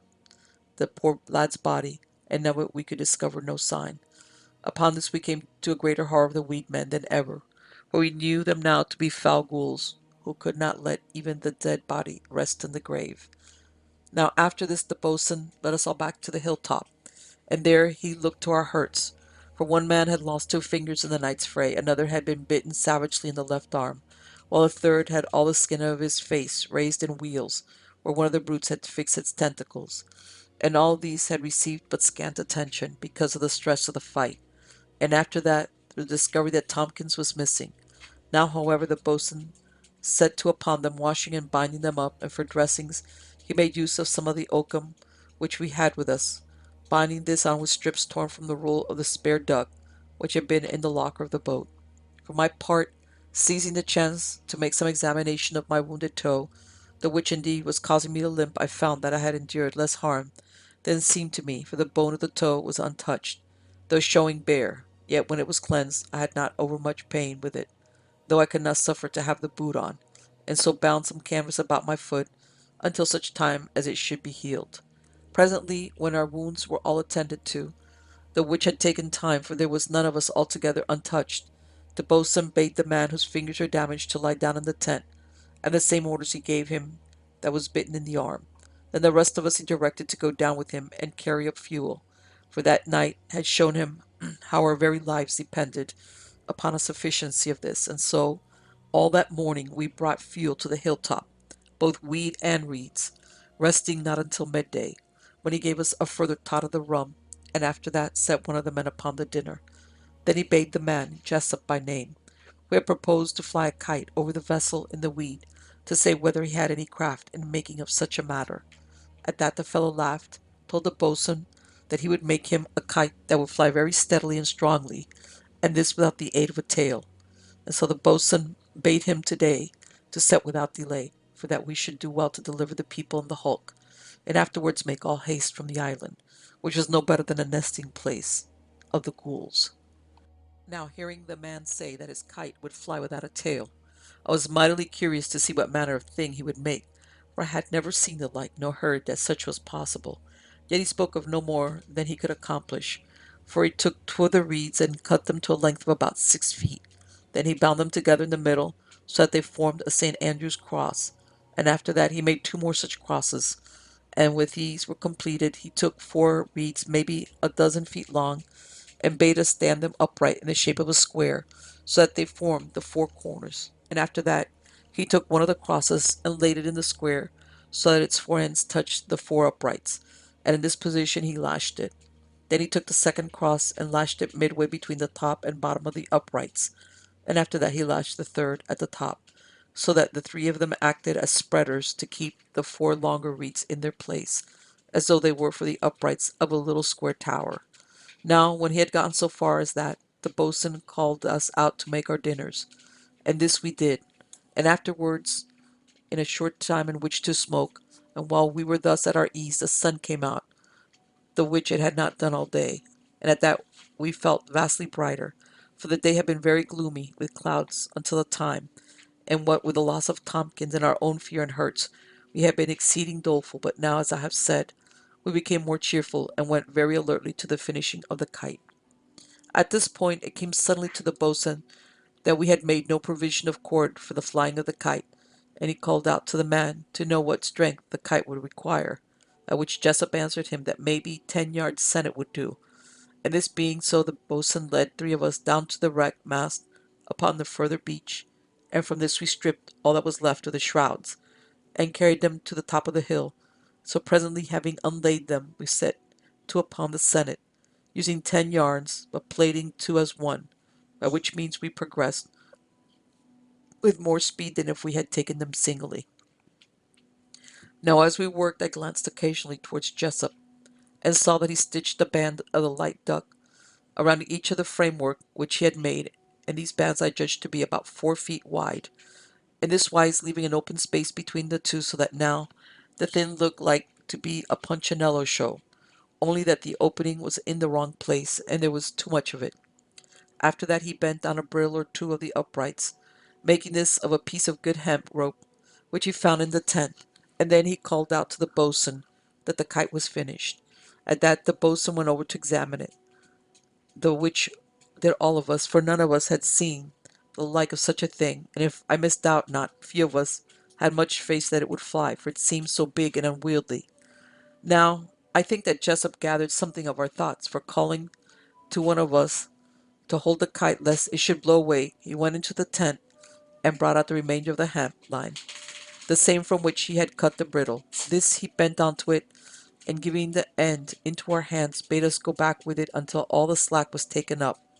he in the meantime steadying the kite. Then, when we had gone back to the extent of the line, he shouted to us to take a very particular hold upon it, and then stooping, caught the kite by the bottom, and threw it into the air, whereupon to our amazement, having swooped somewhat to one side, it steadied and mounted upwards into the sky like a very bird. Now at this, as I have made mention, we were astonished, for it appeared like a miracle to us to see so cumbrous a thing fly with so much grace and persistence. And further, we were mightily surprised at the manner in which it pulled upon the rope, tugging with such heartiness that we were like to have loosed it in our first astonishment, had it not been for the warning which Jessup called to us. And now, being well assured of the properness of the kite, the boatswain bade us to draw it in, the which we did only with difficulty because of its bigness and the strength of the breeze, and when we had it back again upon the hilltop, Jessup moored it very securely to a great piece of rock, and after that, having received our approbation, he turned to us upon the making of the Senate. Presently, the evening drawing near, the boatswain set us to the building of fires about the hilltop, and after that, having waved our good nights to the people in the hulk, we made our suppers and lay down to smoke, after which we turned to again at our plating of the Senate, the which we were in very great haste to have done. And so late in the dark, having come down upon the island, the boatswain bade us take burning weed from the centre fire, and set lights to the heaps of weed that we had stacked round the edges of the hill for that purpose. And so in a very few minutes the whole of the hilltop was very light and cheerful, and afterward, having put 2 of the men to keep watch and attend to the fires, he sent the rest of us back to our senate making, keeping us at it until maybe about 10 of the clock, after which he arranged that 2 men at a time should be on watch throughout the night, and then he bade the rest of us turn in, so soon as he had looked to our various hurts. Now, when it came to my turn to watch, I discovered that I had been chosen to accompany the big seaman, at which I was by no means displeased, for he was a most excellent fellow, and moreover a very lusty man to have near, should anything come upon one unawares. Yet we were happy in that the night passed off without trouble of any sort, and so at last came the morning. So soon as we had made our breakfast, the boatswain took us all down to the carrying of fuel, for he saw very clearly that upon a good supply of this depended our immunity from attack, and so for the half of the morning we worked at the gathering of weed and reeds for our fires. Then, when we had obtained a sufficiency for the coming night, he set us all to work again upon the Senate, and so until dinner, after which we turned to once more upon our plating. It was plain that it would take several days to make a sufficient line for our purpose, and because of this the boatswain cast about in his mind for some ways in which he could quicken its production. Presently, as a result of some little thought, he brought out from the tent the long piece of hemp rope with which we had moored the boat to the sea anchor, and proceeded to unlay it until he had all 3 stands separate. Then he bent the 3 together, and so had a very rough line of maybe some 180 fathoms in length. Yet though so rough, he judged it strong enough, and thus we had this much the less senate to make. Now presently we made our dinner, and after that for the rest of the day we kept very steadily to our plating, and so the previous day's work had near 200 fathoms completed by the time that the boatswain called us to cease and come to supper. Thus it will be seen that counting all, including the piece of hemp line from which the brittle had been made, we may be said to have had at this time about 400 fathoms towards the length of which we needed for our purpose, this having been reckoned at 500 fathoms. After supper, having lit all the fires, we continued to work at the plating, and so until the boatswain set the watches, after which we settled down for the night, first, however, letting the boatswain see to our hurts. Now this night, like the previous, brought us no trouble, and when the day came, we had first our breakfast, and then set upon collecting of fuel, after which we spent the rest of the day at the Senate, having manufactured a sufficiency by the evening, the which the boatswain celebrated by a very rousing tot of the rum. Then, having made our supper, we lit the fires, and had a very comfortable evening, after which, as on the preceding nights, having let the boatswain attend our wounds, we settled for the night. And on this occasion, the boatswain let the man who had lost his fingers, and the one who had been bitten so badly in the arm, take the first turn at the watching since the night of the attack. Now when the morning came, we were all very eager to come to the flying of the kite, for it seemed possible to us that we might effect the rescue of the people in the hulk before the evening. And at the thought of this we experienced a very pleasurable sense of excitement. Yet, before the boatswain would let us touch the kite, he insisted that we should gather our usual supply of fuel, the which order, though full of wisdom, irked us exceedingly because of our eagerness to set about the rescue. But at last this was accomplished, and we made way to get the line ready, testing the knots and seeing that it was all clear for running. Yet before setting the kite off, the boatswain took us down to the further beach to bring up the foot of the royal and gallant mast, which remained fast to the topmost. And when we had upon this the hilltop, he set it ends up upon two rocks, after which he piled a heap of great pieces around them, leaving the middle part clear. Round this he passed the kite line a couple or three times, and then gave the end to Jessup to bend onto the brittle of the kite, and so he had all paying out to the wreck. And now, having nothing to do, we gathered round to watch, and immediately the boatswain gave the signal. Jessup cast the kite into the air, and the wind catching it lifted it strongly and well, so that the boatswain could scarce pay out fast enough. Now before the kite had been let go, Jessup had bent to the forward end of it a great length of the spun yarn, so that those in the wreck could catch it as it trailed over them, and being eager to witness whether they would secure it without trouble, we ran all of us to the edge of the hill to watch. Thus, within 5 minutes from the time of the loosing of the kite, we saw the people in the ship wave to us to cease veering, and immediately afterward the kite came swiftly downwards, by which we knew that they had the tripping line, and were hauling upon it, and at that we gave out a great cheer, and afterwards we sat about and smoked, waiting until they had read our instructions, which we had written upon the covering of the kite. Presently, maybe the half of an hour afterwards, they signalled to us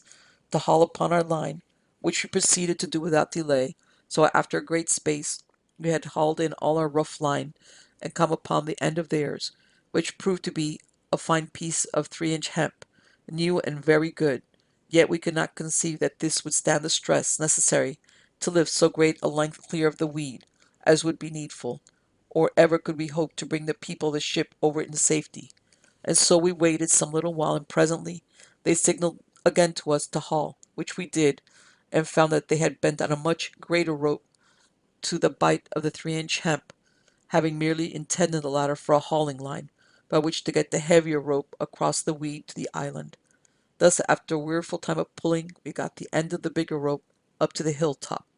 and discovered it to be an extraordinarily sound rope of some 4 inches in diameter, and smoothly laid of fine yarns, round and very true and well spun, and with this we had ever reason to be satisfied. Now to the end of the big rope they had tied a letter in a bag of oilskin, and in it they sent some very warm and grateful things to us, after which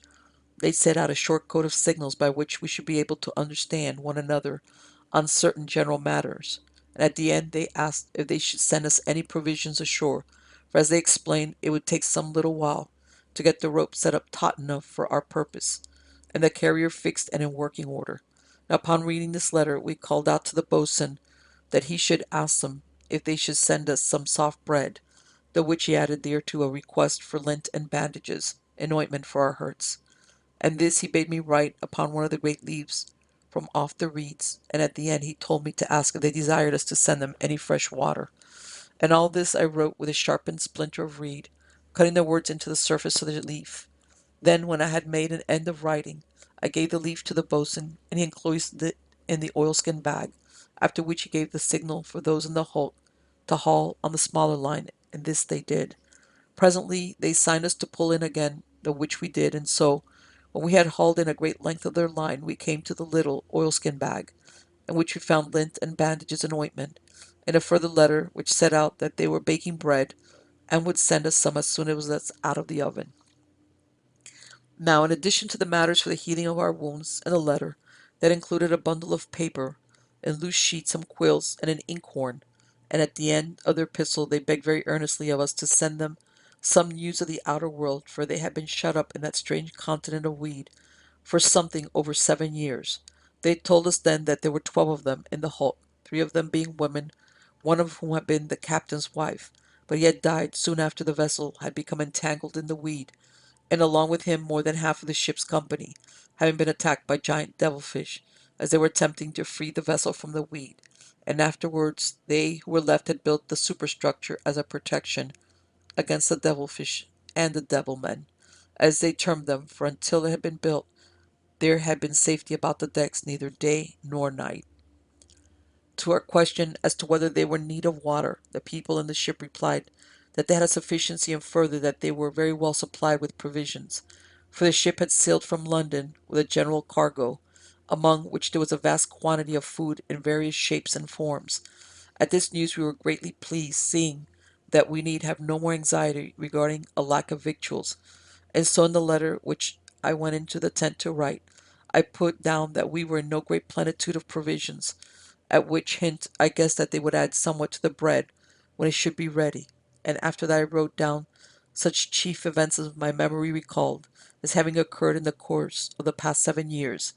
and then a short account of our own adventures up to that time, telling them of the attack which we had suffered from the weedmen, and asking such questions as my curiosity and wonder prompted. Now while I had been writing, sitting in the mouth of the tent, I had observed from time to time how that the boatswain was busied with the men in passing the end of the big rope round a mighty boulder which lay about 10 fathoms in from the edge of the cliff which overlooked the hulk. This he did, parceling the rope where the rock was in any way sharp, so as to protect it from being cut, for which purpose he made use of some of the canvas, and by the time that I had the letter completed the rope was made very secure to the great piece of rock, and further they had put a large piece of chafing gear under that part of the rope where it took the edge of the cliff. Now having, as I have said, completed the letter, I went out with it to the boatswain, but before placing it in the oilskin bag, he bade me add a note at the bottom, to say that the big rope was all fast, and that they could heave on it so soon as it pleased them.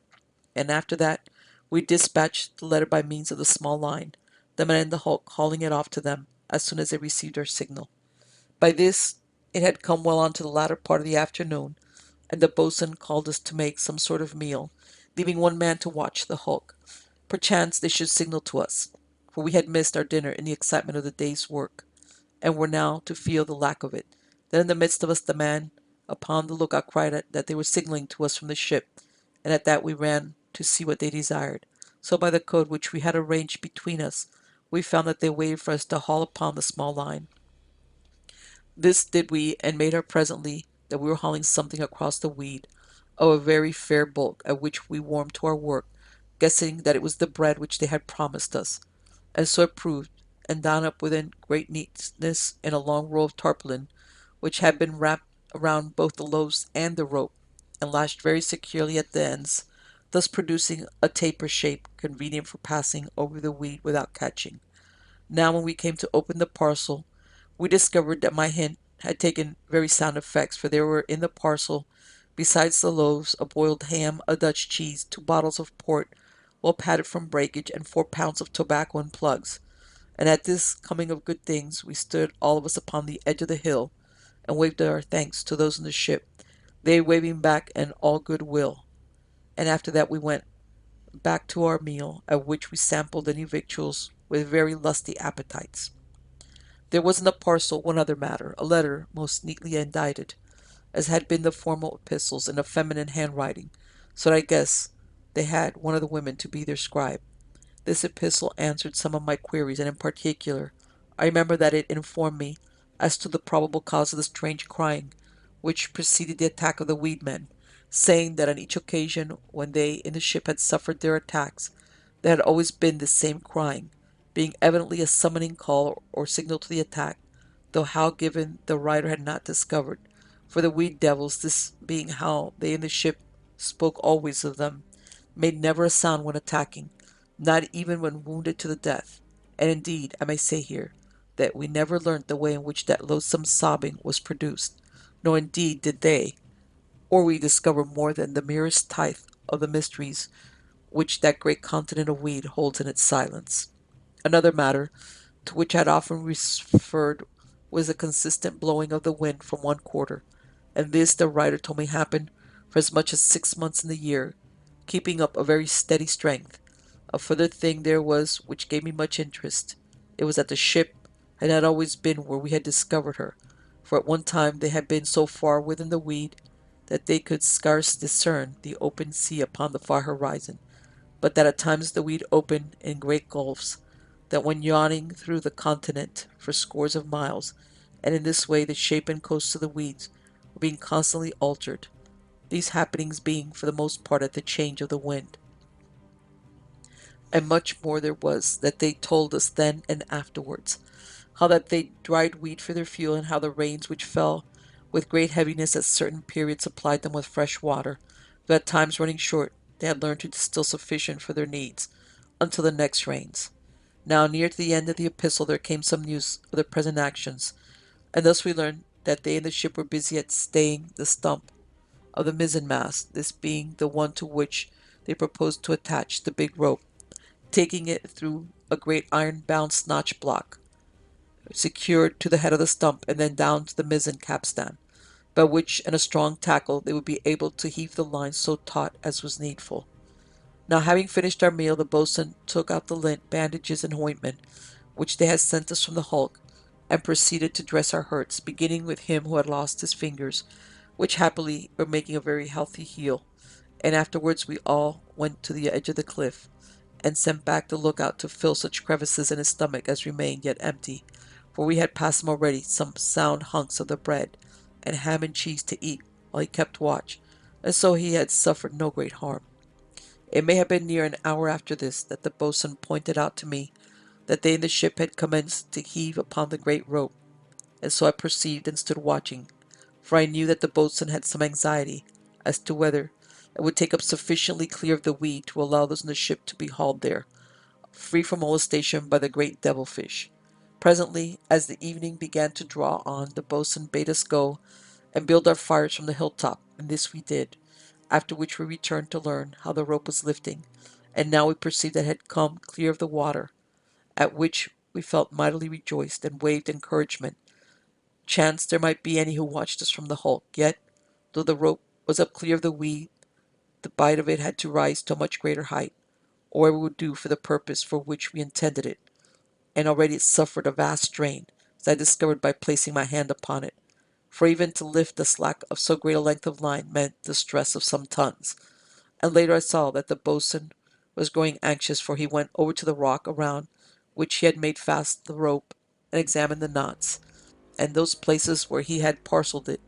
and after that he walked to the place where it went over the edge of the cliff, and here he made a further scrutiny, but came back presently, seeming not dissatisfied. Then in a while the darkness came down upon us, and we lighted our fires and prepared for the night, having the watches arranged as on the preceding nights. Part 15. Aboard the hulk. Now when I came to my watch, the which I took in company with the big seamen, the moon had not yet risen, and all the island was vastly dark, save the hilltop from which the fires blazed in a score of places, and very busy they kept us, supplying them with fuel. Then, when maybe the half of our watch had passed, the big seaman, who had been to feed the fires upon the weed side of the hilltop, came across to me and bade me come and put my hand upon the lesser rope, for what he thought they in the ship were anxious to haul it in, so that they might send some message across to us. At his words, I asked him very anxiously whether he had perceived them waving a light, the which we had arranged to be our method of signaling in the night, in the event of such being needful. But to this he said that he had seen naught. By now, having come near the edge of the cliff, I could see for myself, and so perceived that there was none signaling to us from the hulk. Yet to please the fellow I put my hand upon the line, which we had made fast in the evening to a large piece of rock, and so immediately I discovered that something was pulling upon it, hauling and then slacking, so that it occurred to me that the people in the vessel might be indeed wishful to send us some message, and at that, to make sure, I ran to the nearest fire, and lighting a tuft of weed, waved it thrice. But there came not any answering signal from those in the ship, and at that I went back to feel at the rope and to assure myself that it had not been the pluck of the wind upon it, but I found that it was something very different from the wind, something that plucked it with all the sharpness of a hooked fish, only that it had been a mighty great fish to give such tugs. And so I knew that some vile thing out in the darkness of the weed was fast to the rope, and that there came the fear that it might break it, and then a second thought that something might be climbing up to us along the rope, and so I bade the big seaman stand ready with his great cutlass, while I ran and woke the boatswain. And this I did and explained to him how that something meddled with a lesser rope, so that he came immediately to see for himself how this might be. And when he put his hand upon it, he bade me go and call the rest of the men, and let them stand round by the fires, for that there was something abroad in the night, and we might be in danger of attack. But he and the big seaman stayed by the end of the rope, watching so far as the darkness would allow, and ever and anon feeling the tension upon it. And then suddenly it came to the boatswain to look to the second line, and he ran, cursing himself for his foolishness. But because of its greater weight and tension, he could not discover for certain whether anything meddled with it or not. Yet he stayed by it, arguing that if aught touched the smaller rope, then might something do likewise with the greater, only that the small line lay along the weeds, while the greater one had been some feet above it when the darkness had fallen over us, and so might be free from any prowling creatures. Thus maybe 4 an hour passed, and we kept watch and tended the fires, going from one to another, and presently coming to that one which was nearest to the boatswain.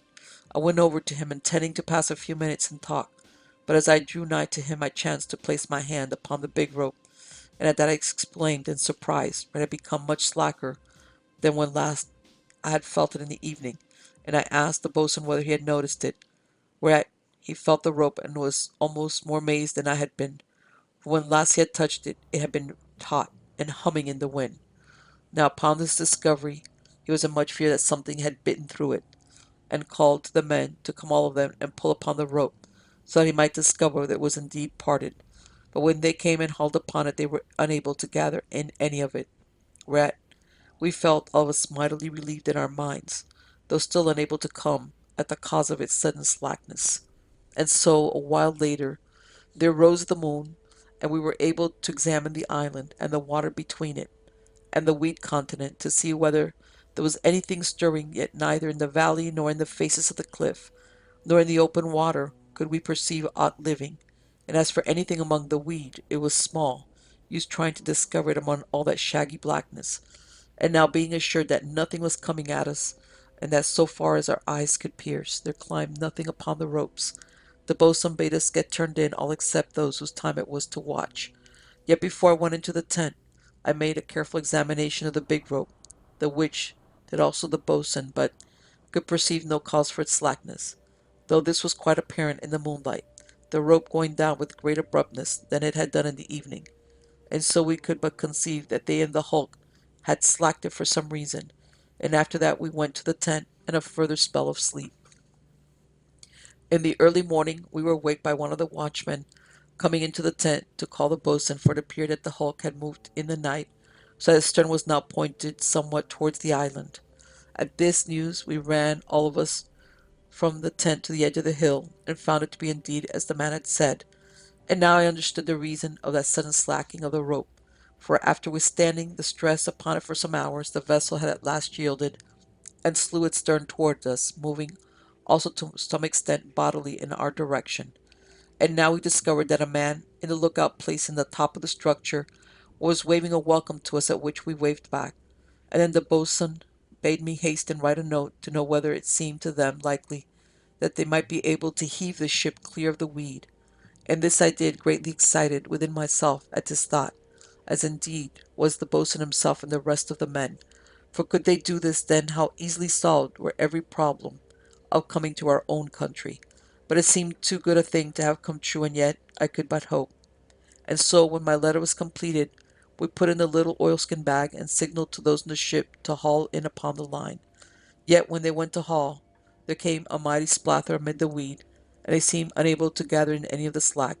And then after a certain pause, I saw the man in the lookout point something, and immediately afterward there belched out in front of him a little puff of smoke, and presently I caught the report of a musket, so that I knew that he was firing at something in the weed. He fired again, and yet once more, and after that they were able to haul in the line, and so I perceived that his fire had proved effectual, yet we had no knowledge of the thing at which he had discharged his weapon. Now presently they signalled to us to draw back the line, the which we could do only with great difficulty, and then the man in the top of the superstructure signed us to vast hauling, which we did, whereupon he began to fire again into the weed, though with what effect we could not perceive. Then a while he signalled to us to haul again, and now the rope came more easily. yet still with much labor, and the commotion in the weed over which it lay, and in paces sank. So at last, as it cleared the weed, because of the lift of the cliff, we saw that a great crab had clutched it, and that we hauled it towards us, for the creature had too much obstinacy to let go. Perceiving this, and fearing that the great claws of the crab might divide the rope, the boatswain caught up one of the men's lances, and ran to the cliff's edge, calling us to pull it in gently, and put no more strain upon the line than need be. So hauling with great steadiness, we brought the monster near to the edge of the hill, and there, at a wave from the boatswain, stayed our pulling. Then he raised the spear and smote at the creature's eyes as he had done on a previous occasion, and immediately it loosed its hold and fell with a mighty splash into the water at the foot of the cliff. Then the boatswain bade us haul in the rest of the rope until we should come to the packet, and in the meantime he examined the line to see whether it had suffered harm through the mandibles of the crab, yet beyond a little chafe it was quite sound. And so we came to the letter, which I opened and read, finding it to be written in the same feminine hand which had indited the others. From it we gathered that the ship had burst through a very thick mass of the weed which had compacted itself about her, and that the second mate, who was the only officer remaining to them, thought there might be a good chance to heave the vessel out, though it would have to be done with great slowness, so as to allow the weed to gradually part, otherwise the ship would but act as a gigantic rake to gather up weed before it, and so form its own barrier to clear water.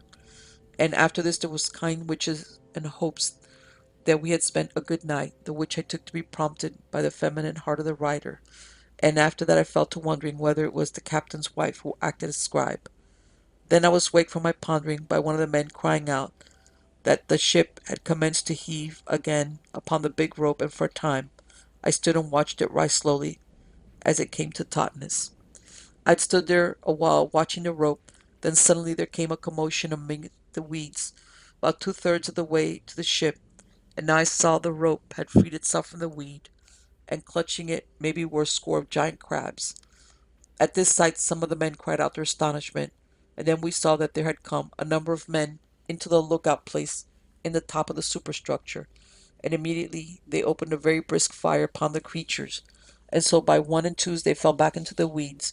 and after that the men in the hulk resumed their heaving, and so in a while had the rope some feet clear of the water. Now having tautened the rope so much as they thought proper, they left it to have its due effect upon the ship, and proceeded to attach a great block to it. Then they signaled for us to slack away on the little rope until they had the middle part of it, and this they hitched around the neck of the block, and to the eye in the strap of the block they attached the boatswain's chair, and so they had already a carrier, by the means we were able to haul stuff to and from the hulk without having to drag it across the surface of the weed, being indeed the fashion in which we had intended to haul ashore the people in the ship. But now we had the bigger project of salving the ship itself, and further the big rope which acted as support for the carrier was not yet of a sufficient height above the weed continent for it to be safe to attempt to bring any ashore by such means. And now that we had hopes of saving the ship, we did not intend to risk parting the big rope by trying to attain such a degree of tautness as would have been necessary at this time to have raised its height to the desired level. Now presently the boatswain called out to one of the men to make breakfast, and when it was ready, we came to it, leaving the man with the wounded arm to keep watch. Then we had made an end, he sent him that had lost his fingers to keep a lookout while the other came to the fire and ate his breakfast. And in the meantime, the boatswain took us down to collect weeds and reeds for the night, and so we spent the greater part of the morning, and when we had made an end of this, we returned to the top of the hill to discover how matters were going forward. Thus we found, from one at the lookout, that they in the hulk had been obliged to heave twice upon the big rope to keep it off the weed, and by this we knew that the ship was indeed making a slow, stern way toward the island, slipping steadily through the weed, and as we looked at her, it seemed almost that we could perceive that she was nearer. But this was no more than imagination, for at most she could not have moved more than some odd fathoms. Yet it cheered us greatly, so that we waved our congratulations to the man who stood in the lookout in the superstructure, and he waved back. Later we made dinner, and afterwards had a very comfortable smoke, and then the boatswain attended to our various hurts, and so through the afternoon we sat upon the crest of the hill overlooking the hulk, and thrice had they the ship to heave upon the big rope, and by evening they had made near 30 fathoms towards the island, the which they told us in a reply to a query which the boatswain desired me to send them, several messages having passed between us in the course of the afternoon, so that we had the carrier upon our side. Further than this, they explained that they would tend the rope during the night so that the strain would be kept up, and more, this would keep the ropes off the weed. And so, the night coming down upon us, the boatswain bade us light the fires about the top of the hill, the same having been laid earlier in the day, and thus our supper having been dispatched, we prepared for the night. And all through it there burned lights aboard the hulk, that which proved very companionable to us in our times of watching. And so at last came the morning, the darkness having passed without event, and now to our huge pleasure we discovered that the ship had made great progress in the night, being now so much nearer that none could suppose it a matter of imagination, for she must have moved nigh 60 fathoms nearer to the island, so that now we seemed able to recognize the face of the man in the lookout, and many things about the hulk we saw with greater clearness, so that we scanned her with a fresh interest. Then the man in the lookout waved a morning greeting to us, the which we returned very heartily, and even as we did so there came a second figure beside the man, and waved some white matter, perchance a handkerchief, which is like enough, seeing that it was a woman, and at that we took off our head coverings, all of us, and shook them at her, and after this we went to our breakfast, having finished which the boatswain dressed our hurts, and then setting the man who had lost his fingers to watch, he took the rest of us, excepting him that was bitten in the arm, down to collect fuel, and as the time passed until dinner. When we returned to the hilltop, the man upon the lookout told us that they in the ship had heaved not less than 4 separate times upon the big rope, the which indeed they were doing at that present minute, and it was very plain to see that the ship had come nearer even during the short space of the morning. Now, when they had made an end of tautening the rope, I perceived that it was at last well clear of the weed through all its length, being at its lowest part nigh 20 feet above the surface, and at that a sudden thought came to me, which sent me hastily to the boatswain, for it occurred to me that there existed no reason why we should not pay a visit to those aboard the ship. But when I put the matter to him, he shook his head, for a while stood out against my desire. But presently, having examined the rope and considering that I was the lightest of any in the island, he consented, and at that I ran to the carrier, which had been hauled across to our side, and got me into the chair. Now the men, so soon as they perceived my intention, applauded me very heartily, desiring to follow, but the boatswain bade them be silent, and after that he lashed me into the chair with his own hands, and then signalled to those in the ship to haul upon the small rope, he in the meanwhile checking my descent towards the weeds by means of our end of the hauling line. And so presently I had come to the lowest part, where the bight of the rope dipped downward in a bow toward the weed, and rose again to the mizzenmast of the hulk. Here I looked downward with somewhat fearful eyes, for my weight on the rope made it sag somewhat lower than seemed to me comfortable, and had a very lively recollection of some of the horrors which that quiet surface hid. Yet I was not long in this place, for they in the ship, perceiving how the rope let me nearer to the weed than was safe, pulled very hardly upon the hauling line, and so I came quickly to the hulk. Now, as I drew nigh to the ship, the men crowded upon a little platform which they had built in the superstructure, somewhat below the broken heads of the mizzen, and here they received me with loud cheers and very open arms, and were so eager to get me out of the boatswain's chair that they cut the lashings, being too impatient to cast them loose. Then they led me down to the dock, and here, before I had knowledge of aught else, a very buxom woman took me in her arms, kissing me right heartily, at which I was greatly taken aback, but the men about me did not but laugh, and so in a minute she loosed me, and there I stood, not knowing whether to feel like a fool or a hero, but inclining rather to the latter. Then at this minute there came a second woman, who bowed to me in a manner most formal, so that we might have been met in some fashionable gathering, rather than in a castaway hulk in the lonesomeness and terror of that weed-choked sea. And at her coming, all the mirth of the men died out of them,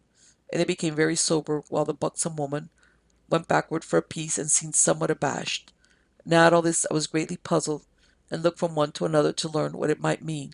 But in the same moment the woman bowed again, and said something in a low voice touching the weather, and after that she raised her glance to my face, so that I saw her eyes, and they were so strange and full of melancholy that I knew on the instant why she spoke and acted in so unmeaning a way. For the poor creature was out of her mind, and when I learned afterwards that she was the captain's wife, and had seen him die in the arms of a mighty devilfish, I grew to understand how she had come to such a pass. Now, for a minute, after I discovered the woman's madness, I was so taken aback as to be unable to answer her remark, but for this there appeared no necessity, for she turned away and went aft towards the saloon stairway, which stood open, and here she was met by a maid very bonny and fair, who led her tenderly down from my sight. Yet in a minute the same maid appeared and ran along the decks to me, and caught my two hands and shook them, and looked up at me with such roguish, playful eyes that she warmed my heart, which had been strangely chilled by the greeting of the poor mad woman. And she said many hearty things regarding my courage, to which I knew in my heart I had no claim. But I let her run on, and so presently, coming more to possession of herself, she discovered that she was still holding my hands, the which I indeed had been conscious of the while with a very great pleasure. But at her discovery she dropped them with haste, and stood back from me a space, so there was some little coolness into her talk. Yet this lasted not long, for we were both of us young, and I think even thus early we attracted one to the other, though apart from this there was so much that we each desired to learn, that we could not talk but freely, asking questions for question and giving answer for answer. And thus a time passed in which the men left us alone, and went presently to the capstan, about which they had taken the big rope, and as this they toiled a while, for already the ship had moved sufficiently to let the line fall slack. Presently the maid, whom I had learnt was niece to the captain's wife, and named Mary Madison, proposed to take me round the ship, to which proposal I agreed very willingly. But first I stopped to examine the mizzen stump, and the manner in which the people of the ship had stayed it, the which they had done very cunningly, and I noted how they must have removed some of the superstructure from about the head of the mast, so as to allow passage of the rope without putting a strain upon the superstructure itself. Then, when I had made an end upon the poop, she led me down on the main deck, and here I was greatly impressed by the prodigious size of the structure which they had built about the hulk, and the skill with which it had been carried out, the supports crossing from side to side and to the decks in a manner calculated to give great solidity to that which they upheld. Yet I was very greatly puzzled to know where they had gotten a sufficiency of timber to make so large a matter, but upon this point she satisfied me by explaining that taken up the 'tween decks, and used all such bulkheads as they could spare, and further that there had been a good deal among the dunnage which had proved useful. And so we came at last to the galley, and here I discovered the buxom woman to be installed as cook, and there were in with her a couple of fine children, one of whom I guessed to be a boy of maybe some 5 years, and the second a girl, scarce able to do more than toddle. At this I turned and asked Mistress Madison whether these were her cousins, but in the next moment I remembered that they could not be, for I knew the captain had been dead some 7 years. Yet it was the woman in the galley who answered my questions. First she turned and with something of a red face informed me that they were hers, at which I felt some surprise, but supposed that she had taken passage in the ship with her husband. Yet in this I was not correct, for she proceeded to explain that thinking they were cut off from the world for the rest of this life, and falling very fond of the carpenter, they had made it up together to make a sort of marriage, and had gotten the second mate to read the service over them. She told me then how she had taken passage with her mistress, the captain's wife, to help her with her niece, who had been but a child when the ship sailed, for she had been very attached to them both, and they to her. And so she came to an end of her story, expressing a hope that she had done no wrong by her marriage, as none had been intended. And to this I made answer, assuring her that no decent-minded man could think the worse of her, but that I, for my part, thought rather the better, seeing that I liked the pluck which she had shown. At that she cast down the soup-ladle, which she had in her fist, and came towards me, wiping her hands, but I gave back, for I shamed to be hugged again, and before Mistress Mary Madison, and at that she came to a stop and laughed very heartily, but all the same called down a very warm blessing upon my head, for which I had no cause to fear the worse, and so I passed on with the captain's niece. Presently, having made the round of the hulk, we came aft again to the poop, and discovered that they were heaving once more upon the big rope, the which was very heartening, proving as it did that the ship was still a move. And so a little later the girl left me, having to attend to her aunt. Now while she was gone, the men came all about me, desiring news of the world beyond the wheat continent, and so for the next hour I was kept very busy answering their questions. Then the second mate called out to them to take another heave upon the rope, and at that they turned to the capstan, and I with them, and so we hove it taut again, after which they got about me once more, questioning, for so much seemed to have happened in the 7 years in which they had been imprisoned. And then, after a while, I turned to and questioned them on such points as I had neglected to ask Mistress Madison, and they discovered to me their terror and sickness of the weed continent, its desolation and horror, and the dread which had beset them at the thought that they should all of them come to their ends without sight of their homes and countrymen. Now, about this time, I became conscious that I had grown very empty, for I had come off the hulk before we made our dinner, and had been much interest since the thought of food had escaped me, for I had been none eating in the hulk, then without doubt having dined earlier than my coming. But now, being made aware of my state by the grumbling of my stomach, I inquired whether there was any food to be had at such a time, and at that one of the men ran to tell the woman in the galley that I had missed my dinner, at which she made much ado, and said to him prepared me a very good meal, which she carried after and set out for me in the saloon, and after that she sent me down to it. Presently, when I had come near to being comfortable, there chanced a lightsome step upon the floor behind me, and turning I discovered that Mistress Madison was surveying me with a roguish and somewhat amused air. At that I got hastily to my feet, but she made me sit down, and therewith she took a seat opposite,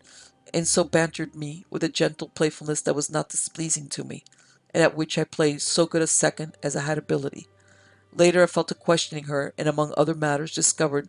that it was she who acted as scribe for the people in the hulk, at which I told her that I had done likewise for those on the island. After that our talk became somewhat personal, and I learned that she was near unto 19 years of age, whereat I told her that I had passed my 23rd, and so we chatted on until presently it occurred to me that I had better be preparing to return to the island, and I rose to my feet with this intention, yet feeling that I had been very much happy to have stayed, the which I thought for a moment had not been displeasing to her. In this I imagined noting somewhat in her eyes when I made mention that I must be gone, yet it may be that I flattered myself. Now when I came out on deck they were busied again in heaving taut the rope, and until they had made an end, Mistress Madison and I filled the time with such chatter as is wholesome between a man and maid who have not long met, yet find one another pleasing company. Then when at last the rope was taut, I went to the mizzen staging and climbed into the chair, after which some of the men lashed me in very securely. I then gave the signal to haul me to the island. There came for a while no response, and then signs that we could not understand,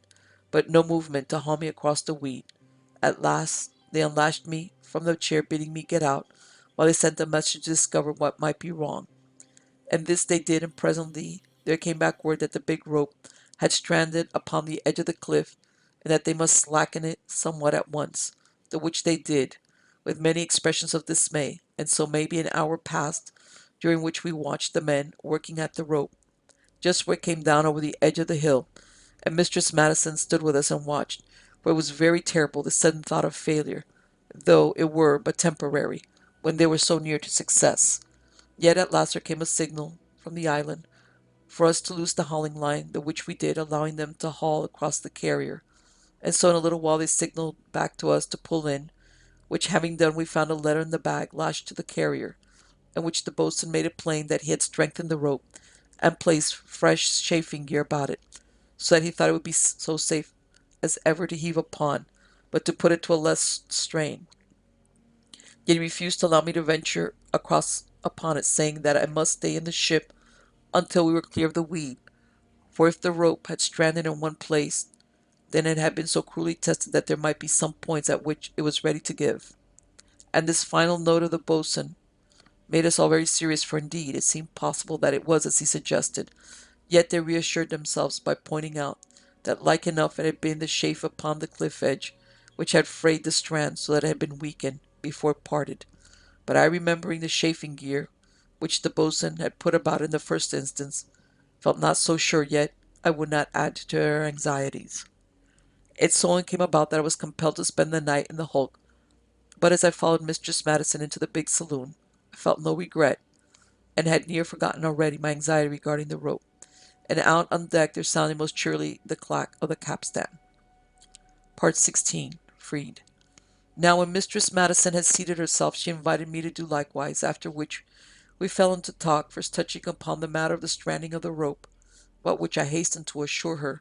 and later to other things, and so, as is natural enough with the man and maid, to ourselves, and here we were very content to let it remain.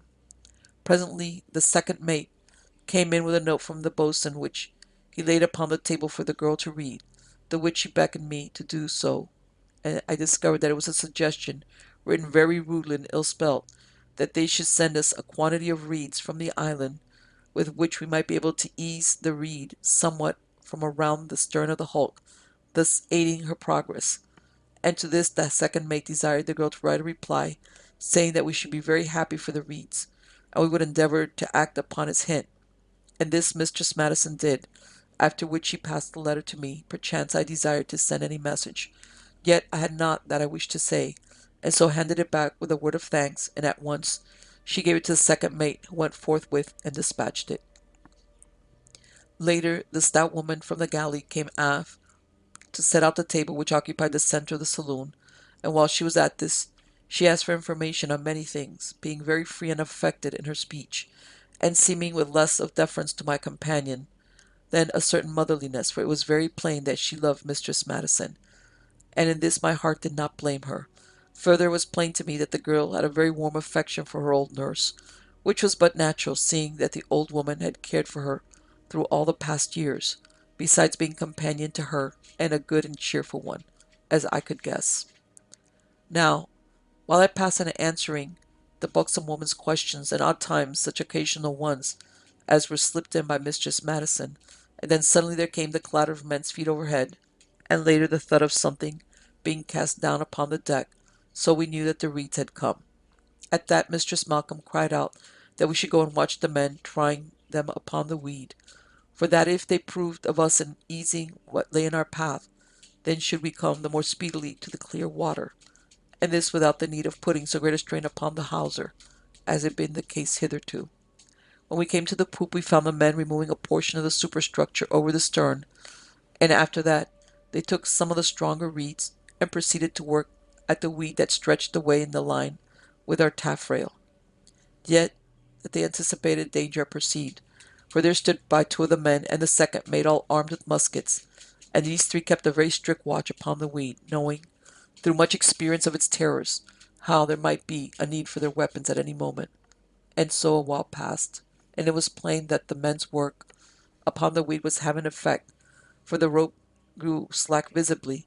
and those at the capstan had all they could do, taking fleet and fleet with the tackle, to keep it anywhere near to tautness. And so perceiving that they were kept so hard at it, I ran to give a hand, the which did Mistress Madison, pushing upon the capstan bars right merrily and with heartiness. Thus a while passed, and the evening began to come down upon the lonesomeness of the weed continent. Then there appeared the buxom woman, and bade us come to our suppers, and her manner of addressing the two of us was the manner of one who might have mothered us. But Mistress Madison cried out to her to wait, that we had found work to do, and at that the big woman laughed, and came toward us threateningly, as though intending to remove us hence by force. And now at this moment there came a sudden interruption which checked our merriment, for abruptly there sounded the report of a musket in the stern, and then came shouts, and the noise of the two other weapons, seeming like thunder being pent by the overarching superstructure. And directly the men about the taffrail gave back, running here and there, and so I saw that great arms had come all about the opening which they had made in the superstructure, and two of these flickered inboard, searching hither and thither. But the stout woman took a man near to her, and thrust him out of danger, and after that she caught Mistress Madison up in her big arms, and ran down onto the main deck with her. And all this before I had come to full knowledge of our danger. But now I perceived that I should do well to get further back from the stern, the which I did with haste, and coming to a safe position, I stood and stared at the huge creature, its great arms vague in the growing dusk, writhing about in vain search for a victim. Then returned the second mate, having gone for more weapons, and now I observed that he armed all the men, and had brought up a spare musket for my use, and so we commenced all of us to fire at the monster, whereat it began to lash about most furiously, and so after some minutes it slipped away from the opening and slid down into the weed. Upon that several of the men rushed to replace those parts of the superstructure which had been removed, and I with them. yet they were sufficient for the job, so that I had no need to do aught. Thus, before they made up the opening, I had been given a chance to look out upon the weed, and so discovered that all the surface which lay between our stern and the island was moving in vast ripples, as though mighty fish were swimming beneath it. And then, just before the men put back the last grade of the panels, I saw the weed all tossed up, like to vast pot a boil, and then caught a vague glimpse of thousands of monstrous arms that filled the air and came towards the ship. And then the men had the panel back in its place, and were hasting to support the struts into their position. And when this was done, we stood awhile and listened, but there came no sound above that of the wail of the wind across the extent of the weed continent.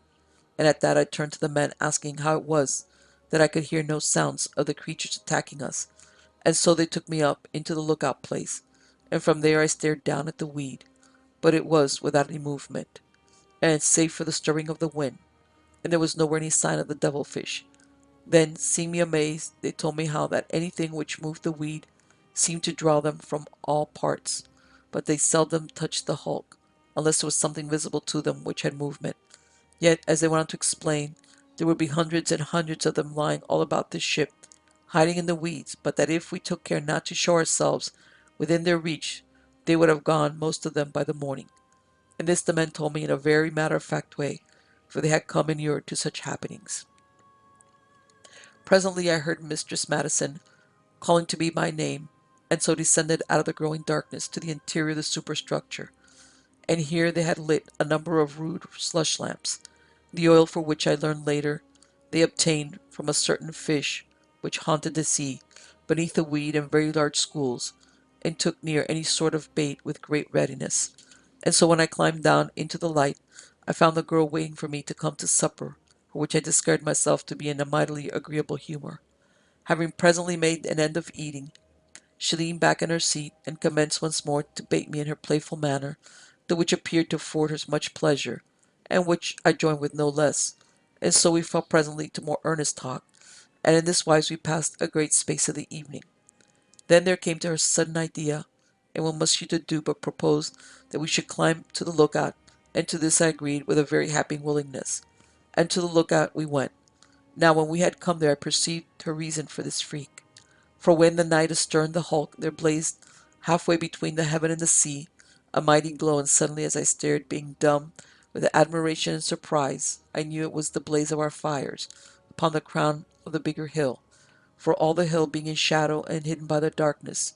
there showed only the glow of the fires, hung as it were in the void, and a very striking and beautiful spectacle it was. Then as I watched there came abruptly a figure into view upon the edge of the glow, showing black and minute, and this I knew to be one of the men, come to the edge of the hill to take a look at the hulk, or test the strain on the hawser. Now upon my expressing admiration of the sight to Mistress Madison, she seemed greatly pleased, and told me that she had been up many times in the darkness to view it. And after that we went down again into the interior of the superstructure, and here the men were taking a further heave upon the big rope before settling the watches for the night, that which they managed by having one man at a time to keep awake, and call the rest whenever the hawser grew slack. Later Mistress Madison showed me where I was to sleep, and so having bid one another a very warm good night, we parted, she going to see that her aunt was comfortable, and I out into the main deck to have a chat with the man on watch. In this way I passed the time until midnight, and in that while we had forced to call the men thrice to heave upon the hawser. So quickly had the ship begun to make way through the weed. Then, having grown sleepy, I said good night and went to my berth, and so had my first sleep upon a mattress for some weeks. Now when the morning was come, I waked hearing Mistress Madison calling upon me from the other side of the door, and rating me very saucily for a lie abed. And at that I made good speed at dressing, and came quickly into the saloon, where she had ready a breakfast that made me glad I had waked. But first, before she could do aught else, she had me to look out place running up before me most merrily, and singing in the fullness of her glee. And so, when I had come to the top of the superstructure, I perceived that she had very good reason for so much merriment. The sight which came to my eyes gladdened me most mightily, yet at the same time filling me with a great amazement, for behold, in the course of that one night we had made near unto 200 fathoms across the weed, being now, with what we had made previously, no more than some 30 fathoms in from the edge of the weed. and there stood Mistress Madison beside me, doing somewhat of a dainty step dance upon the flooring of the lookout, and singing a quaint old lilt that I had not heard that dozen years. And this little thing, I think, brought back more dearly to me than aught else how this winsome maid had been lost to the world for so many years, had been scarce of the age of 12 when the ship had been lost in the wheat continent. Then, as I turned to make some remark, being filled with many blessings, there came a hail from above in the air, as it might be, and looking up, I discovered the men upon the hill to be standing along the edge and waving to us, and now I perceived how that the hill towered a very great way above us, seeming as it were to overhang the hulk, though we were yet some 70 fathoms distant from the sheer sweep of its nearer precipice. And so, having waved back our greeting, we made down to breakfast, and having come to the saloon, set to upon the good victuals, and did very sound justice thereto. Presently, having made an end of eating, and hearing the clack of the capstan pawls, we hurried out on deck, and put our hands upon the bars, intending to join in that last heave which would bring the ship free out of her long captivity. And so for a time we moved around about the capstan, and I glanced at the girl beside me, for she had become very solemn, and indeed it was a strange and solemn time for her. For she, who had dreamed of the world as her childish eyes had seen it, was now, after many hopeless years, to go forth once more to it, to live in it, and to learn how much had been dreams, and how much real. With all these thoughts I credited her, for they seemed such as would have come to me at such a time. And presently I made some blundering effort to show to her that I had understanding of the tumult which possessed her, and at that she smiled up at me with a sudden queer flash of sadness and merriment, and our glances met, and I saw something in hers which was but newborn, and though I was but a young man, my heart interpreted it for me, and I was all hot suddenly with the pain and sweet delight of this new thing, for I had not dared to think upon that which had already my heart made bold to whisper to me, so that even thus soon I was miserable out of her presence. Then she looked downward at her hands upon her bar, and the same instant there came a loud abrupt cry from the second mate, to vast heaving, and at that all the men pulled out their bars and cast them upon the deck, and ran shouting to the ladder that led to the lookout, and we followed until they came to the top and discovered that at last the ship was clear of the weed and floating in the open water between it and the island. Now, the discovery that the hulk was free, the men commenced to cheer and shout in a very wild fashion, as indeed is no cause for wonder, and we cheered with them. Then suddenly, in the midst of our shouting, Mistress Madison plucked me by the sleeve and pointed to the end of the island, where the foot of the bigger hill jutted out in a great spur, and now I perceived a boat coming round into view. In another moment I saw that the boatswain stood in the stern, steering, though I knew that he must have finished repairing her while I had been on the bulk. By this the men about us had discovered the nearness of the boat, and commenced shouting afresh, and they ran down into the bows of the vessel, and got ready to cast a rope. Now, when the boat came near, the men in her scanned us very curiously, but the boatswain took off his headgear with a clumsy grace that well became him, at which Mistress Madison smiled very kindly upon him, and after that she told me with great frankness that he pleased her, and more that she had never seen so great a man, which was not strange, seeing that she had seen but few since she had come to years, when men became of interest to a maid. After saluting us, the boatswain called out to the second mate that he would tow us round to the far side of the island, and to this the officer agreed, being, I surmised, by no means sorry to put some solid matter between himself and the desolation of the great weed continent. And so, having loosed the hawser, which fell from the hilltop with a prodigious splash, we had the boat ahead towing. In this wise we opened out presently the end of the hill, but feeling now the force of the breeze, we bent a kedge to the hawser, and the boatswain carrying it seawards, we warped ourselves to windward of the island, and here in 40 fathoms we vast heaving, and rode to the kedge. Now when this was accomplished, they called to our men to come aboard, and this they did, and spent all of that day in talk and eating, for those in the ship could scarce make enough of our fellows. And then, when it had come to night, they replaced that part of the superstructure which they had removed from about the head of the mizzen stump, and so, all being secure, each one turned in, and had a full night's rest, of the which indeed many of them stood in sore need. The following morning the second mate had a consultation with the boatswain, after which he gave the order to commence upon the removal of the great superstructure, and to this each one of us set himself with vigor. Yet it was a work requiring some time, and near 5 days had passed before we had the ship stripped clear. When this had been accomplished, there came a busy time of routing out various matter of which we should have need and jury rigging her, for they had been so long in disuse that none remembered where to look for them. At this a day and a half was spent, and after that we set about fitting her with such jury mast as we could manage from our material. Now, after the ship had been dismasted, although 7 years gone, the crew had been able to save many of her spars, these having remained attached to her, though her inability to cut away all the gear, and though this had put them in sore peril at the time of being sent to the bottom with a hole in their side,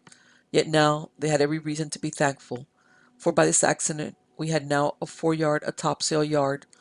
a main gallant yard, and the fore topmast. They had saved more than these, but had made use of the smaller spars to shore up the superstructure, sawing them into lengths for that purpose. Apart from such spars as they had managed to secure, they had a spare topmast lashed along under the larboard bulwarks, and a spare gallant, and a royal mast lying along the starboard side. Now the second mate and the boatswain set the carpenter to work upon the spare topmast, bidding him make of it some trestle trees and bolsters, upon which to lay the eyes of the riggings,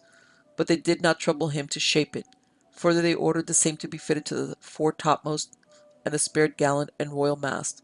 and in the meanwhile the rigging was prepared, and when this was finished they made ready for the shears to hoist the spar topmast, intending this to take the place of the main lower mast. Then when the carpenter had carried out their orders, he was set to make 3 partners with a step cut in each, these being intended to take the heels of the 3 masts, and when these were completed they bolted them securely to the decks as a forepart of each one of the stumps of the 3 lower masts. And so having all ready we hove the mainmast into position, after which we proceeded to rig it. Now when we had made an end of this we set to upon the foremast, using for this the foremo topmast which they had saved, and after that we hove the mizzenmast into place, having for this the spare topgallant and the royal mast. Now the manner in which we secured the mast before ever we came to the rigging of them was by lashing them to the stumps of the lower mast, and after we had lashed them, we drove dunnage and wedges between the masts and the lashings, thus making them very secure, and so when we had set up the rigging, we had confidence that they would stand all such sail as we should be able to set upon them. Yet further than this, the boatswain made the carpenter make wooden caps of 6-inch oak, these caps to fit over the squared heads of the lower mast stumps, and having a hole each of them to embrace the jury mast, by making these caps in 2 halves, they were able to bolt them on after the mast had been hove into position. And so having gotten in our 3 jury lower masts, we hoisted up the foreyard to the main to act as our main yard, and did likewise with the topsail yard to the fore, and after that we went up the gallant yard to the mizzen. Thus we had her sparred, all but a bowsprit and jibboom. Yet this we managed by making a stumpy, spiked bowsprit from one of the smaller spars which they had used to shore up the superstructure, and because we feared that it lacked strength to bear the strain of our fore and aft stays, we took down 2 hawsers from the fore, passing them in through the hawser holes and setting them up there, and so we had her rigged, and after that we bent such sail as our gear enabled us to carry, and in this wise had the hulk ready for sea. Before we set sail, 7 weeks had passed. Mistress Madison and I had come very close to one another, so that I had ceased to call her by any name save Mary, unless there were a dearer one than that, though this would be one of my own invention, and would leave my heart too naked did I put it down here. Of our love, one for the other, I think yet, and ponder how that mighty man, the boatswain, came so quickly to a knowledge of the state of our hearts, for he gave me a very slight hint one day that he had a sound idea of the way in which the wind blew, and yet though he said it with a half jest, methought there was something wistful in his voice as he spoke, and at that I just clapped my hands in his, and he gave it a very huge grip, and after that he ceased from the subject. Part 17. How we came to our own country. Now when the day came on, which we had made to leave the nearness of the islands and the waters of that strange sea, there was a great lightness of heart among us, and we went very merrily about such tasks as were needful. The boatswain came to the break of the poop and called down to the men to muster aft, the which they did, and I with them, for I had come to regard them as my very good comrades. And rum was served out to each of them, and to me along with the rest, and it was Mistress Madison herself who dipped it out to us from the wooden bucket, though it was the buxom woman who had brought it up from the lazarette. Now after dinner, on the day on which we left the island, the boatswain and the second mate picked the watches, and thus I found myself chosen to be in the boatswain's, at which I was mightily pleased. When the evening came, we were again upon the larboard tack, making perhaps some 4 knots in the hour, though had we been in proper rig and with a clean bottom, we had been making 8 or 9 with so good a breeze and so calm a sea. Yet so far our progress had been very reasonable, for the island lay maybe some 5 miles to leeward, and at about 15 astern. Now it was the boatswain's watch from the 8 of the evening until midnight, and I with another man had to look at until 4 bells. Thus it chanced that coming abreast of the point during our time of watching, we peered very earnestly to leeward, for the night was dark, having no moon until nearer the morning, and we were full of unease in that we had come so near again to the desolation of that strange continent. We were out into the open water when I caught a sudden glimpse of white gliding among the growth, and then I saw others, and in that moment I was down on the main deck and running aft to the boatswain. Yet midway along the deck a horrid shape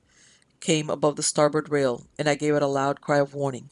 Then I had a capstan bar from the rack near, and smote with it at the thing, crying all the while for help. And at my blow the thing went from my sight, and the boatswain was with me, and some of the men. Now the boatswain had seen my stroke, and so sprang upon the gallant rail and peered over, but gave back on the instant, shouting to me to run and call the other watch, for that the sea was full of the monsters swimming off to the ship. And at that I was away at a run, and when I had waked the men, I raced aft to the cabin, and did likewise with the second mate, and so returned in a minute, bearing the boatswain's cutlass, my own cut and thrust, and the lantern that hung always in the saloon.